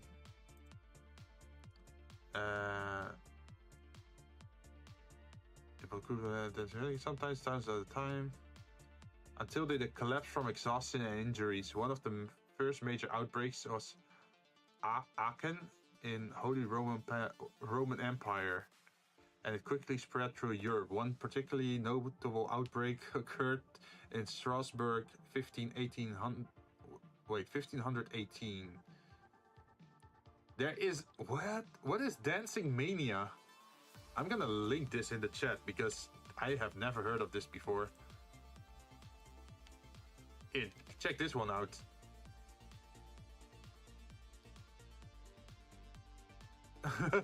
Maniac drink. Sir, you are under arrest for production of a suspicious drink. Is this like a joke, or was this actually a thing? Like people contracting dancing madness or mania?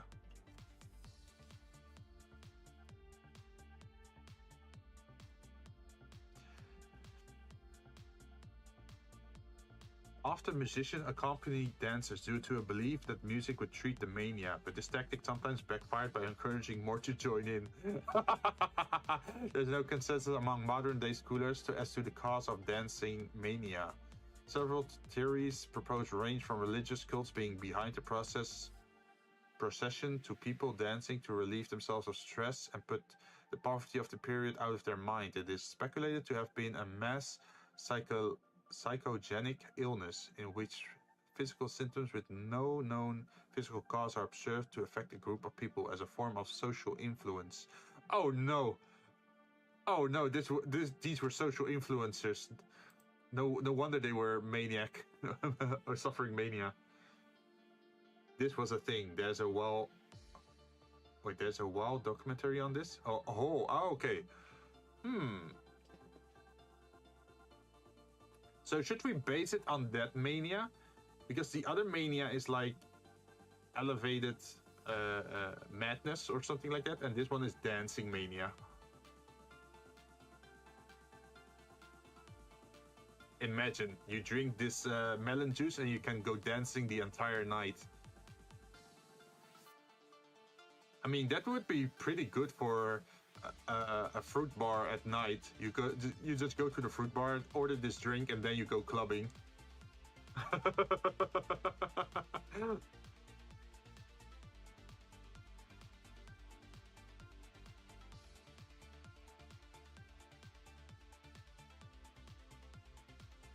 Yeah, let's make that the origin. I like that whole idea.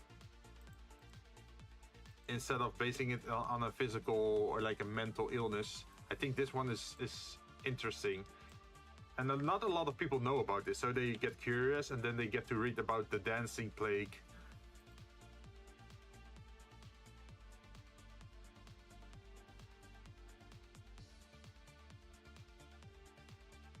Mainland Europe. Oh, I have to make it smaller.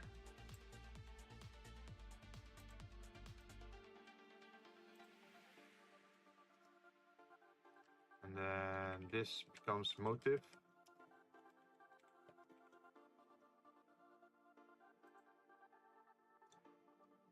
Reveal your wistful eyes, Jinn. Oh, you want to see my eyes? Yeah, I'm hiding behind a mask today. Let's see. There we are. Now you can see my eyes.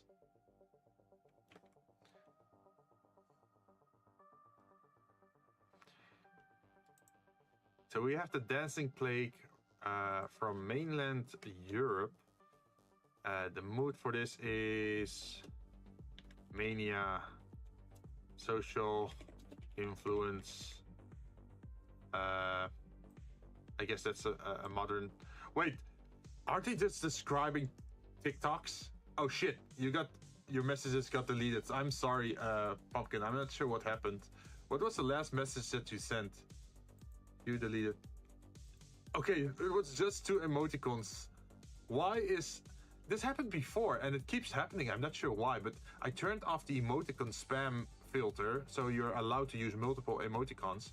But for some reason, it keeps blocking people if they just put emoticons down. I think it's just a temporary timeout or something. You should be back in just a bit. Yeah, it's been a while that I last saw this. Pardon me, pumpkin. What I was trying to say, this is just medieval TikTok, right? People started randomly dancing for attention, and it was caused by social influence or cult. I guess TikTok is a cult if you think about it. Let's see. Can I do anything about you?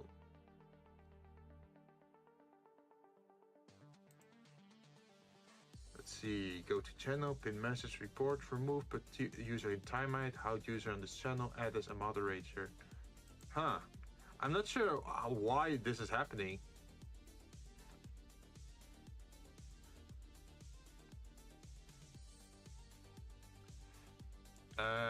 So a little bit more explanation on the dancing mania thing, right?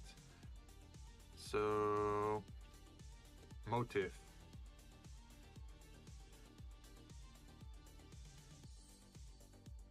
Dance until they collapse.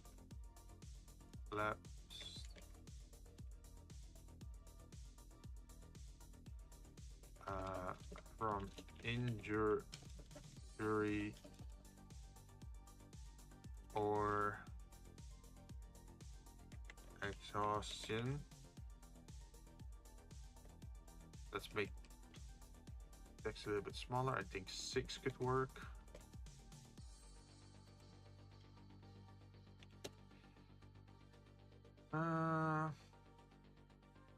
One particular notable outbreak.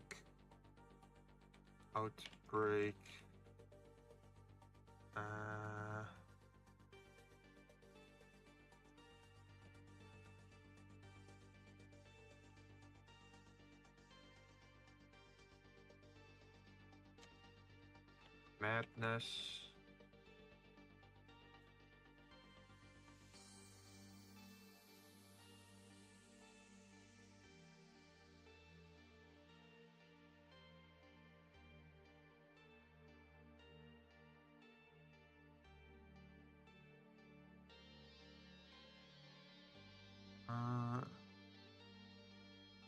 St. Vitus dance was diagnosed in Saturday as dancing mania has been an epidemic dancing mania has been known as epidemic chorea, a disease of the nervous system. Chorea is characterized by symptoms resembling those of dancing mania, which has also rather unconvincingly been considered a form of epilepsy.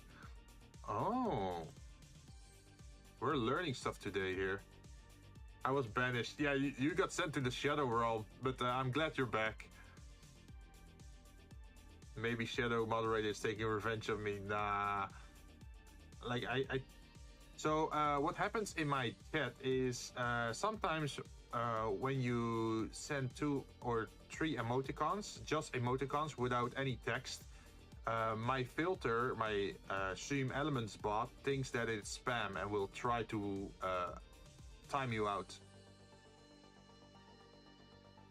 This drink could feature a 2-sided straw to represent its 2-sided stem. Oh, yeah, that's a cool idea. So this is like a couple's drink then. It has 2 straws and you drink from the same drink and then you go partying and dancing all night.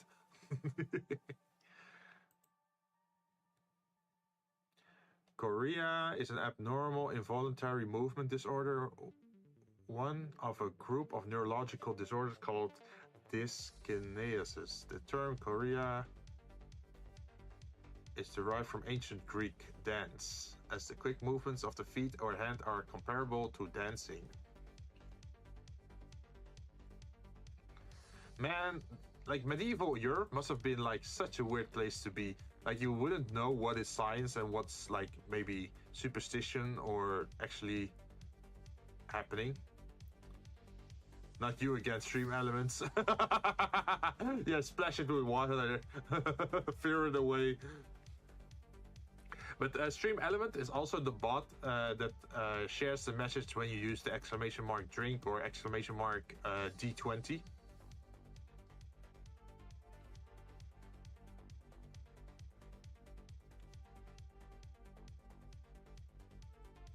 So Korea. That's not Korea, but with SH.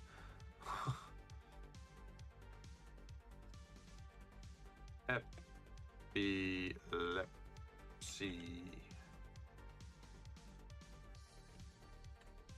Type.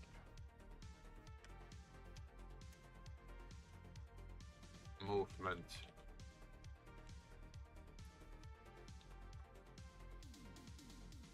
Imagine we just give this wine glass like LEDs, and the LEDs are RGB, flickering RGB.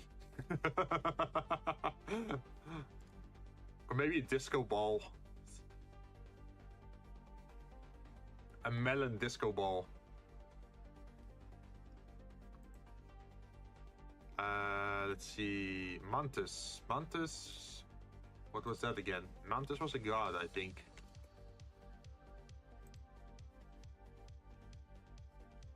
Mythology.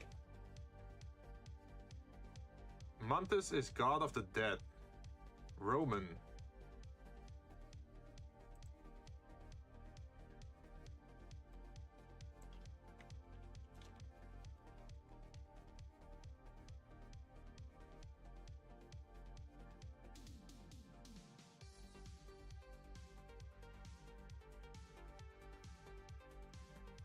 Mantis, god of death.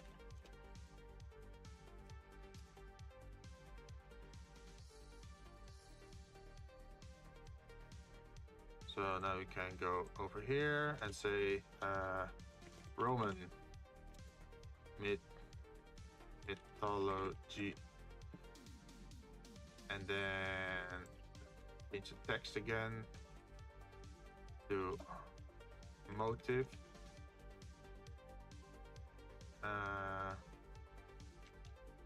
God of Death. Let's see, it's an alternative name of the Assyrian Chthonic fire god Sutter as god of the underworld. This name was primarily used in the Po Valley as described by Servius, but a dedication to the god Mano from the Archaic period was found in a sanctuary of Pontecagnano, southern Italy.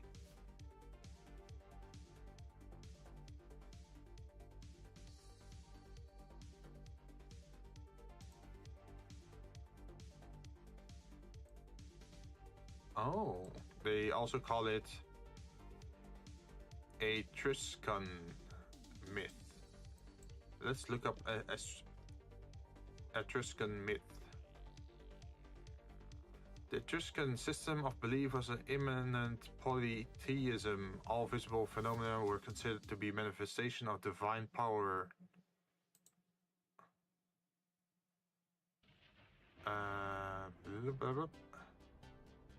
Comprised of set of stories, belief, and religious practice of the Etruscan civilization, heavily influenced by the mythology of ancient Greek and sharing similarities with current Roman mythology and religion.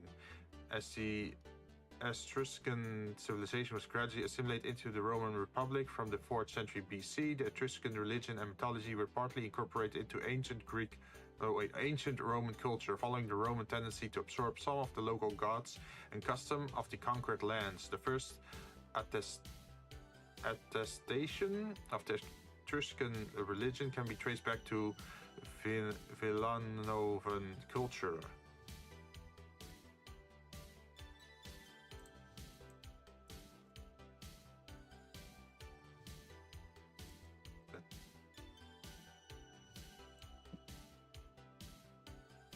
Can write it like this, and then probably make it a little bit smaller. 8.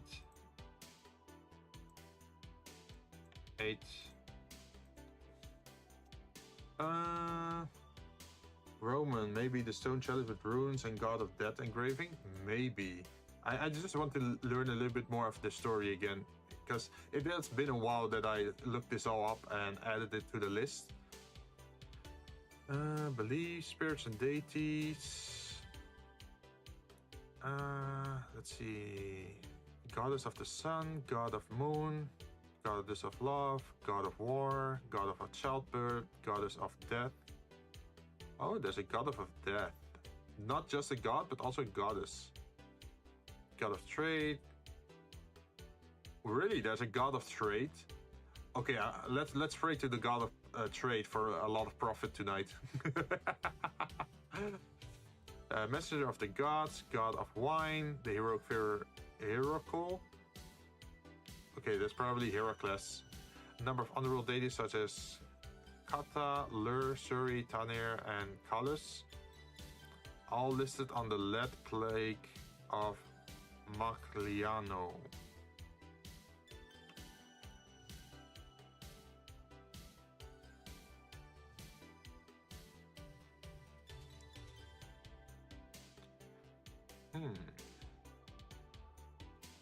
Goddess of Death, whom Deadpool clapped, and Thanos. Isn't Thanos like simping for the Goddess of Death?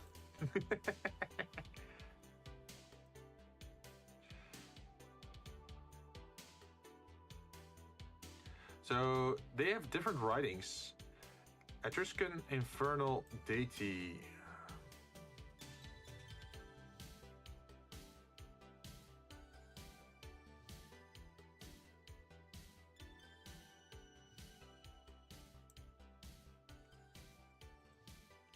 Infernal Deity, one of a diet.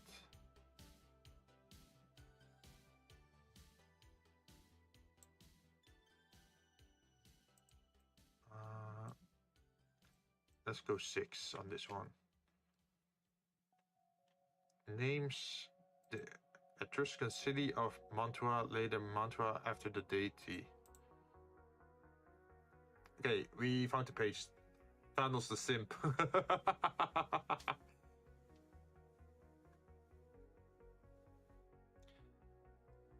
Imagine if he snapped to get his waifu back. He didn't snap to erase half the world, but he just snapped to impress Lady Death. So it's a fire god.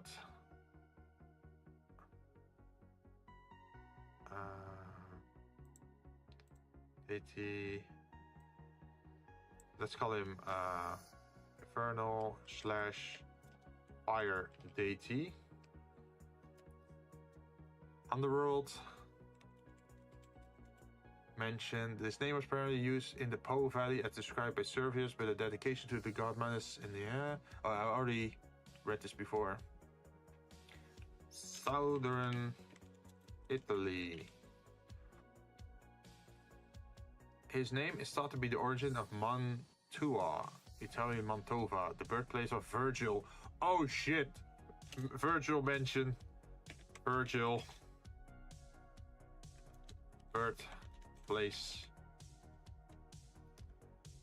Imagine you just go full blue with the Virgil theme, white and blue. The drink of motivation. It's like Gatorade. Gatorade blue. Yes, Virgil. I am the storm that's approaching. Yeah, a storm in a bottle, pretty much. The consort, traditionally named Katia, was also called Mania. The names of the divine couple indicate that they are connected to the mains divinity of spirits of the dead in ancient Roman belief.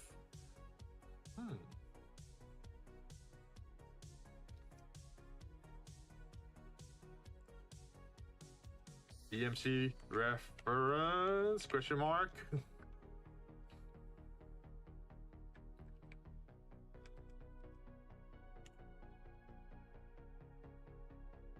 Okay, let's see if we can find some more on Mantus.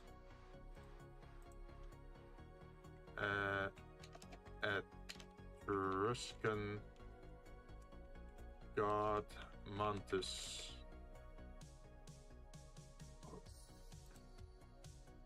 The Etruscan evil of Mantis and Mania, celebrity couple of the underworld.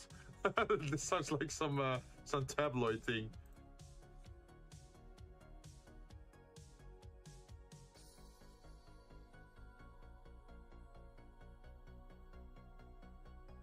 Mantis is as Mantis with a Russian accent. Mantis? Oh, well, there's also Mundus and Manus, right? So I guess they all sort of like sound the same.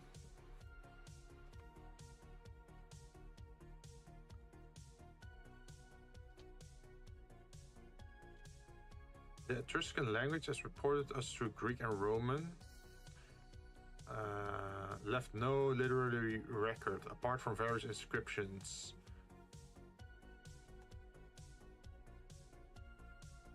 Indo-European were based Etruscan trade with the Greek, but in the 5th century, pressure from Gallic invasion into northern Italy, a short-sighted alliance between Carthage against the Greek.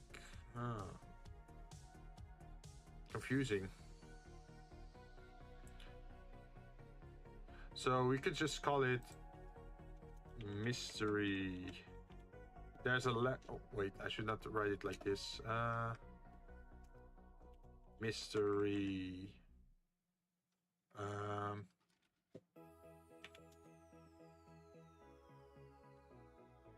Illiterate, probably.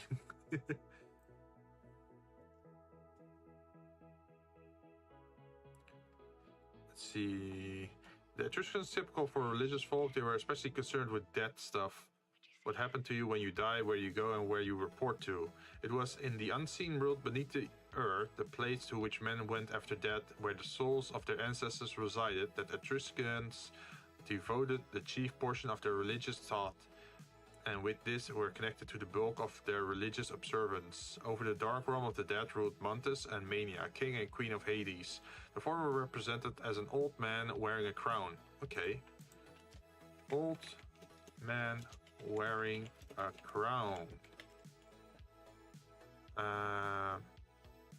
And with wings on his shoulders, bearing in his hand sometimes a torch, sometimes 2 or 3 large nails, which are thought to indicate the inevitable character of his decree.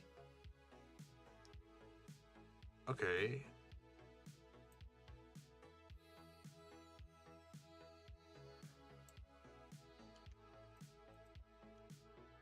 We can just copy this over.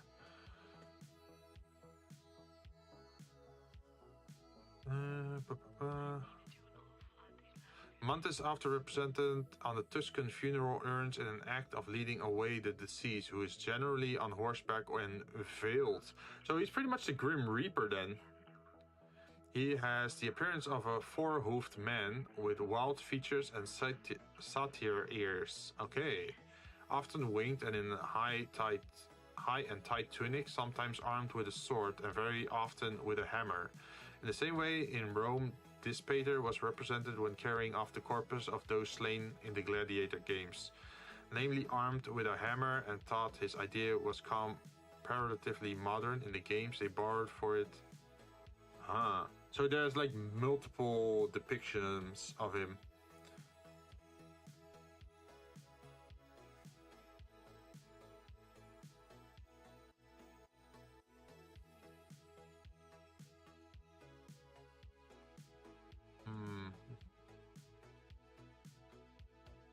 Okay, they had some pretty scary gods, apparently.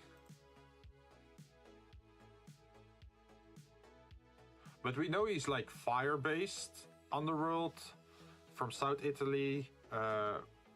They mentioned Virgil's birthplace. It's a mysterious old man wearing a crown with wings on his shoulders, bearing in his hand 3 nails or something.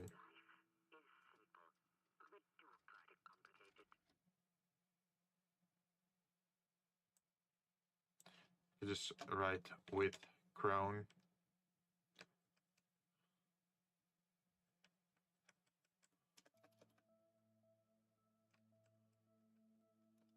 Let's call it just shoulder wings.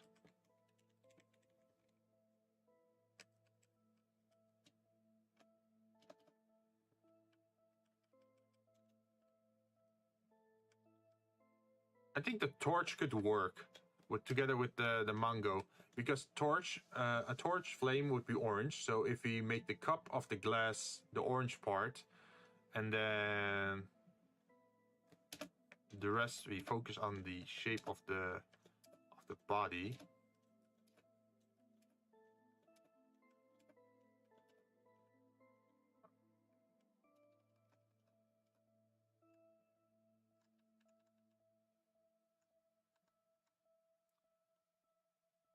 The torch design could work. Yeah.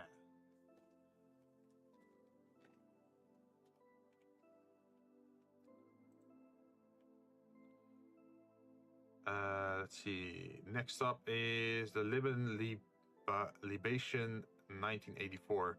That's a little bit easier for me.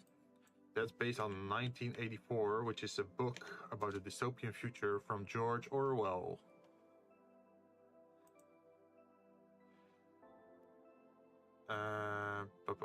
Origin. That's easy to write. Origin is science fiction novel. George Orwell. And then we make it a little bit smaller so we have more space.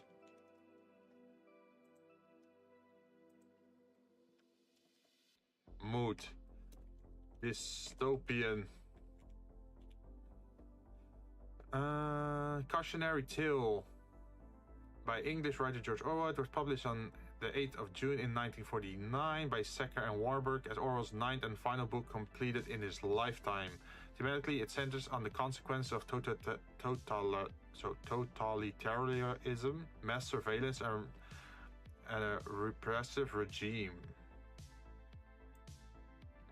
of people and behaviors within society.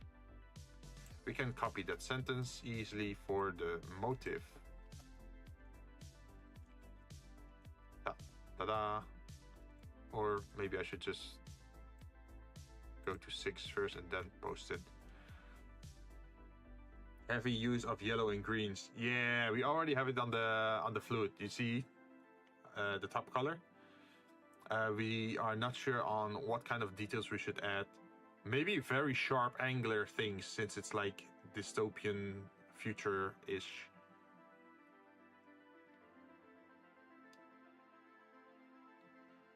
Totalitarian. New tongue twister noted for Jinn. Yeah. Like whenever it's like long sentences like that, or like long words like that, I tend to struggle. Totalitarianism. Yeah, let me write it in chat. What the word is here? This one. So it is not totalitarian. No, totalitarianism.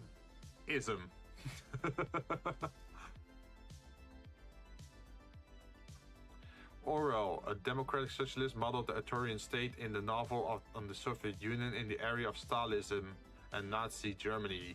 More broadly, the novel examines the role of truth and facts within societies and the ways in which they can be manipulated. Okay, so that's also a theme. Manipulation of truth.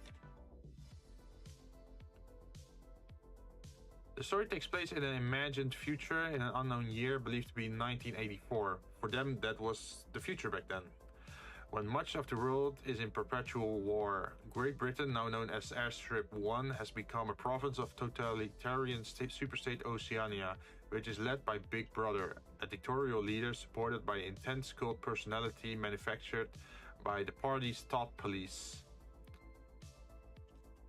That's thought police. Through the Ministry of Truth, which is obviously not actually a Ministry of Truth, but it's like Ministry of Propaganda. So propaganda, and that should be a word for the motive. Let's see. The party engaged in omnipresent governmental surveillance, historical negatio.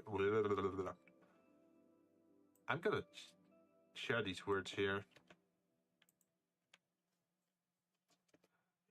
Like, what the hell are these words? Historical negationism.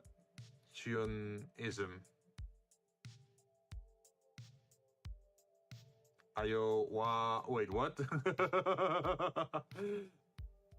And constant propaganda to persecute individuality and independent thinking.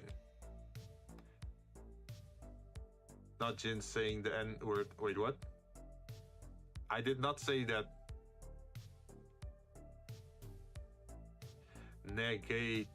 Negativism. No, I did not. I did not say that. I tried to say the other word, the one that I put in chat. The protagonist, Winston Smith, is a diligent mid-level worker at the Ministry of Truth who secretly hates the party and dreams of a rebellion. Smith keeps a forbidden diary. He begins a relationship with a colleague, Julia, and they learn about a shadowy resistance group called the Brotherhood. However, their contact with the Brotherhood turns out to be a party agent, and Smith is arrested. He's subjugated to months of psychological manipulation and torture by the Ministry of Love, and is released once he has come to love Big Brother. Imagine just calling yourself the Ministry of Love. Your heart knows. No, I know nothing. I deny it.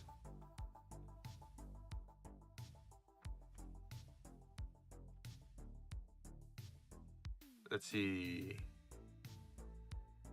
With many terms used in novel entering common usage, including Big Brother, Doublethink, Thought Police, Thought Crime, Newspeak, and 2 + 2 is 5. Parallels have been drawn between the novel's subject matter and real-life instances of totalitarianism, mass surveillance, and violation of freedom of expression, among other themes. Orwell describes this book as satire and a display of the perversion to which centralized economy is liable, while also stating he believed that something resembling it could arrive. Well, yeah, sort of true. That's my boy. I mean, if you look at modern age stuff, then yeah, there is a lot more mass surveillance, like a lot more CCTVs in cities and people sacrificing their freedoms to be tracked and investigated. Even propaganda on news channels, it's already a thing. It's not super noticeable yet, but it will probably become more of a thing in the future, especially with like how AI can be used. Imagine with AI you can copy voices. The AI can learn to speak in a certain way to sound like any political figure, and then with AI you can also make a 3D model or like an image that looks like a certain political figure.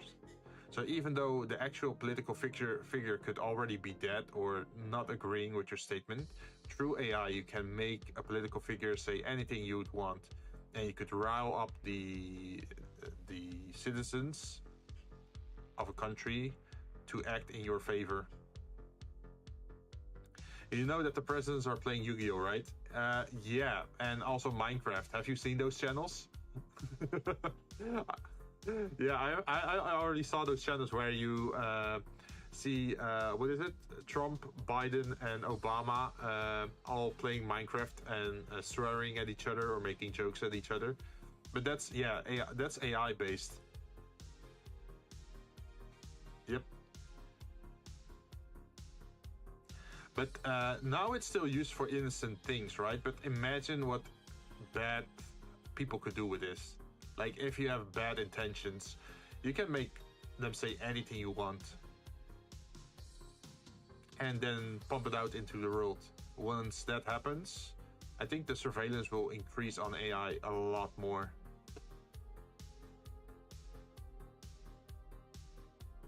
Yeah, spreading malicious propaganda. True. Yeah, exactly that. Artemis. Artemis was a god, if I remember correctly. Mythology is a goddess of the hunt and wilderness, animals, nature, vegetation, childhood, care of children. There was a negative thing about this.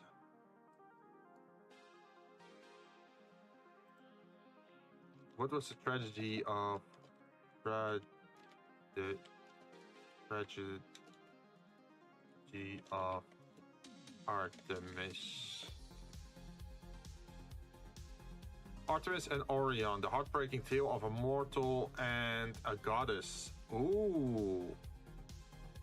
Isn't she a character from Ready Player One movie? Yeah, but she is based on an actual mythology.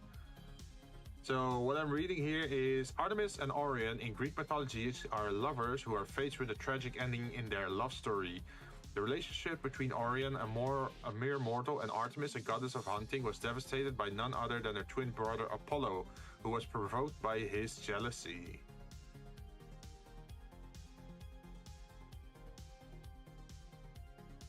The story of Orion and Apollo was another version that led to Orion's tragic demise. There was a spreading story about Actaeon's death at the hands of Artemis, but as brave as he is, Orion ignored this horrifying story and continued his journey to the forest, where the goddess hunts. Where the goddess hunts, because he was said to be passionately in love with Merope, one of Artemis' nymphs. He continued following Merope wherever she goes while keeping his distance from the goddess. One day, as he was hunting together with his dogs, Canis Major and Canis Minor, he saw something white in the bushes. Oh no! Something white in the bushes. He advanced stealthily, thinking it was a flock of birds. He instantly realized it was the 7 nymphs dressed in white tunics when he was near. The nymphs ran off as the wind, but Orion chased them as quickly, for he was big and strong. Just as he reached out to grasp Merope, the nymph cried out for help, and Artemis immediately acted as if she heard them. The goddess turned the nymphs into flocks of white doves, and they flew away. As they soared higher, Artemis asked Zeus to help them. The nymphs were suddenly turned into a cluster of 7 stars and lived together in the sky. Afterwards, people called them Pleiades of the 7 sisters. Oh, Pleiades. That's what they use in Overlord, Pleiades. I have to take my leave now. Bye, Jinn and Yuki. Happy brewing. Yeah, thank you very much. And thank you for hanging out today and giving your thoughts. I'm definitely thinking about adding pumpkin to the menu, but I'm not sure in what way. Maybe we could do the Halloween thing, like make it Halloween based, like the Headless Horseman. I think that one has a horrific story attached to it as well, right? Like pumpkin, headless horseman being buried, like bodies buried under a tree or something.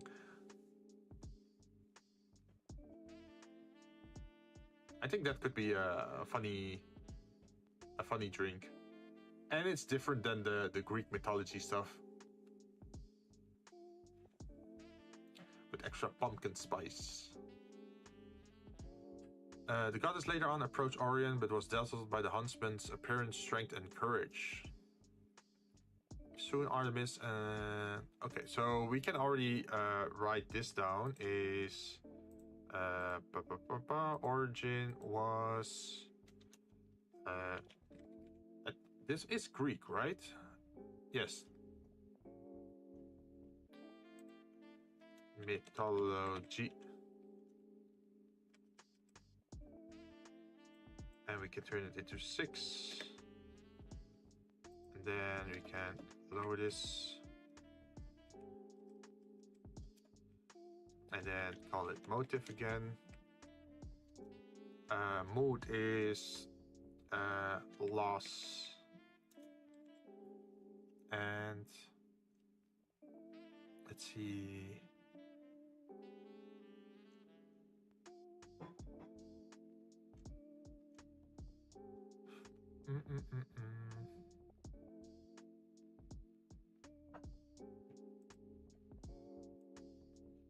tragic, love,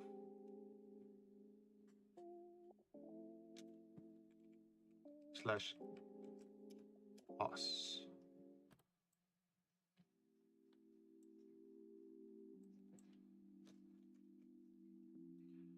Motive is more. Oh wait, motive could tragic love and mortality could be the mood.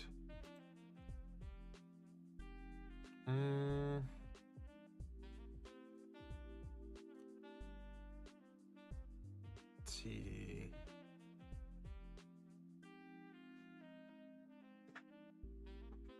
You may find it a bit odd that Artemis has a love story because she mostly spent her life hunting and doesn't have much interaction with her followers.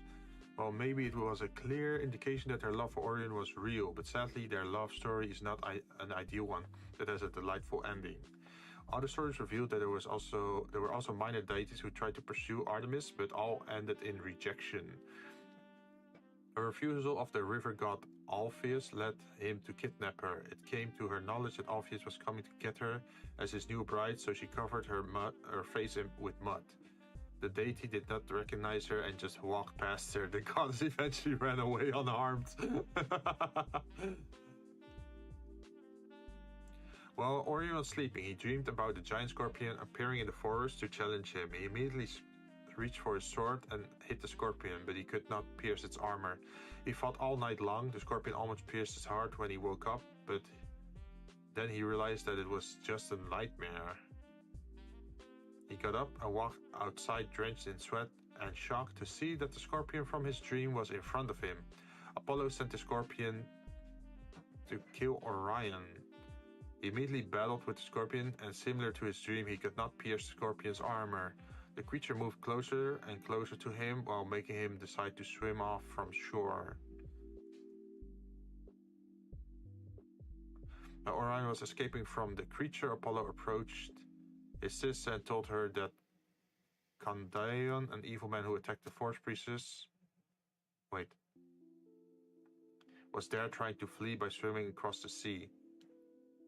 The idea of someone who attacked her own people infuriated Artemis. She went to the sea straight away, and Apollo quickly pointed out the man swimming far out in the sea, whom she did not think was Orion.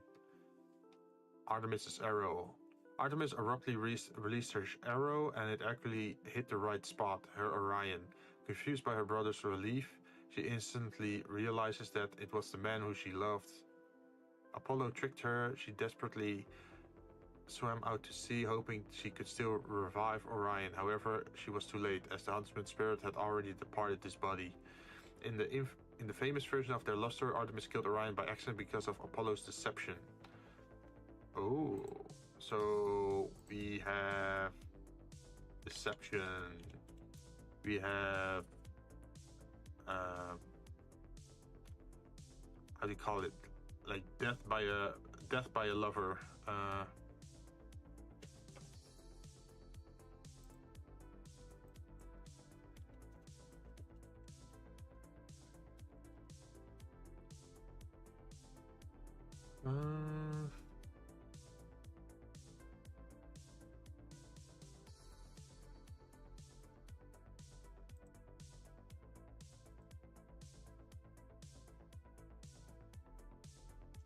Okay, let's go back a little bit on the text.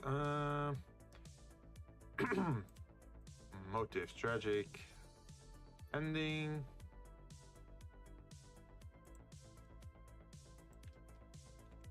Love.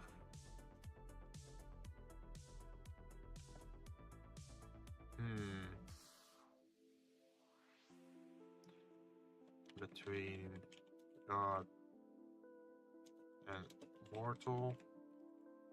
Deception. Kill lover. Arrow. Foe. Sea was mentioned. Let's see.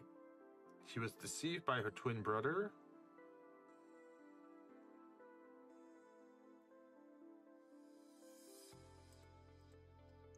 the hunt. There's a mention of a scorpion. And some kind of armor they could not pierce.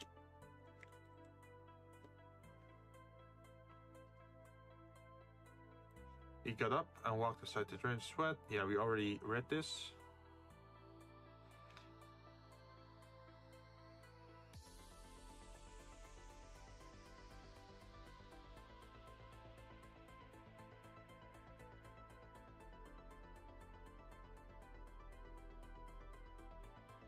He cleverly manipulates his sister to do the deed to avoid future conflict. Full of anguish and regret, the goddess took Orion's body using her silver moon chariot and placed her lover in the sky as tribute to her friend, who bears the same name, the Orion constellation. Oh. So, Orion star. I guess the armor mention is not really that important.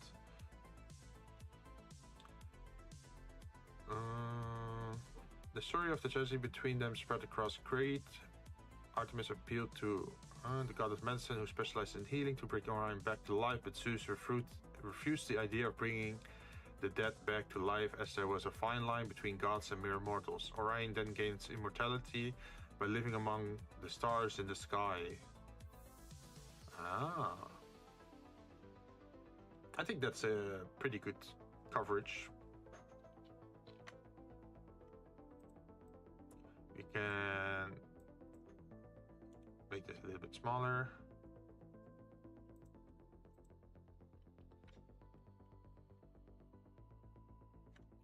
Let's see, Nevermore, the poem.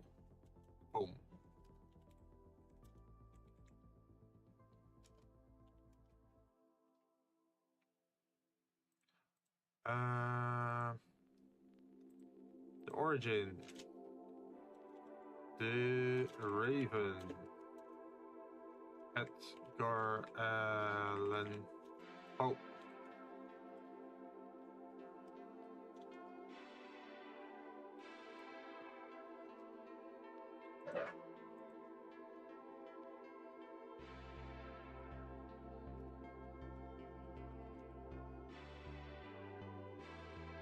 Let's see, mode.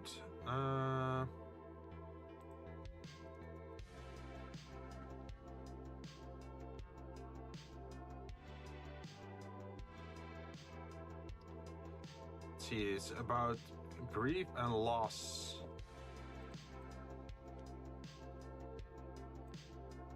The tone of the Raven is dark and oh, that's a better word for it.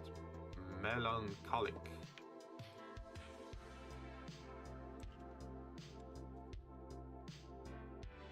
Poe uses words such as bleak, haunted, ghastly, and grim to create an atmosphere of despondency and sadness.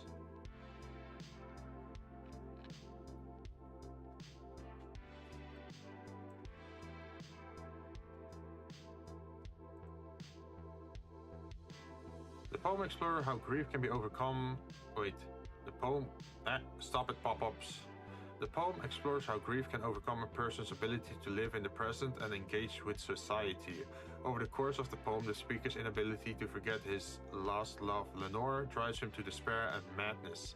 At the beginning, the speaker describes himself as weak and weary, suggesting that his attempt to distract himself from Lenore's memories by reading have already exhausted him. Although he is initially amused by the Raven, the Raven's words nevermore soon remind the speaker of how he won't ever see Lenore again.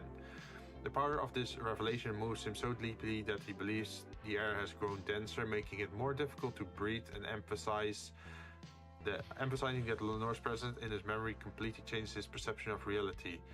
Though the speaker tries to convince himself that he could forget his grief, the Raven's refrain takes him back to reality of his loss, again taking him out of the present moment. When he tells the Raven to leave his loneliness unbroken, he's emphasizing that his grief has caused him to shut himself off from the world. But paradoxically, he's not truly alone because the memory of Lenore keeps him company. It's a psychological terror.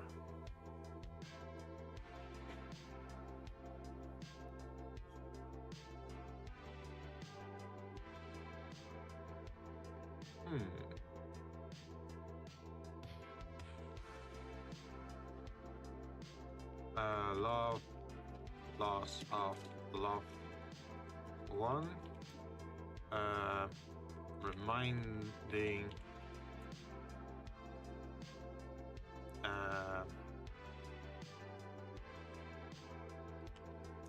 Yeah, I already said grief. Heavy atmosphere. Do you write it like that? I think so.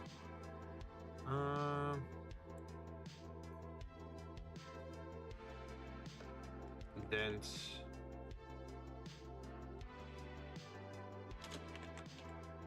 Dense air is also something I could use.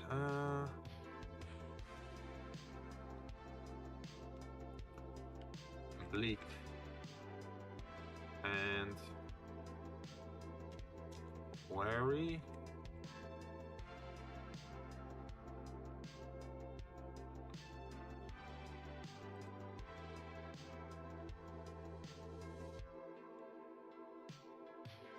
When he tells the raven to leave his loneliness unbroken, he's emphasizing that his grief has caused him to shut himself off from the world. So, a hermit.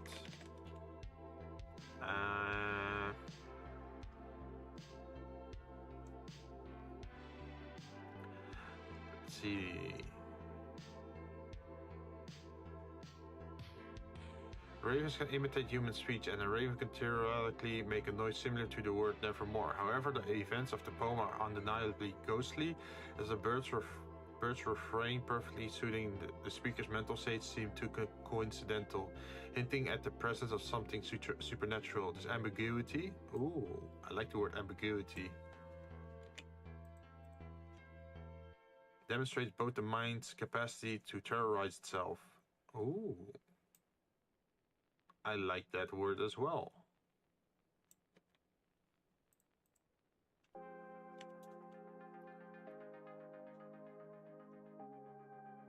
I should make this a little bit smaller though. 6.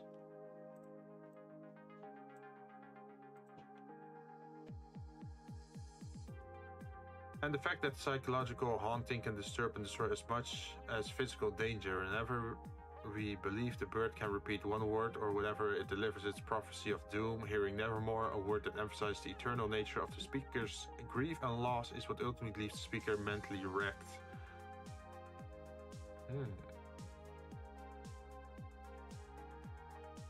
I should just copy that entire sentence. I like that as a description.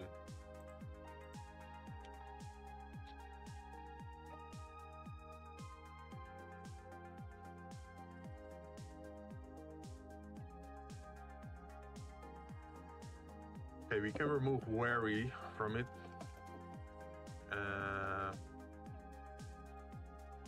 Dense air, we could replace with gloom.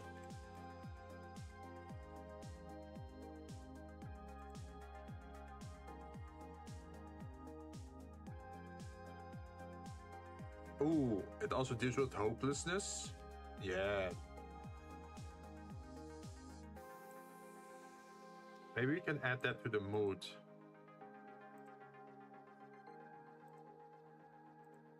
So.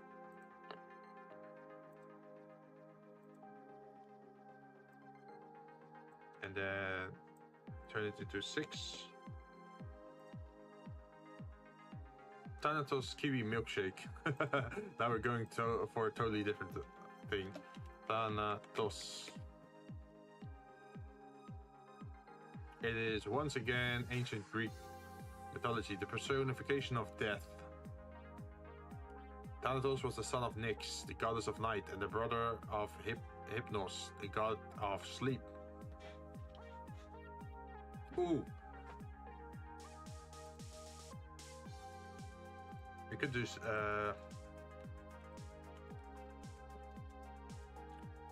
question mark, Hypnos milk.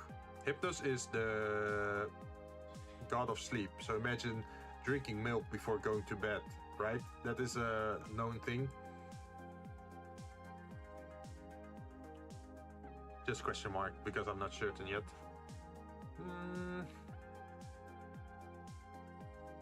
I think we got pretty far for a first session.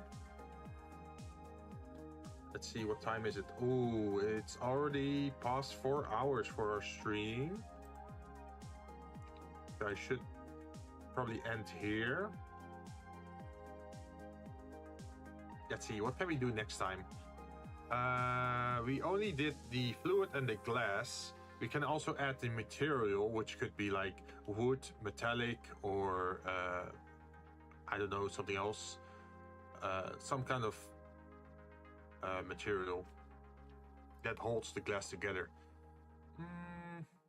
And we can also give that a color, and then we can find reference images for how we want the glass to look, like the whole margarita glass or Scotch glass or whatever, or depictions of birds or maybe animals that take part in the story.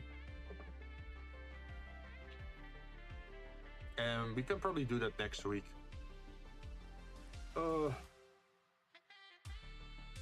I'm getting tired.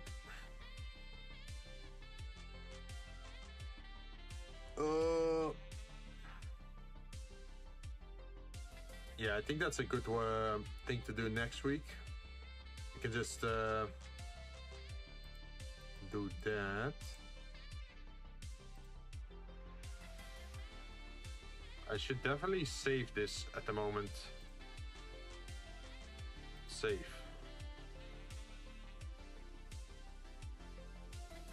Also, I should probably name this project. I have not even done that. Jinzou, Jinn, fruit, bar, drinks.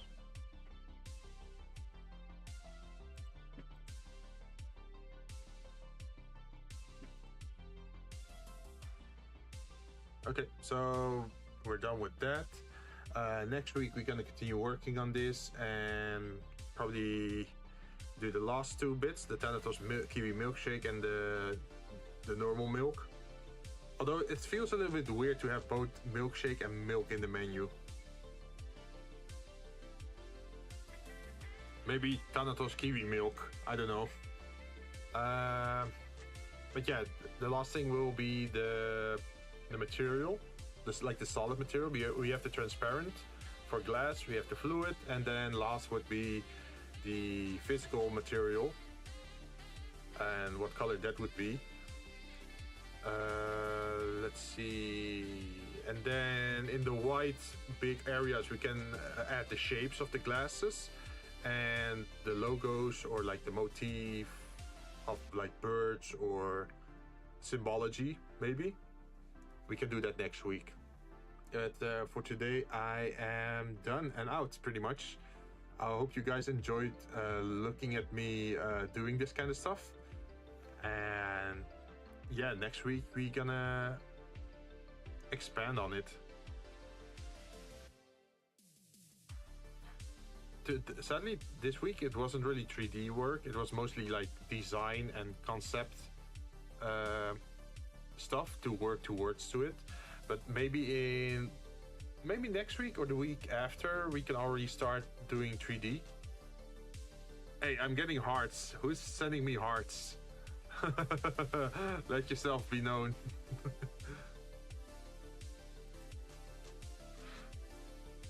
I'm seeing secret hearts appearing.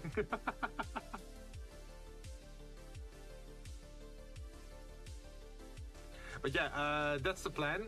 Tomorrow we're gonna play Jurassic World Evolution 2. We are hitting the last Chaos Theory, number 5.